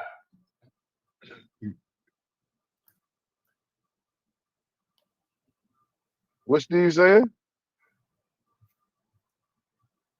You said what Steve is saying about the calls? Oh, okay, hold on. I can hear you, but I can't hear your YouTube. In his It says post-game Steph interview. Curry is the I've never leading seen steals leader now. a loose ball foul on a jump ball situation 80 feet from the basket with the game on the line. I've never seen that. And I don't even understand what just happened. You know, loose ball, diving on the floor, 80 feet from the basket, and you're going to give a guy 2 free throws to decide the game when people are scrambling for the ball. Just give them a timeout. Give them a timeout and let the players decide the game. That's how you officiate, especially because the game was a complete wrestling match. You know, they didn't call anything. He argued that the game's officials had allowed plenty of physical play to that point, and that the foul called on Kuminga was hardly the only contact that occurred during the fight for the rebound off Curry's miss. I'm pissed off, the former Chicago Bulls player said. I'm not ready to answer that question. I'm pissed off. I wanted to go to Las Vegas. We wanted to win this cup. We aren't going because of a loose ball foul 80 feet from the basket with the game on the line. I've never seen anything like it in my life, and that was ridiculous. The chef also had some grievances of his own. The Warriors superstar was upset that a foul wasn't called on one of his shot attempts earlier in the fourth quarter and expressed his frustration at that decision and the game-winning free throw decision during his post-match interview. Curry's coach, Steve Kerr, also called out the refs for not calling the hit on Curry on the jump shot. The game was a complete wrestling match. You know, they didn't call anything. Steph Curry got hit on the elbow, plain as day on a jump shot, just clubbed right on there, no call. While the press was focused on the Jalen Green free throw, the pundits at ESPN's Inside the NBA, Shaquille O'Neal and Charles Barkley, called out another missed foul that the refs ignored in the game. While Brandon Pajimski's shot was blocked, a foul was committed near the basket, giving a free throw to the Warriors, which would have given them a chance to potentially snatch the game at the last second. They didn't even have the ball. Gary Payton got fouled when he was on the floor by the Rockets, and they didn't call. So the last chance, that's a foul right there. That was a foul right there. Clearly, we have seen it all, but do you think the Warriors are being targeted by the refs this season, or are these incidents just honest oversights that could happen to any team in the NBA? Let us know. No, they are totally being targeted. It's strategic. Yeah, it can happen to any team if they target that team. Yep. They too dominant. Just like the thing said, they're targeted of a team, and they can't have that team be the whole face every year. Can nobody stop Golden State? Because they're very good at how they execute on the end of the courts when they play. It's hard to defend them. When they run their split action plays, when they run, they can run out of horn sets. They can run a floppy from one side of the court. Steph Curry reminds me of a smaller Reggie Miller running through picks and screens. The way he could run around and he plays off the ball. He's an off-the-ball player more than he is. He just has better handles than Reggie. But my goodness, this dude is great at running at those angles and running people through picks and screens. But you have to have teammates that's locked in that knows what they're doing. That's why guys like the Davis boys, those guys were important for Reggie. Because you got them big dudes setting screens. And that was important for Kobe because I was head-hunting to knock them motherfuckers out with them screens. Yeah, and they don't give that enough credit. Like when a guard that get a big that get them open and enjoy getting them open and don't worry about the ball, them guards love that. Like Kobe used to be like, hey man, when you run down the court, run on my side of the court because I could just run off of you and use a brush pick. That's all he needed. All he needed was a little bit of daylight. That's it. Yeah, I mean, shoot, the 81 thing he scored, and he was out there laying the wood on Jalen Rose. And Mo, what's his name from Michigan State? Man, he was ever since that game. Mo Peterson. And Kobe gave him fits because he was talking to Kobe. That's the one thing you bet not do. Yeah, Mo P was like a star out here in the Midwest. Yeah, he was cold, but he was a little cocky. But the one thing you can't do is talk to Kobe. You got to show him. You can't talk to him. You talk to him, you gonna unleash the dragon now. And that's what he did that night. He was talking shit. If you look at that game, Kobe was talking shit the whole time. Mm-hmm. Giving them boys the business. See, another thing why teams can't be like Golden State, because Golden State actually played defense too, though. Yeah, they do. Other teams just want to shoot threes. They just want to shoot threes and like. You right about that. Yeah. You're right about that because they don't give Klay Thompson enough credit for being a two-way player before he got hurt. Yep. Klay Thompson guarded the best player on every team. Yes, he did. Yep. Yes, he did. That's why he was the captain. That's why they all wore them hats and honored him because he was the captain. He the one that had the guy guard Kyrie Irving, not Steph Curry. It was Klay Thompson because Klay knew right then and there that he's got the height on Kyrie. So that's why they say let him guard him. And plus Steph had that MCL injury because he missed the first round of the playoffs because of that knee injury that he should have been out for the rest of that year. So he was a mess. He couldn't go left to right. That MCL, you cannot transition side to side very well. Yep, and that's why they stop. So the whole time when they played in that series in 2016, when Steph was out and probably should have been out for about 2 months, but it's the playoffs, so he only missed the first round. He came back in the second round and played. Once that happened and he was out there, they took advantage of him. They kept putting him in pick and roll, and they was picking on him, going one-on-one, going after Steph's knee. They knew. They was like, we're going to keep him in pick and roll and put him and try to get a pick and roll and get Kyrie on him and cross him. And then game 2, he was fired up, man. He was mad. Steph Curry was taking the challenge. He was slapping the floor, playing defense. Steph Curry was mad. He came right after. So he was fired up after that game. So when that went down, the way that it did, and they were attacking him in the pick and rolls and trying to pick him up and guard him and going the way it did, and Golden State was running it. They was getting by. They was winning. They were up 3-1. They was able to weather the storm, and then Draymond got ejected. They turned the whole game around, and you saw three of the most horrible officiated games in the history of basketball. To Steph Curry's wife told the whole world, Steph Curry got thrown out of a game in the NBA final. Well, he was fouled out the game. That was horrible. It was ridiculous what they did to Steph Curry in that series. That would have never happened to Kobe, LeBron, or MJ. They could have fouled the motherfucker where everybody in the gym noticed it. Like MJ shoved off Byron Russell, and that's not going to be a call. And Aisha made that statement. She had to take it down, saying, we know what it is. We know what's going on. And the NBA doing this, man, Steph made her take it down. I respect the Steve Kerr. I was watching a regular season game, probably like 2015. Or 2016, he was like, they was down probably by like 10.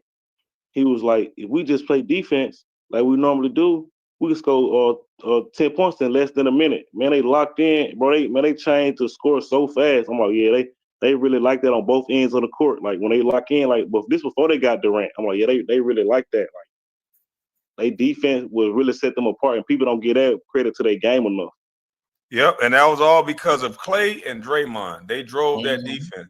And then when they got Wiggins, that's another guy that don't get enough credit. All this shit Stephen A. and all these people said about him, Wiggins take the challenge. When you got a healthy Wiggins, if you notice they won a championship and you didn't even notice that Kevin Durant wasn't there when he was healthy.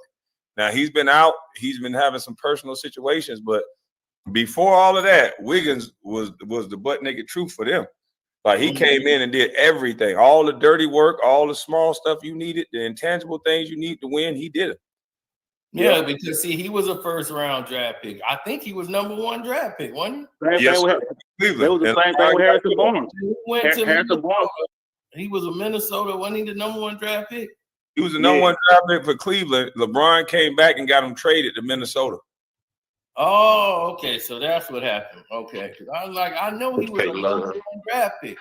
And he was a number 1 draft pick. He got traded. And when he came back to Cleveland and he went to Minnesota and he got with Cat and them and they paid him. And everybody was mad because he wasn't a player they thought he was going to be. They thought he was a number 1. Did you build a team around him? But he's a role player. He's a complimentary player.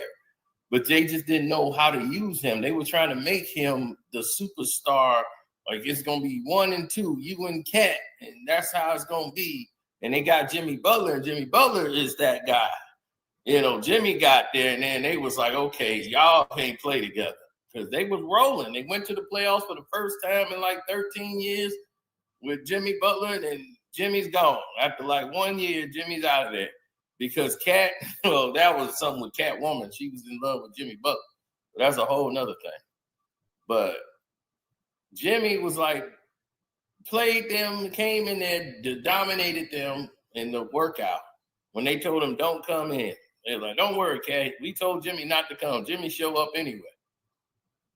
And go on the court and play and bust him. He's like, this the guy y'all want to play? Y'all want to pay them? Y'all want to play them? And he's like, man, he bust the Cat and Wiggins.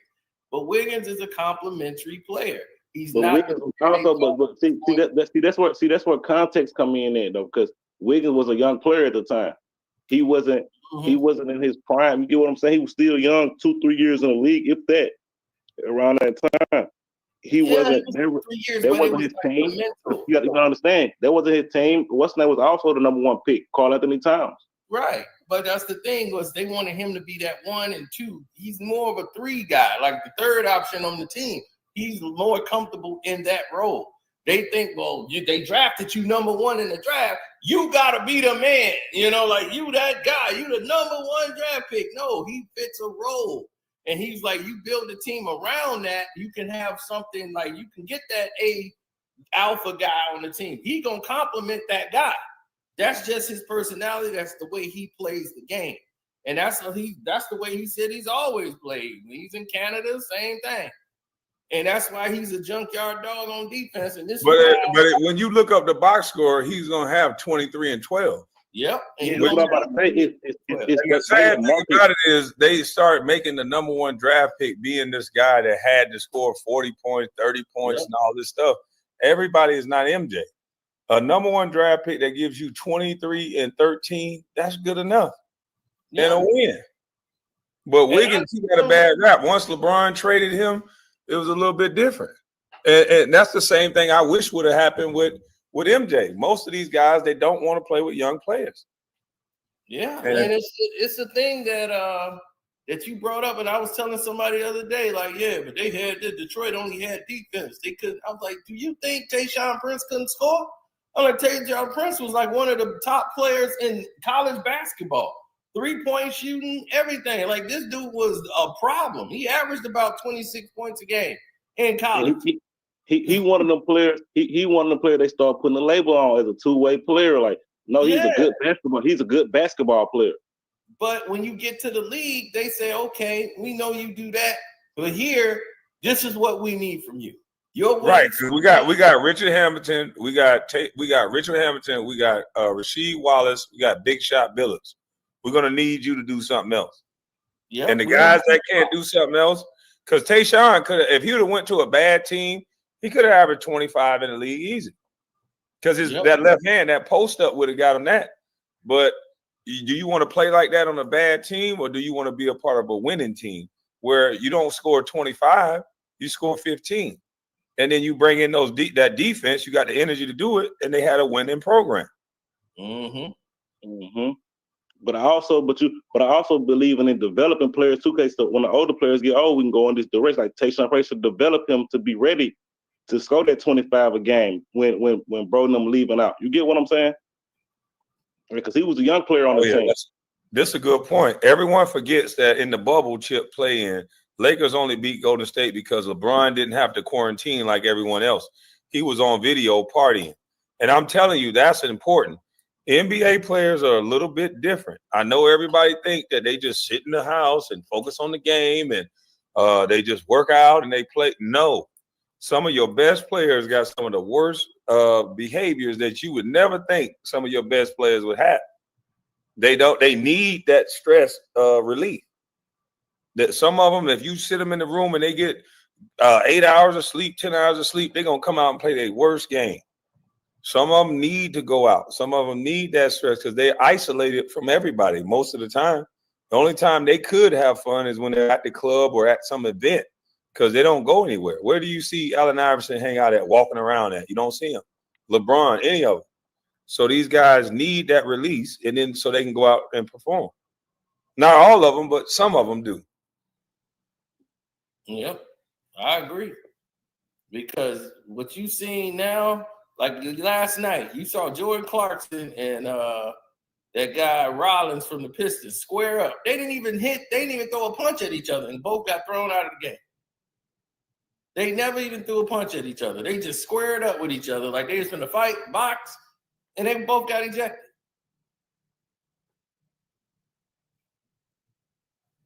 It was crazy.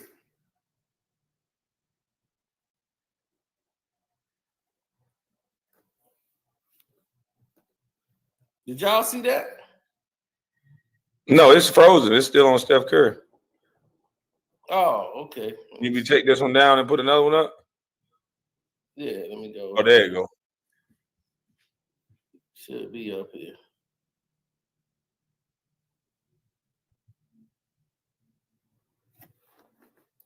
It's crazy, but like you said, that they'll show a hockey fight on ESPN, but the basketball players get to fight or squaring up. They want to call like it's the end of the world.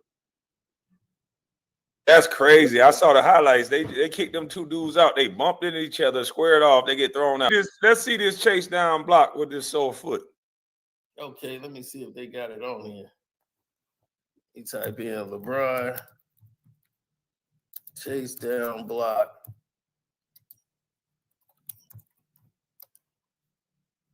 Against Sacramento.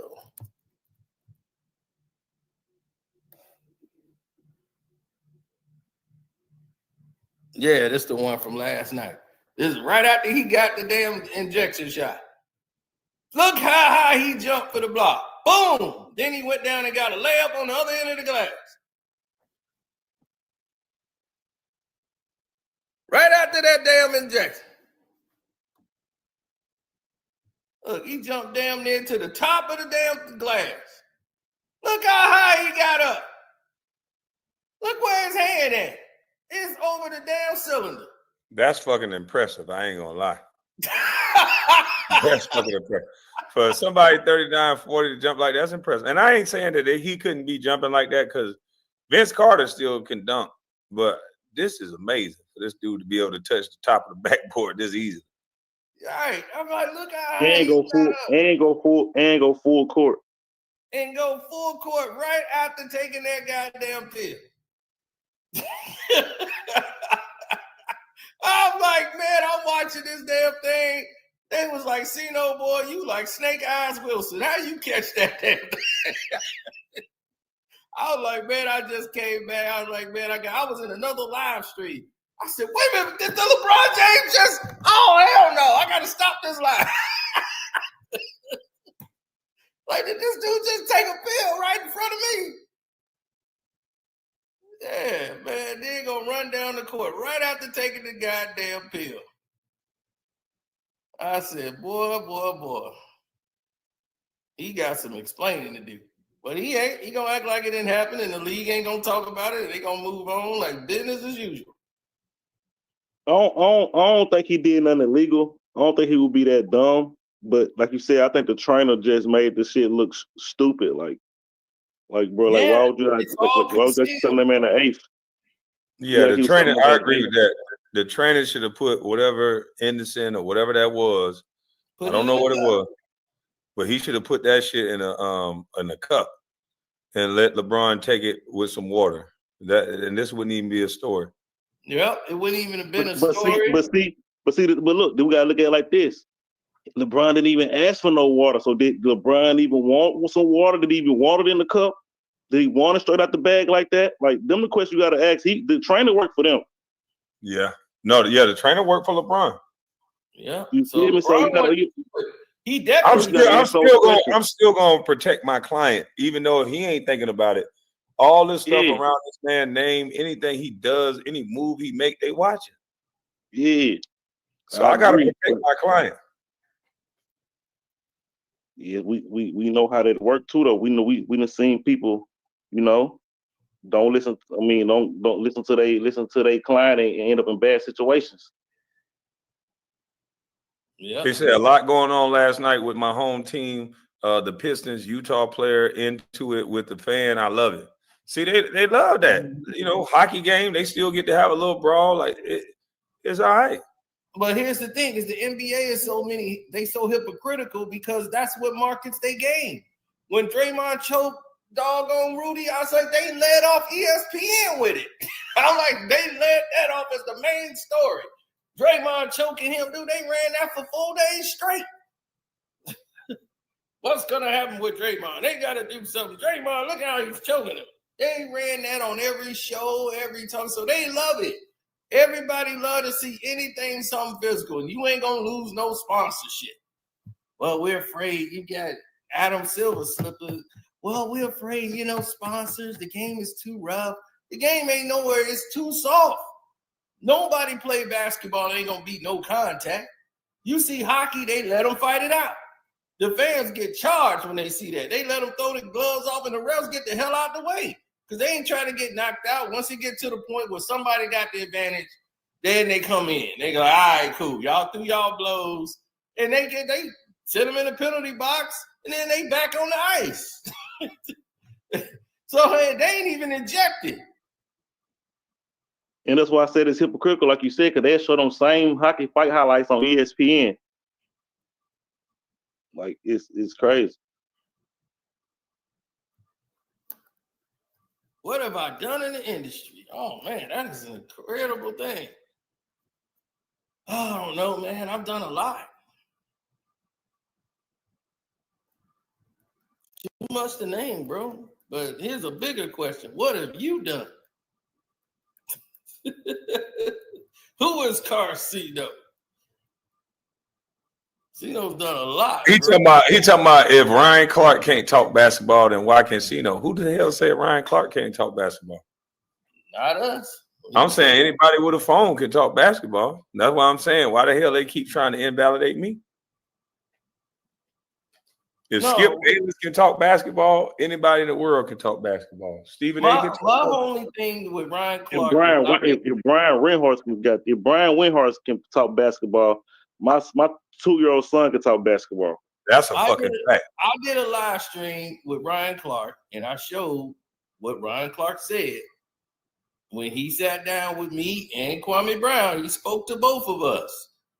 Kwame asked me to get on the live, so I got on there, and we both would sit there and we was explaining to Ryan Clark what's been going on. Ryan Clark sat there and he said it out his own mouth. He said, I don't think that guy, Gilbert Arenas, is somebody that I would even waste my time with. I'm not a friend of Gilbert Arenas. I don't know the guy. I ain't got no personal beef with him, but I just about the way he carried himself and the way he did with Channing by deleting the messages that he sent. He's like, I could say this. Gil contacted us about something that was said in the Kwame interview and asked us to take it out. And he was having a conversation with Channing about that. And to delete his messages and send Kwame the message with only Channing saying something that make it look like he talking crap about Kwame. He was like, I wouldn't even deal with a person like that. I don't even want nothing to do with a person that would even move like that. Y'all shouldn't be giving y'all energy to him. Then to turn around and you got him on there and said, I like you, Gil. I'm like, what? That's my problem with the situation. Yeah. And Gil do that shit all the time. He did that with Jerry. He did that with a bunch of dudes. He'd be like, Kwame said this. Kwame said he ain't get this. So, of course, you're going to make a dude say something when you lying. Like, Kwame ain't say shit. I'm disappointed and let down because I'm like, dude, for me, you was somebody I looked at with morals. Like you really have a moral compass. For you to sit there and put that man on the show and talk about, I like you, and Gil, you won. you won. I mean, you really won. I'm like, if he won, then why the hell he got to keep mentioning Kwame Brown name then? If you won, what the hell you got to keep mentioning somebody's name for? Well, nobody talking about you. Everybody left you alone. You come back mentioning names and doing that's trying to get attention. That's why when I made the video about Ryan Clark, I'm like, I ain't even talking about Gil. I'm talking about Ryan Clark because he's the one I'm disappointed in. I ain't got nothing to do. Gil don't do what he do. He's manipulated them and he's sitting there like he's just a victim playing the thing. Like, I think he's bad about it. And I'm like, they ain't got no pushback for him and nothing. And I'm like, he didn't even contact Kwame and say, hey, man, I'm finna have Gil on the show and this and that. And I'm finna do this X, Y, and Z. I'm like, Kwame came on that show and he didn't even talk about Gil. And they just asked him one thing about Gil, and that was it. He didn't want to talk about Gil on the show. And that was the one thing when he sat down with them, they want to talk about Gil. And the fact that you brought it up and the way it was brought up and edited, I knew that was something y'all orchestrated before y'all even started that interview, is that you was going to bring it and segue into Kwame. And that's half of the interview was about Kwame Brown. I'm like, half of that interview is about Kwame Brown. He go in there, you know who else I heard say that? Ooh, Kwame Brown. And then he goes, oh, and then he goes right into his script. So you know that was a segue to get Kwame in there. And I'm like, Kwame ain't never said nothing. They ain't got nothing to do. I'm like, I ain't never say that shit. That's why I'm sitting there like, Kwame said what? I'm listening like, what did I say that Gil said? Because that bitch always copies everything I say. Right, you know what that sounds like to me? But Kwame Brown. I'm like, that don't sound nothing like nothing Kwame Brown has said. So I'm like, this whole thing was scripted. What was he actually saying that Gilbert said that sounded like me? He was saying about he was talking at that time about like the system and all of this, and was like, well, I just think we need to change this about what the team and the direction was. And I just think it was a misdirection. Like I was like he was the victim and all this stuff about with the team, with the Wizards and all of this. He was like, you know what that sounds like? That sounds like being misunderstood and all that. That sounds like Kwame Brown. You know, like what he was talking about. I'm like, no, this fool brought a gun in the locker room. He had everything laid out for him. What are you talking about? He brought a gun in a locker room. He did everything he did to himself. Kwame Brown ain't did a goddamn thing to him. This idiot brought a gun in a locker room. That's it. Then he talking about, of course, I would have done something different. Yeah, you'd have done something different. Like, dummy, don't bring a gun to the locker room. Fucking idiot. You got a gun charge in college. Why would you bring a gun to the locker room? Then on top of that, they let him get away with it. And then he only got suspended when he came in pointing guns in the little huddle. Yep. Everything is a joke to this boy. He want to play his way through life. That's how I got to 50 games. Because first they only gave him like about, I think, 2 games suspension. He got like about 2-3 games suspension. Then he went out there doing his pow, pow, pow, pow, pow. And then that turned to 50 games right then and there. So he was John Moran before John Moran at the stream level. That's how he got. He worse than John Moran. He did something. He did That's something. Go ahead. That's what I'm saying. He just went to the stream level with it. Like Ja just said, with his people making a young mistake. This man actually brought guns. I already had a gun charge. Like Ja never had a gun charge. Like that's crazy. Yeah, and the thing but with me, they all put out the same narrative. Brendan Haywood, came out and said Kwame Brown thought Dr. J was a Philip, some bullshit he said. And I'm like, all this time I've been on the lead, all this time I've been viral. Brendan, as soon as he heard me say that Oak goddamn chased his ass out of the club, which is true, which he knows is true, and he never said it didn't happen. Now all of a sudden he come up with some story about Kwame didn't know this, Kwame didn't know that. Come on, bro. Like this shit is whack at this point. These niggas are lame as fuck. Yeah. But can't you? Like I understand, but don't you kind of knew that though, playing with them niggas though, right? I've been telling y'all from day one. I said Gilbert is a jealous ass, lame ass nigga. Brendan Haywood's the only child, same thing. He went to North Carolina. He's a part of that group. People that went to North Carolina league, you go to North Carolina, Kansas, these certain schools, they're gonna make sure you're good. Duke, you're gonna always have a coaching job. You're gonna always have somebody in the league that's a part of somebody else that's gonna make sure you're good. Yep. Same thing in Kansas. Kansas, Duke, all of them, they look out for them. Chicago Bulls. Look at the Chicago Bulls. Every time they drafted somebody, they was from Kansas and Duke. When they was going out there, they had Kirk Heinrich, Kansas. They had all the Duke players was coming there. If you was at Duke, he was going to take you. You go to North Carolina, Jordan was going to take whoever was the star player and put them on the Bobcats. Like Sean May, he had everybody from North Carolina coming on. Michael Kidd, he went to Kentucky. Yep. So that's another program. That's a powerhouse program. Yep. Those powerhouse programs, they got those feeder programs, and I don't know who it is on the Chicago Bulls. Anybody was from Duke, they was going to the Bulls. They was like, oh, he went to Duke, get him to the Bulls. And they took what's his name? The guy who's the announcer now on ESPN, Jason Williams. They took him. The Bulls drafted him. Hold on, Cino. I got to cut you. I'm sorry. Gil put up $50K that Brendan would whoop your ass, Kwame, whatever the hell you just said. Whoop my ass and what? No, I'm talking about a fight. Gil just talking shit. Gil was scared to pay me a doggone for fighting. He was talking about he gonna put up 100,000 to my 10. You see, and that sounds just like Gil to get somebody else to do what he's scared to do. Scary. Right. He gonna change it to I put you and whack 100 in the ring for a fight. I'm like, once again, backing himself out of the fight. So that's why I'm like, oh, you don't want to fight. So now Brendan Haywood want to fight me. Oh yeah, shout out to Suzanne. I was going to the DMV when I came home because I had to renew my driver's license. So I come to the DMV. She was Carcino, and it was like this woman named Suzanne. She was, oh my God.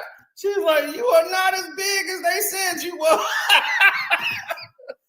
She was like, oh my God, I finally met you. She was like, I'm Suzanne on there. I'll be watching you and Kwame all the time. I was like, all right. She's like, if I meet that Kwame Brown, though, woo, he next. I'm like, all right. So shouts out, Suzanne. Shout out to you, Suzanne. Yeah. Gil hands are registered. Registered for doing what? Playing video games. His hands registered. Okay. Only trigger he touches on that damn joystick. Right. Bro, that shit was funny when you said Gil said he weird. He had that TV wall the whole time, but he was facing his camera the other way. So Gil so Channing ain't have a problem with Gil deleting messages. Nah, hold on. Hey, wait. Cino, do you have that video of Gil's room before he got Underdog to go in there and redo his basement? Because what Jetta just said was what I told that nigga. I said, dog, you want my camera on so you can copy everything I do. I go make a Negan bat. Rashard McCants is holding a Negan bat every time he go live now. Bro, I peeped that. When I see Y'all notice that? When I watched that, I was like, didn't Kwame just make one of them? I'm like, how all of a sudden he got the same bat? Yeah, that's all he do is copy. And then I said Jimmy Butler should go to Golden State, not LeBron. Jimmy Butler would help the team. Then next thing you know, Gil say Jimmy Butler should go to Golden State. But you know what's crazy though? You inspired no me. Originality. You inspired me because when I seen you with that bat, I start looking on Google like I need to get me one of them bats. He weird. Yeah, he got no imagination, man. The guy is a thief. He's a guy off Italian Job. I'm telling you, that nigga ain't got no amount. I said this shit before. Y'all ain't want to believe me. Yeah, and then this dude talking about some, man, he won and all that. I'm like, man, that's why I want you to do. I want you know why? But I'm gonna tell you why I ain't never believe. Sit on Shannon Sharp couch and do shit Club Shay Shay. I would. That's what I want. If I wanted anything to do, I would want Kwame to do that. Because that's going to open a whole lot of doors for a lot of these idiots. And it's going to, man, that's going to scare a lot of people. if they see Kwame Brown on Club Shay Shay, if that ever takes place, make it happen for the moment. It's gonna be like, oh, it's only gonna blow them up. Oh no, it's gonna put everybody on notice. Everybody gonna get scared then, because then everybody gonna be like, man, I gotta offer Kwame a deal, and yeah, we gotta get him a deal. We gotta do this. Oh yeah, it's gonna watch what it's gonna change everything, the whole perception. Because now they ain't gonna be able to say that because they love Shannon Sharp so much. They ain't gonna be able to say nothing different. That's how what's his name said. He's like, man, I went on Club Shay Shay, and he's like, man, I was trying to get these dudes on the phone forever. I went on Club Shay Shay, and now these people want to deal with it. He's like, they called, they gave me, I ain't got no problems no more. He's like, wow. Because my boy was on they running a smear campaign on me with all this. Oh, he angry. Oh, he this. But then if I'm angry and I'm such a drunk and I'm all this stuff, why are you still trying to work with me then? Exactly.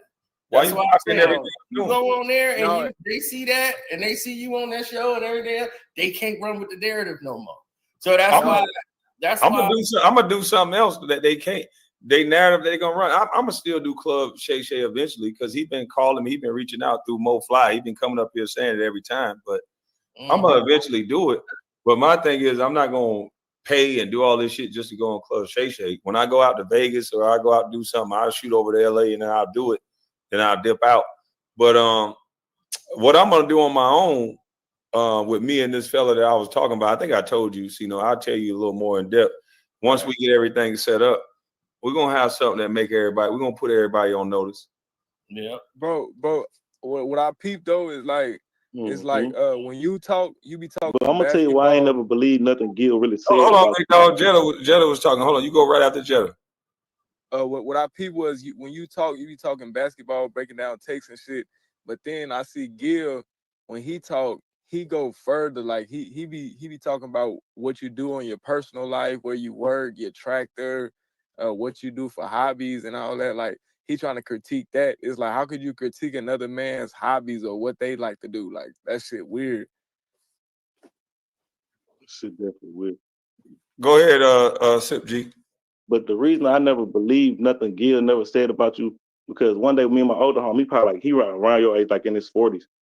And Gil was telling the story, I forgot what it was. He told the story about how the bouncer situation, the fight situation. That's the first person I ever heard that about from. You feel me? Was from Gil. So when he came out saying all these stories about you being negative and scared, I'm like, bro, well, how you said me watch this man, his brother do that to them bouncers. Like, I don't understand that. Like, so he always do negative stuff, like try to call you like bitches and shit. Like, no offense, but hoes and stuff. Like, bro, you wouldn't do that to his face because you seen what he did in real life. Facts, but I don't want to put out that persona. In those situations, we was defending ourselves. Like, no, it's life. It's gonna happen as men. It's gonna. You don't want to put that out, but as men, it's gonna happen when you're a man. That especially when you're gonna stand for something. Facts. And this dude, this bouncer, he was just mad about a chick. I don't know if it was his chick or whatever, but she reacted in a way towards me in front of him, and he was like, "Oh, that'd be like if I'm with my chick and she see Usher, and they be like, oh shit, my God, Usher." That's Usher. I'm not gonna react a certain way. If she trying to go with him, then bitch go. Then I know I picked wrong. But I ain't gonna react in a way to where I'm arguing with some dude about something he ain't had nothing to do with. And so that situation turned into a little altercation. But Gil wasn't there for that. He was there for a situation where I shouldn't even been at a club. I was in a walking booth. I was just so tired of being in the house. I had just got healthy enough to walk around. I'm getting ready to take my walking boot off in about a week. I had one more week in the walking boot. So I'm like, fuck it, man. I'm just gonna go out. I'm tired of sitting up in this house. You get stir crazy. So when I go out, it turned into a situation. So I'm like, damn, I'm in this fucking boot. My brother out here going crazy. It's hard for me to help him in the right way. And then they trying to jump us. So it was a different situation on that one. But Gil, he not that guy. I don't understand why he played the way he played on the internet. Probably because people believe it. Well, Gil is good as being a manipulator. He's always been like that. He always tried to manipulate people to get on his side. That's what he did. That's what his ex told me. All the stuff she said, it all lines up. So that's what his ex told me. His ex then told me everything he did. He manipulated all the people that she used to work with, and even her new boyfriend. He got the new boyfriend to come over there and work with him. The dude was so into working with Gil, he was defending Gil and all this stuff that he started spending all the time hanging out together and everything. He was, I took your guy, your new guy. He mine. You know, like this dude is insane. But that's what I'm saying. He go on Ryan Clark. He said, fuck me every time I asked to work with him. It's like, nah, nigga, you hired a nigga that's talking about my mama putting up all this weird shit. How can I, in good faith, work with you? How can I not dive in your shit? Or what if I come into a room and you got this nigga sitting there? I'm not setting myself up for a problem like that. Exactly. I was like, look, we could work together where I come in on the screen. Like I'm not gonna come in a room and be with him because there ain't no telling what I might do to him. I might choke the living shit out of him one day. Just for him being in the room with me. I don't want to see no junkie. And I told him I won't do no work with him. I like if Kwame ain't signed off on it, I ain't no work with us would ever be done. If Kwame ain't involved. So that's how and there's money to be made, but it gotta be respectful. Like all money ain't good money. Exactly. I'm not signing up for some nigga to try to little boy me like, oh, his business ain't shit, he this, he that, and then look, I helped him, nigga. If you wouldn't have been coming to the internet saying all these lies, all this Oak downstairs, weird shit, nigga, I call Oak right now. Like, nigga, you didn't even speak to Oak. So that lets you know right there, this nigga don't know Oak. This nigga can't hang around a nigga like Oak. He can't hang around me. I won't be around no soft ass nigga that's always trying to get two other niggas into it and you scared all the time. No. Like how you gonna bring up Oak like that? Like how you gonna bring up Oak and then not talk to Oak? Because Oak he brought up Oak and didn't talk to Oak because Oak will slap the shit out of anybody who's putting his name in some dumb shit that ain't true. And he know if Oak would have known what was really going on and what he was really saying, nigga, you don't use Oak. There's no lame shit like that. Nigga, Oak do what he do in the moment. But you don't never see Oak bragging about slapping nobody doing that. If he's asked about it, he'll say something. But real men that do that, they don't brag about that shit. And he don't really want that attention. That's what I'm saying. Oak don't really want that attention. You know, listen, the real question is why don't he say something he did to Kwame? Physically or said something, you feel me? Said something this way, like, why call Kwame a bitch one day and if it's anything like that? Why don't he say some shit like that? You get what I'm saying? Like about himself. It's always what another nigga did. It's always what another nigga did. Anyone. That's the thing. He's never physically done anything to anyone. Now a female maybe, but not another male. A female on that car of hers. Right, exactly. But not another male. Because your ex that you said you don't know, and then you said you know, and saying her name publicly, you know I know everything, Gil. So you can say all you want. I could tell you what happened at the pool when you got mad at her and chased her around the pool and what you did. I remember. I got a good memory, Gil.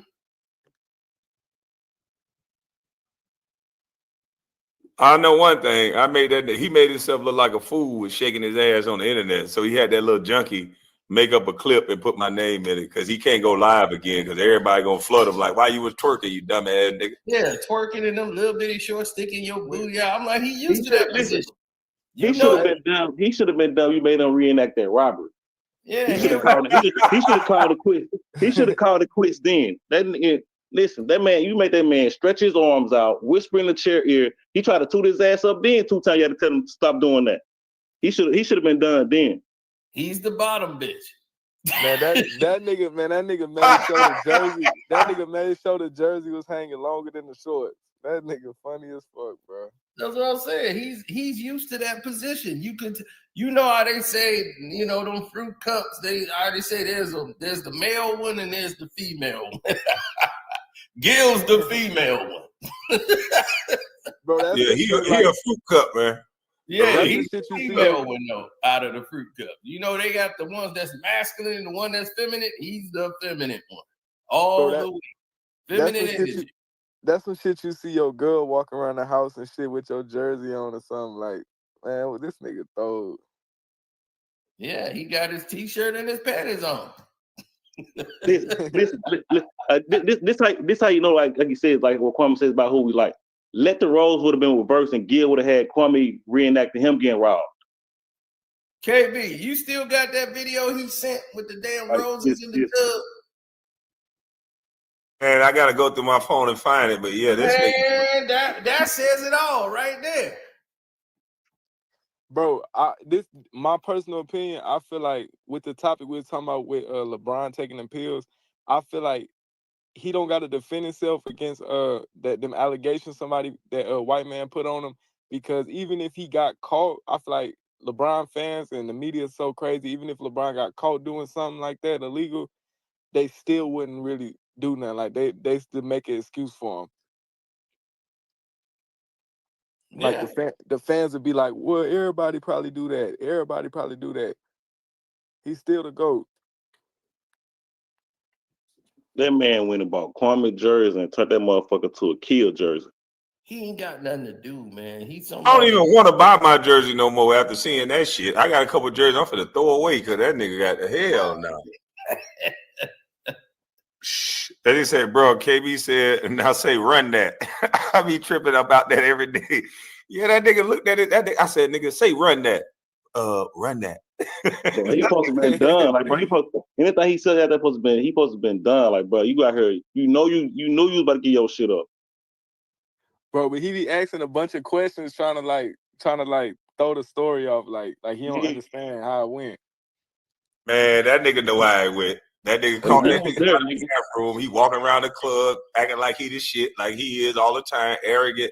Them niggas in DC don't go for that shit. Them niggas will beat your motherfucking ass. You be disrespectful. I think most of them niggas are some country niggas who migrated to DC, because most of them niggas can fight. They don't play no disrespect. If you come respectful, you know, they love sports. If you come respectful, like when I go to the club and I would see one of them niggas from DC and they would say they was a local legend or this and that, nigga, I'm going straight over there. What's up, my nigga? Salute to you. Goddamn, I'm enjoying your city. Nigga, let's take a shot. Simple shit like that. Simple, let's take a shot with some niggas that's from the city. Goddamn, get you way further than sitting there acting like you some big Willie wearing jewelry, taking all they bitches. That ain't gonna work. But bro, that's real nigga shit though. That's how you lock in. Like that's how you lock in when you in the next man city though. Mm-hmm. I know better. He don't know no better. He think he Big Willie style. So I ain't never did that. I went to the go-go. I'm in that bitch in the middle of the club. And the only reason why I could be in the middle of the club doing that, because everybody else that was having a good time, I'm going to piece up with them. And it ain't no big I love you. What's up, man? I respect the city. I like the city, man. Show me the culture. And them niggas would love to do that. It was easy. Mm-hmm. Real talk. That's showing love. He don't know how to interact with real people. That's the problem. No, he try to play we like all real people. We all real people, but they feel like basically he don't know how to, if you're an elitist, he don't know how to react with you. Man, he's trying to play like he a gangster or something, but you could look at him and see that ain't him though. So I don't know why you trying to bring guns and shit. And you can't be no gangster and no ball player. I keep trying to tell motherfuckers the two don't mix. You cannot be no gangster and no ball player. Those who will try. You see that gangsters don't move like that. Now everybody they don't act like that. Gangsters don't like people in their business. Like real gangsters, they don't want nobody talking about their business or what they doing. And a gangster would have never got caught with the gun. A gangster wouldn't have got caught with the gun if he did have a gun on him. Like nigga know. Yeah, but the thing is that it's nothing like a badge of honor with the stuff they doing. They know 90% of it is illegal, so they don't want no attention. Real gangsters don't want no attention. Like, dude, who is that you talking about? Why you mention my name? Why you tell them I'm here? You know, like, yo, they anything a knocker is like, oh, I'm just hanging out with him. Why you mention me? Dog, I'm not here. Don't mention me. I ain't doing nothing. Don't say my name. Like, dog, the gangsters don't want no attention. They don't want to be in the photograph. They don't want to be nowhere. Because they know any little thing could be an implication. Somebody, oh, he over there? You live? All right, well, we coming to get him. He know he done did some shit. There's somebody gonna have to probably pay for who next to him. So shoot, you gotta recognize some of that, especially if you hanging around him. And then Kwame said, that nigga Brendan Hayward, he trying to do damage control. He just did a video talking about the gun that Gilbert brought in, it wasn't loaded. He brought it in as a prank. Like, bro, real niggas don't even play like that. Yeah, that ain't no prank. That shit real. You don't even play like that. Like real niggas, you don't even play with no gun like that. Like bro, where's you from? That ain't no BB gun shit. That ain't no prank. It's real. Right, and that's why he been taking care of Javors. He's like, I didn't gave him a bone. I didn't did all this for Javors. I'm like, you got to. You have no choice. You put him there. Because he would have been in the league playing ball and had millions of dollars. He's talking about, I bought his mama a house. You better. You owe his mama a house. You better. Because he knows Javars Crediton, like who he know for real. And he know that, he knows some real serious people. And, the fact that he got to do this time because he's doing some stuff he ain't supposed to be doing because he should have been in the league because of your goofiness. Man, it's just like, bro, you know how many niggas from the hood want to be in the NBA? Like, man, I want to be in the NBA so bad. And then you go in there, you playing, like, you getting caught with guns. You doing, then after the gun, you going in there acting like you signaling a gun to the teammates or something in the huddle or whatever. That shit just wild, bro. Like, that shit don't make no sense. Like, I don't know that nigga, but bro, listen, like, you could, like, I watched the video this morning, like, nigga, I fuck with Swaggy P because he played for my Lakers. Like, so he was talking about how, I guess Gil was renting him out of the house, and then Gil just used to break in and just fuck it up just because he was renting it out to him, letting them use it. Like, bro, what type of nigga do that type of clown shit? He said he come in with a female in the house all fucked up because Gil done broke in and fucked it all up. Like, bro, that's clown shit, bro. Yeah, nigga would have beat his ass about some shit like that, bro. Yeah, bro, that's clown shit, bro. Like, why would you do some shit like that? You letting me use the house. You know I'm a rookie. You know I don't really got no crib. But you gonna break in and be funny, fuck it up, leave shit everywhere. Like, bro, that's clown shit, bro. Just don't let me use the crib, bro. I give me a little apartment or something. Yeah, vintage Gil. That's that weird. Is vintage That's weird. Gil That's weird. That's weird female behavior, bro. Like, yeah, that is some shit hoes do. They'll break in your house and throw fucking food everywhere on the walls and shit. Yep. Hey, KB. Yo. Yeah, here it is. Remember this? The dude coming out the pool this shit to me, addressing it to me. Oh my God. Come on, dog. Let me put you on a solo layout. Yeah. They act like his fans act like he ain't never do none of this weirdo shit. yeah, like the one dude, Garrett Hickerson, talking about y'all sound like some girl mad at nigga. Tell that nigga he doing weird shit on the internet. Right. I'm like, yo, why your shirt off and you calling my name, whispering my name, stepping out the damn shower? I mean, out the damn pool. What the fuck? I'm like, what you sending me this shit for? What?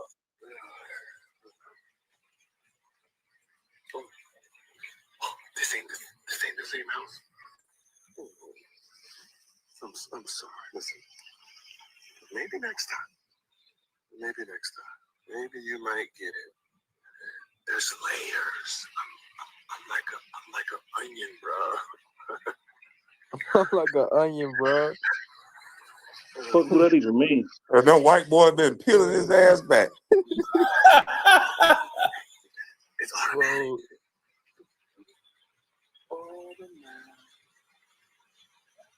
Bro, he think Man, he why on this nigga look like TV. this, man? What the fuck is going on? He trying to seduce you or some shit. Right, Arizona fruitcake, boy, I tell you. Man, this nigga is a fruit cup.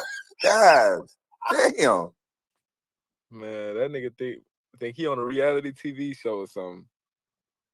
But I noticed a pattern on it too.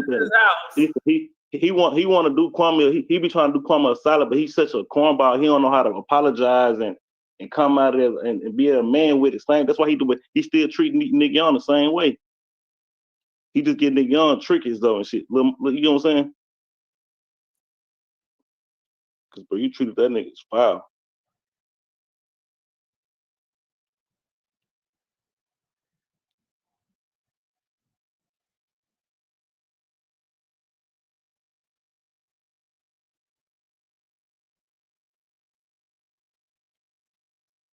Yeah, so that's his computer set that he got all laced out in his room. He want to show his house off. But I'm gonna try to go see if we got the old video of him. But see, I didn't have that back then, but he had a video in which he was doing that. Man, I don't know what this dude problem is, but like I said, man. Hey, listen, if that's what winning is. No, he chopping up the video of the liar that he interviewed. Right? So we all pile into the limo from downtown DC, and we fly out there to pick up Kwame. Bro, from the He minute fly out to pick up me. Hold on, wait a minute. Pause that, Chino. So this nigga ain't even on the team, but he fly out to pick me up? Right, we on there, we flying out to pick up Kwame. This dude lying his ass off, and he's sitting there. I'm like, no, he. So I need a ride from a fucking guy that ain't even on the team. How did he pay for this? Yeah, we riding out to pick up Kwame from the airport. We flying over here. I was like, dog, you didn't even make the team. Ain't he on the practice squad? This nigga is on the practice squad. Why would he fly out to pick me up anywhere? Like, this shit don't even make no sense. That's why it's hard for me to respond to this goofy ass shit. This nigga keep getting to these broke ass niggas that need his help, and he putting them on shows, and they think they're gonna get an opportunity, and they say whatever. But where the women at? Yeah. He's sending videos to Cino instead of fucking some women. He sent Like, this shit months ago. I just left it there because he sent so much. if I done this to a woman, where's the woman that said I done this to her? Mm-hmm. Why it always got to be these hating ass niggas that don't like me, that always got something negative to say about me? Right, and matter of fact, I don't even know if this dude don't like. He just some nigga that just look like he need a check. Man, listen, man. All the guys Gilbert dealing with need a check. That's what you don't understand. Jeffries or someone said something up. Me and some of the young bulls. Oh, he said Ramos was Jeffries. supposed to go pick him up. Jeffries. Well, we all pile into the limo from downtown DC, and we fly out there to pick up Kwame. Bro, from the minute we pull up to the crib, it's mayhem. There's some chick running out the front door screaming. This big dude comes running out behind her. It's Kwame. There's chasing her around the house. So let me ask you this. You know where I lived at the time, bro? So you telling me they left DC and we're going to go to a club in DC. At that time, I lived in McLean, Virginia. Mm-hmm. If anybody can look up McLean, Virginia, you're talking about a damn near 45, 50 minute, maybe even an hour drive. It's a 50-minute drive with no traffic to the city from McLean. Why would you leave McLean, Virginia to come and pick me up and you're a practice squad nigga? What did you pick me up in and where did you get this money from? That's what I want to know. Who was you with when you picked him up? He said we. Why would I need a ride from them niggas? He was like, I was with Jeffries, one of them. Oh my God. Why would I need a ride from a nigga that ain't even on the team? Right. And he's like, oh, one of the young guys, Haywood Jeffries. And Jeffries or someone said something up. Me and some of the young bulls, Pete Ramos was supposed to go pick him up in the limo and hit the club. Right? So we all pile into the limo from downtown DC, and we fly out there to pick up Kwame. Why are you making it sound like you flying? No, you're gonna drive 50 minutes to come get me. There's some chick running out the front door screaming. This big dude, Jeffries or someone said something up. Me and some of the young bulls, get in the ring and box somebody. There's a promoter out there that will put the money up, and you guys can come to the terms, and you can put the money towards some foundation, and some go to you. oh, he talking about, I still love this. How about this? When I was throwing all them punches. Right now, show.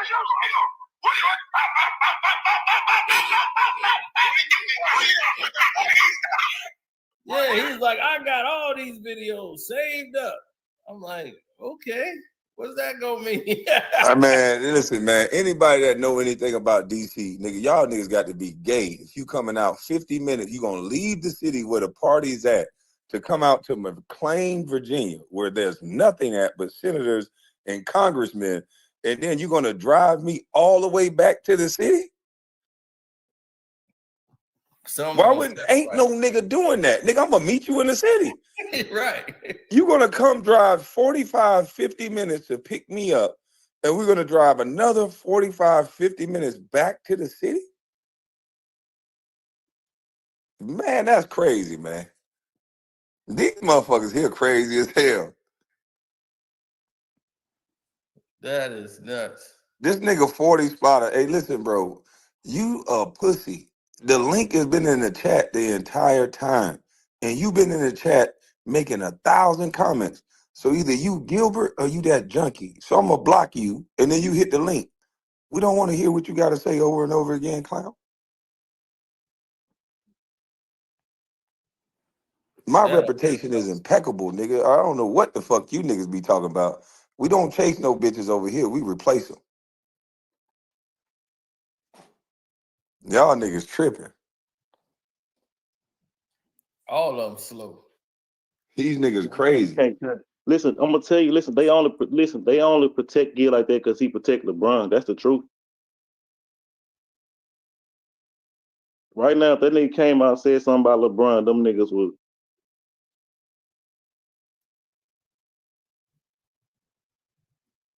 These niggas whack, man. These niggas some weirdo niggas protecting grown men, nigga. Anything I did or anything you think I did, nigga, I'll cop out to it. Nigga, what you gonna do about it? Anything I ever did, I'll cop out to it. Nigga, I don't got no job. I don't got to lie or hide about nothing I've ever done. That's what I don't understand these niggas. Who are y'all talking to? Who y'all telling? Y'all act like I belong to some organization. Like I said, man. Kenyon Martin sit on the couch with this nigga right then and there. If I'm this ass whooping nigga and I just disrespect women, my baby mama slapped me in the face right there in the club. Kenyon sitting on the couch with him. Won't he just ask him? Yeah. That's all you gotta do. Like, this shit whack, man. These niggas that much of a haters. What I told y'all they use when they trying to cancel a nigga.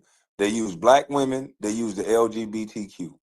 And every time they say something about me, they try to put black women against me and the LGBTQ.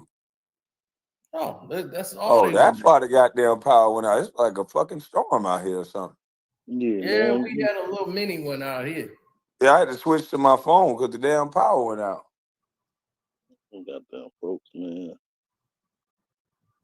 But you know, that's the go along, get along. They've been they play even before you though, Kwame. They always been they play. Well, I know they play, and it don't matter to me. That's why when I see anybody acting a little bit different, okay, they done offered you something you can't refuse, and I'm out. My block list is full, man. I don't got time for that shit. Like when you hear the actual story as opposed to what a motherfucker say, it be so far from the truth that it be crazy. That's why you don't really see.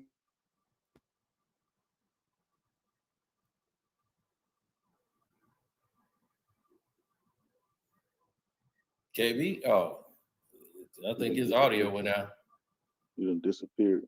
Yeah, but shoot. My bad. Somebody was calling. But yeah, man, you don't really see nobody come up against me but these hating ass niggas because they trying to get. At first, I thought it was clout chasing, but if you pay attention to what they say, they try to take away from me as a man as a whole. I'm just so dumb I can't do nothing. Okay, well, Brendan, if I'm so dumb I can't do nothing, you was in my draft class. Why you wasn't even first round pick damn near? Well, he was a first round pick. Why you wasn't lottery? You went to North Carolina. You let a nigga that's drunk, dumb, and all this shit beat your ass out. Kwame, your third year was the year they realized that they knew you could play. Your third year was the year they realized you could play. Then after that, they stopped. That was the year you took your most shots, the most minutes you ever played. You averaged the most points. You almost shoot 50% field goal. You shoot like 49%. After that, your minutes went down. You was playing like 30 minutes a game that year. After that, they started putting you around more guards that shoot first guards. It was sabotage from the beginning. And the whole time I'm telling my agent, please get me with Jason Kidd. These niggas, all they doing is running fast and getting 20 points, 15 points a game. Please get me with Jason Kidd. I'll get me 3-4 rebound, offensive rebound, and then all I gotta do is run into 8 points, and then I could do a few post moves. I'm gonna average 20. Jason Kidd had niggas eating. These past first point, I played with Brevin Knight. There was a stretch that you can go look up that I played with Brevin Knight, a pass first point guard. And right then I said, I got to get the fuck away from Gil.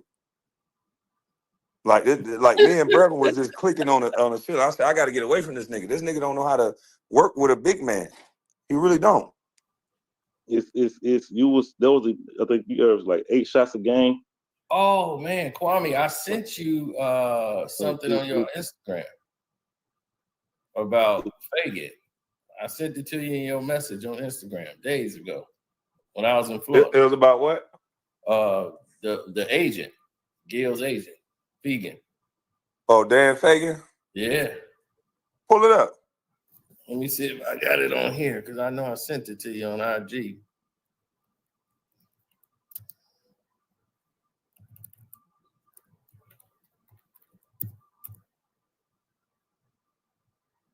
Kwame. It's in the back? No, not no, yet. I don't see it. Hey, Kwame, the first you made to the league, how many pounds did they try to put on you? Shit. I was like 230 something. They bulked me up to damn near 248, 250. And then they said that was too much weight, like 255. That was too much weight. That was too heavy for me. Mm-hmm. Now, here it is right here. It's in all of them. I'm going to start this, share this. We can go to this one.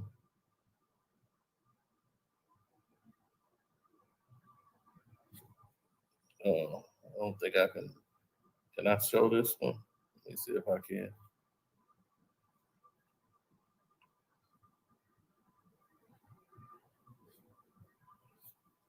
Hey, Mel Doug, why you trying to find that? What's up, big dog? All Hey, right, there we go. man, I'm living the dream, man. Just got on my little break for the next 2.5 weeks, man. Hey, salute to you, Kwame, man. Salute to you, Carcino, Sip G. Guys, hey, keep being the real sports content where we hear the real information and the real news sources, because all these other people who are jumping on y'all because y'all are telling the truth about LeBron and y'all giving critiques, y'all not giving criticism, y'all not putting down the man. All these people who are running into the chat are attacking you personally because they don't know what an adult man-to-man conversation and a critique looks like. The reason why I popped up here, bro, is I wanted to talk about because I know I mentioned something about the viewership in the NBA being down. And I just wanted to see your thoughts on this, because one of the theories I have is I don't think the players are relatable to everyday fans, especially hood kids anymore. Is that something you see yourself or you disagree with? No, I see that I see that, and I said that before. I saw the way the league was going. Part of that is because this idol worshiping that we're doing. We only want elites. We only want certain people, like Quincy Oliveri. He just got stomped out the league. Nobody's talking about him no more, because now that Bronny's playing good, we all gonna switch gears and say, look at how Bronny's playing. Even though the guy that was playing in front of Bronny was he was the G League leading scorer. You know what I mean? I told y'all, in order for one to win, another has to lose. And so some of that has something to do with it, but a lot of it, some of these guys that come from the inner city now, they're not happy about the opportunity. Some of these dudes are trying to be street dudes and ball players at the same time. You can't mix that. They shooting themselves in the foot. Yeah, and so one of the things that I'm starting to see is, I don't know if people know this, but AAU is starting to become expensive. And AAU is starting to become a white family adventure. Like, AAU programs aren't necessarily looking to find that kid in the hood that they're going to give an opportunity to come play on their squad and get showcased. Most of these programs now are nepotism products. You see like Chris Paul, I can't remember who the white guy is down here in Florida, Chandler Parsons. All those guys now, they're starting their own AAU programs with their kids. I actually drove 3 hours down. I'm actually in Southwest Florida now. I'm about to go check out the city of Palms, and I want to see the Boozer twins play. But the reason why I'm watching them play is because their daddy, had them put in this AU program. And that's where I'm starting to see a lot of kids not really being able to relate now because a lot of the hood kids aren't getting those opportunities to play in AAU programs, but that's what they used to get their showcases at now. But it's really former players, kids of college players or NBA players who these AAU programs are built around. That's why Caitlin Clark is got so much of her notoriety, because there's a lot of money with AAU now, and them white girls, their parents are paying just like they did for volleyball and for softball.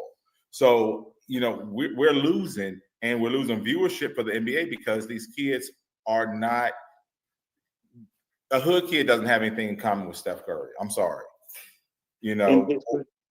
Go ahead. I coach baseball, so I get that already with baseball, right? So like I'm in the inner city, so I have a hard time. So I started a nonprofit for the kids that they don't have nothing. So expensive. The travel teams is so much. Like I try to put my son. So I try to put my son on a team because I didn't want to coach him. They said $1,300. He's 9, right? So I'm like, so it's in all the sports. It's all turning into that. What you're saying, like none of the baseball players is really relatable to the hood kids. Like, and it's hard. Like it's just crazy. Yeah, I don't know what we do about that. Back chat, KB. Okay, let me check it out. Hold on. There you go. Okay, that's Dan Fagan or Fagan, whatever you want to call him. This man right here is lost 7 clients already to the whole rule, legal action. He has lost 7 NBA clients. Now remember what KB told y'all about him. This man was losing. He lost his entire business based on the legal action by a former employee. So Independent Sports and Entertainment, who he was signed with, they went against him, and the hearing was scheduled in a federal court in LA on the matter. They had a temporary suspension on him. They asked for a preliminary injunction preventing him from competing with the agency until his non-compete agreement expired in February. He was breach of contract in 2 arbitrations in court, and he maintained he didn't do nothing wrong. So the judge put a temporary restraining order on him, which then expired until April the 7th. They had Fagan talking about he has suffered damage to his business because of this temporary restraining order, and he lost 7 players, and he's like, this will cause me to lose substantial amount of money, potential 7-game figures. Until the cloud of this injunction is lifted, I'm at risk of losing all my players, my competitors, not just ISE. They're using other injunctions and opportunities to try to convince my clients they should leave me and find different representation. Now, why is all of this happening to Fagan, you might say? All of this was happening because of all of these stuffs going against him. And this is why. They found out that he was leveling and bevying allegations against them, Hank Rather, and they said that Fagan was launching a smear campaign. He was launching and threatening other agents that they did not go by the way he wanted. He was fired. And then after that, and they said, Mr. Fagan is simply trying to smear his way out of a reality that he created through false and malicious allegations. This is what desperate people do when they have no defense on the merits. Simply put, ISE intends to prove that Mr. Fagan damaged ISE by his misconduct, not only by losing major clients through very high-profile terminations, but also very actively working against ISE and abusing and threatening agents under his supervision. Mr. Fagan's reputation and actions speak for themselves. Now, everybody can see that this is Gilbert Arenas' agent. And if you didn't do it sound like I said something off about this agent? Everything you said about him, this was the case. And before they even finished everything in the case, he died in a car accident. You said they were scared of him. Yeah, they were scared of him. He was like a black belt in karate. Gilbert was scared of him. Hey, Gilbert sitting there talking about, I didn't borrow no money. Who said he borrowed money? I said, nigga, you owe him money. I didn't borrow any money. Like, no, you know you spent all your rookie money. You need to stop lying. You even said it online. Mm-hmm. He Speaking with was fucking something else, clients. man. He fucking his clients up, or his co-workers. And he was using his clients to get other NBA players. The point guard on the team is very important. The point guard has the ball in his hands all the time. The point guard, if you want another player to look good, the point guard on the team can make a player look good or look bad. All he has to do is not pass me the ball. If he passed me the ball throwing lobs and I'm getting dunks and I'm getting 10, 12 points a game, then now that point guard just helped Fagan get another guy $80 million. Or if that guy don't pass him the ball at all, then what? So it's a dirty game. It's a dangerous game, but that's the game Gilbert was involved in. But he want to sit up here and pretend like, oh, he blaming his whole career on me. I ain't say you was responsible for my whole career, but that situation you was responsible for.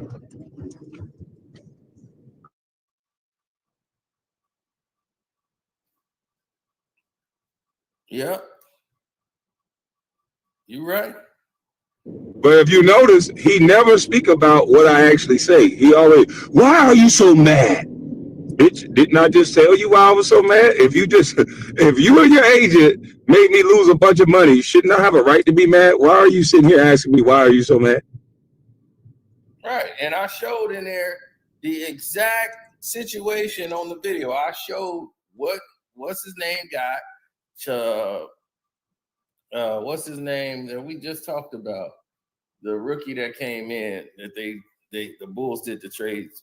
What was his name? Oh god damn.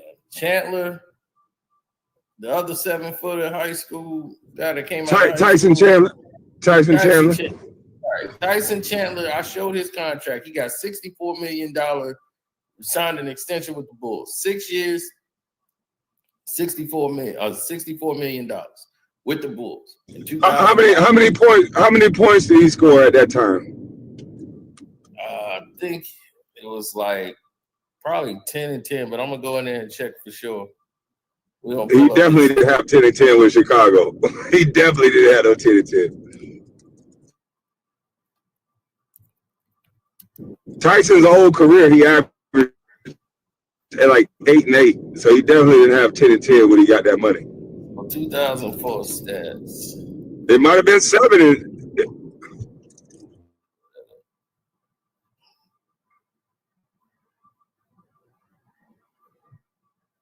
see if I can go down his.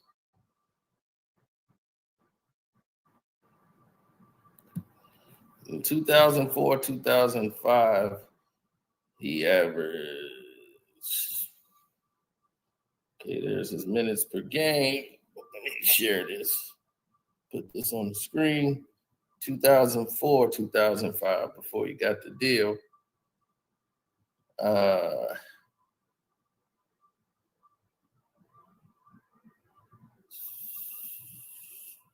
His minutes per game. Let me see where we at. It says points. He averaged 8 points. He was Defensive Player of the Year that year. So he got Defensive Player of the Year award. And he averaged 8 points. He had almost 2 blocks a game. He had 9.7 rebounds a game. Shot 67 from the free throw line. He played. Okay, so that's the year he averaged. That had to be the year he averaged, like what you said, 8 and 9. Yeah, 8 and 9, almost 10. So he was like 8 and 10 total rebounds. So what did he average? What did he average a year before that? Because we both was under a 3-year deal with the 4th-year extension.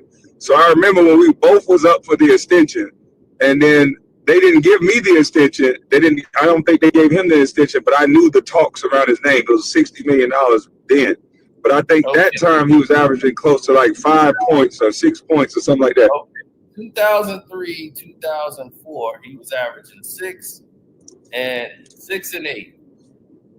Okay, there we go. And then we both didn't get the extension. I think I was averaging 11 and 7. We were both supposed to get the extension. They never gave us the extension. I broke my foot.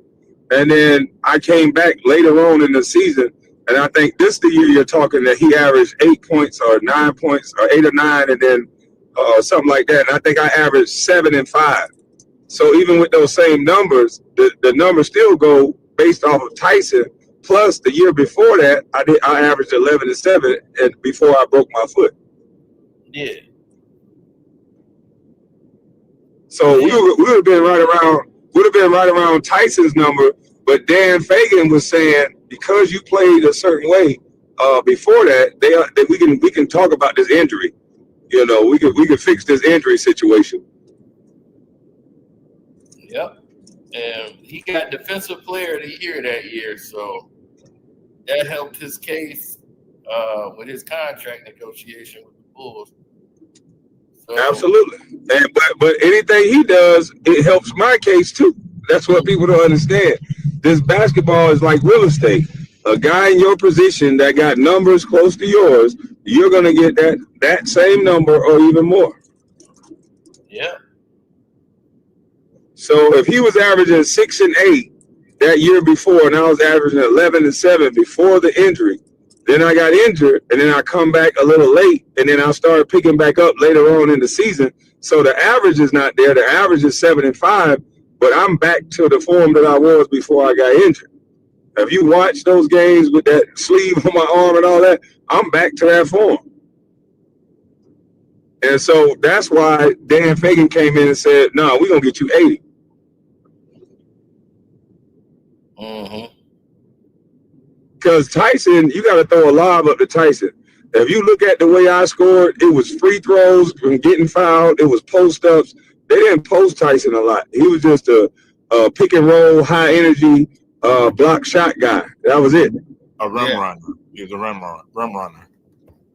Well, if you look at the way I scored, they threw me the ball in the post. Yep. But you was athletic enough. And how you get paid is if you was so fast on the break. Yeah, people don't like for 7 but also people get paid based on who can get their own bucket too. And in our league, especially when I played, the guys who can get their own bucket, they get paid more. The guys who is just a rim runner and all that, they get paid as well. But if you can get your own bucket, you get paid more. Somebody said what? Yeah, man. Dan Fagan, man, he was crazy. So that's what I'm saying. It's 7 other people that left him. And that's why I was like, man, then the guy mysteriously dies in a car accident in Colorado. Man, Gilbert know who Dan Fagan is. Like I ain't even. It ain't even no conversation. It's just for the people that be listening and trying to talk that they don't know. Well, Sino, I think more people gravitate to Gil just because they hate the critiques that Kwame is giving. So I think it's pretty much so, I hate what Kwame's saying and my feelings get hurt, i.e. look at some of the people that come up in the chat. So those are the people that's going to run over there and listen to Gil because, unfortunately, I don't think he's a very smart man. He's a smart man and he made a lot of money. But in terms of like having a conversation, a real in-depth conversation that has depth to it, from following him and listening to him when he was even playing, I've never gravitated him as a guy that could pull a young guy to the side and educate him about the game.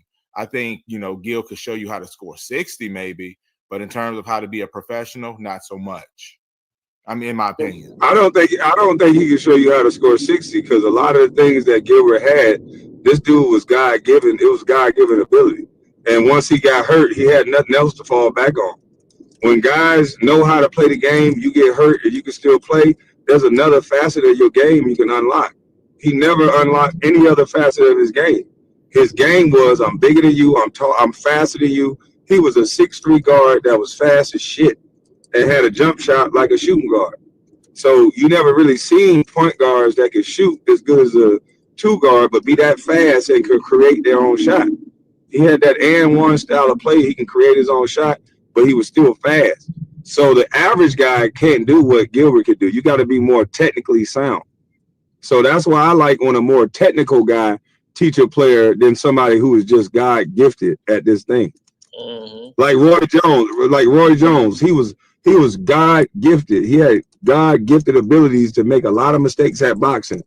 But then once those mistakes got exposed, he never was able to recover. Same thing with Gil. Now, these the contracts you had that they showing. I don't know how accurate they are, but this is the contracts they saying. So in 2004 and 5, when you was in negotiations with the Wizards, and then you signed, you left in 05, 06, and did you sign a deal here? I signed with detrimental to the team where I didn't even show back up.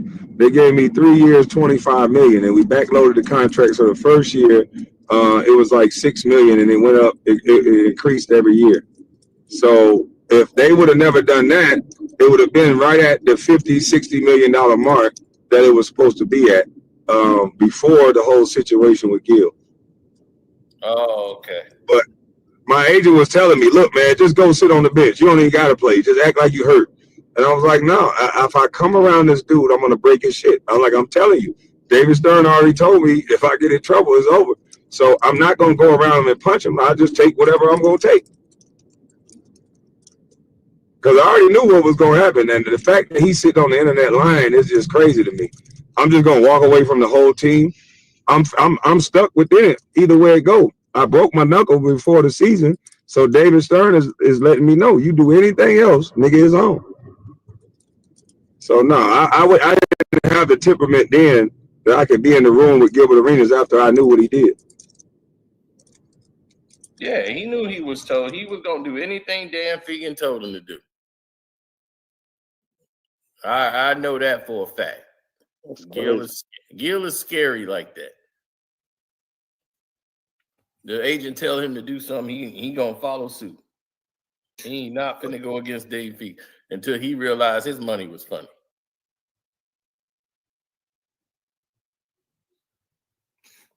So speaking from somebody that's like I said, just on the outside watching all of this stuff, like I said, you guys know way better about Gilbert Arenas than I ever could. But I'm watching this man, and I always say that he needed Kwame Brown more than Kwame Brown would have ever needed him. Because same thing today. And that's where that's what I'm gonna get at, because Kwame basically was out of the league for maybe 6 or 7 years before he went viral on the internet. And Kwame was living his life, doesn't even talks about politics, talks about so many different things. Gilbert Arenas strikes me as the type of person that he needed that spotlight. So when that spotlight was gone, kind of like watching Rocky IV when Apollo Creed wasn't important anymore, he needed that drive, needed that energy, and he saw Kwame's rise. So what he wanted to do was he wanted to feed off of that just so he could be back in the spotlight, so his name could be relevant again. So because a lot of those athletes I'm seeing, they aren't content with just being out of that spotlight. And so I think he's one of those and falls victim to it. I could be wrong, but that's just what I'm seeing from him, that he needs to be back in the spotlight. And that's why he's going to make as many interviews with the Vlads or anybody else just to get attention and have something to say, even if it's at Kwame's expense. And Kwame keep kicking him in his drawers, but he keep coming back for more for some strange reason. But that's the reason why I think he has to keep talking about Kwame Brown, because he saw what Kwame Brown was able to do without the basketball, and he needs to find something to do because he doesn't know how to do it without a basketball, in my opinion. Yeah. And they run these smear campaigns, and then behind the scenes, they make sure they try to slow up your money.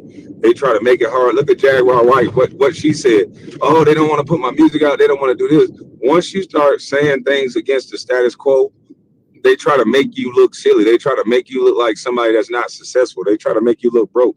The average player that's 5 years out of the league, they're broke. They got nothing. I'm talking about living with their mama, working in the back of a warehouse. Me, after 4 or 5 years after the league, I still had a Rolls Royce. I'm riding around in a Rolls Royce. Now I got rid of it because you got to downsize. You got to keep everything in perspective. When you're not making that type of money, nigga, you gotta be what you gotta know what it is.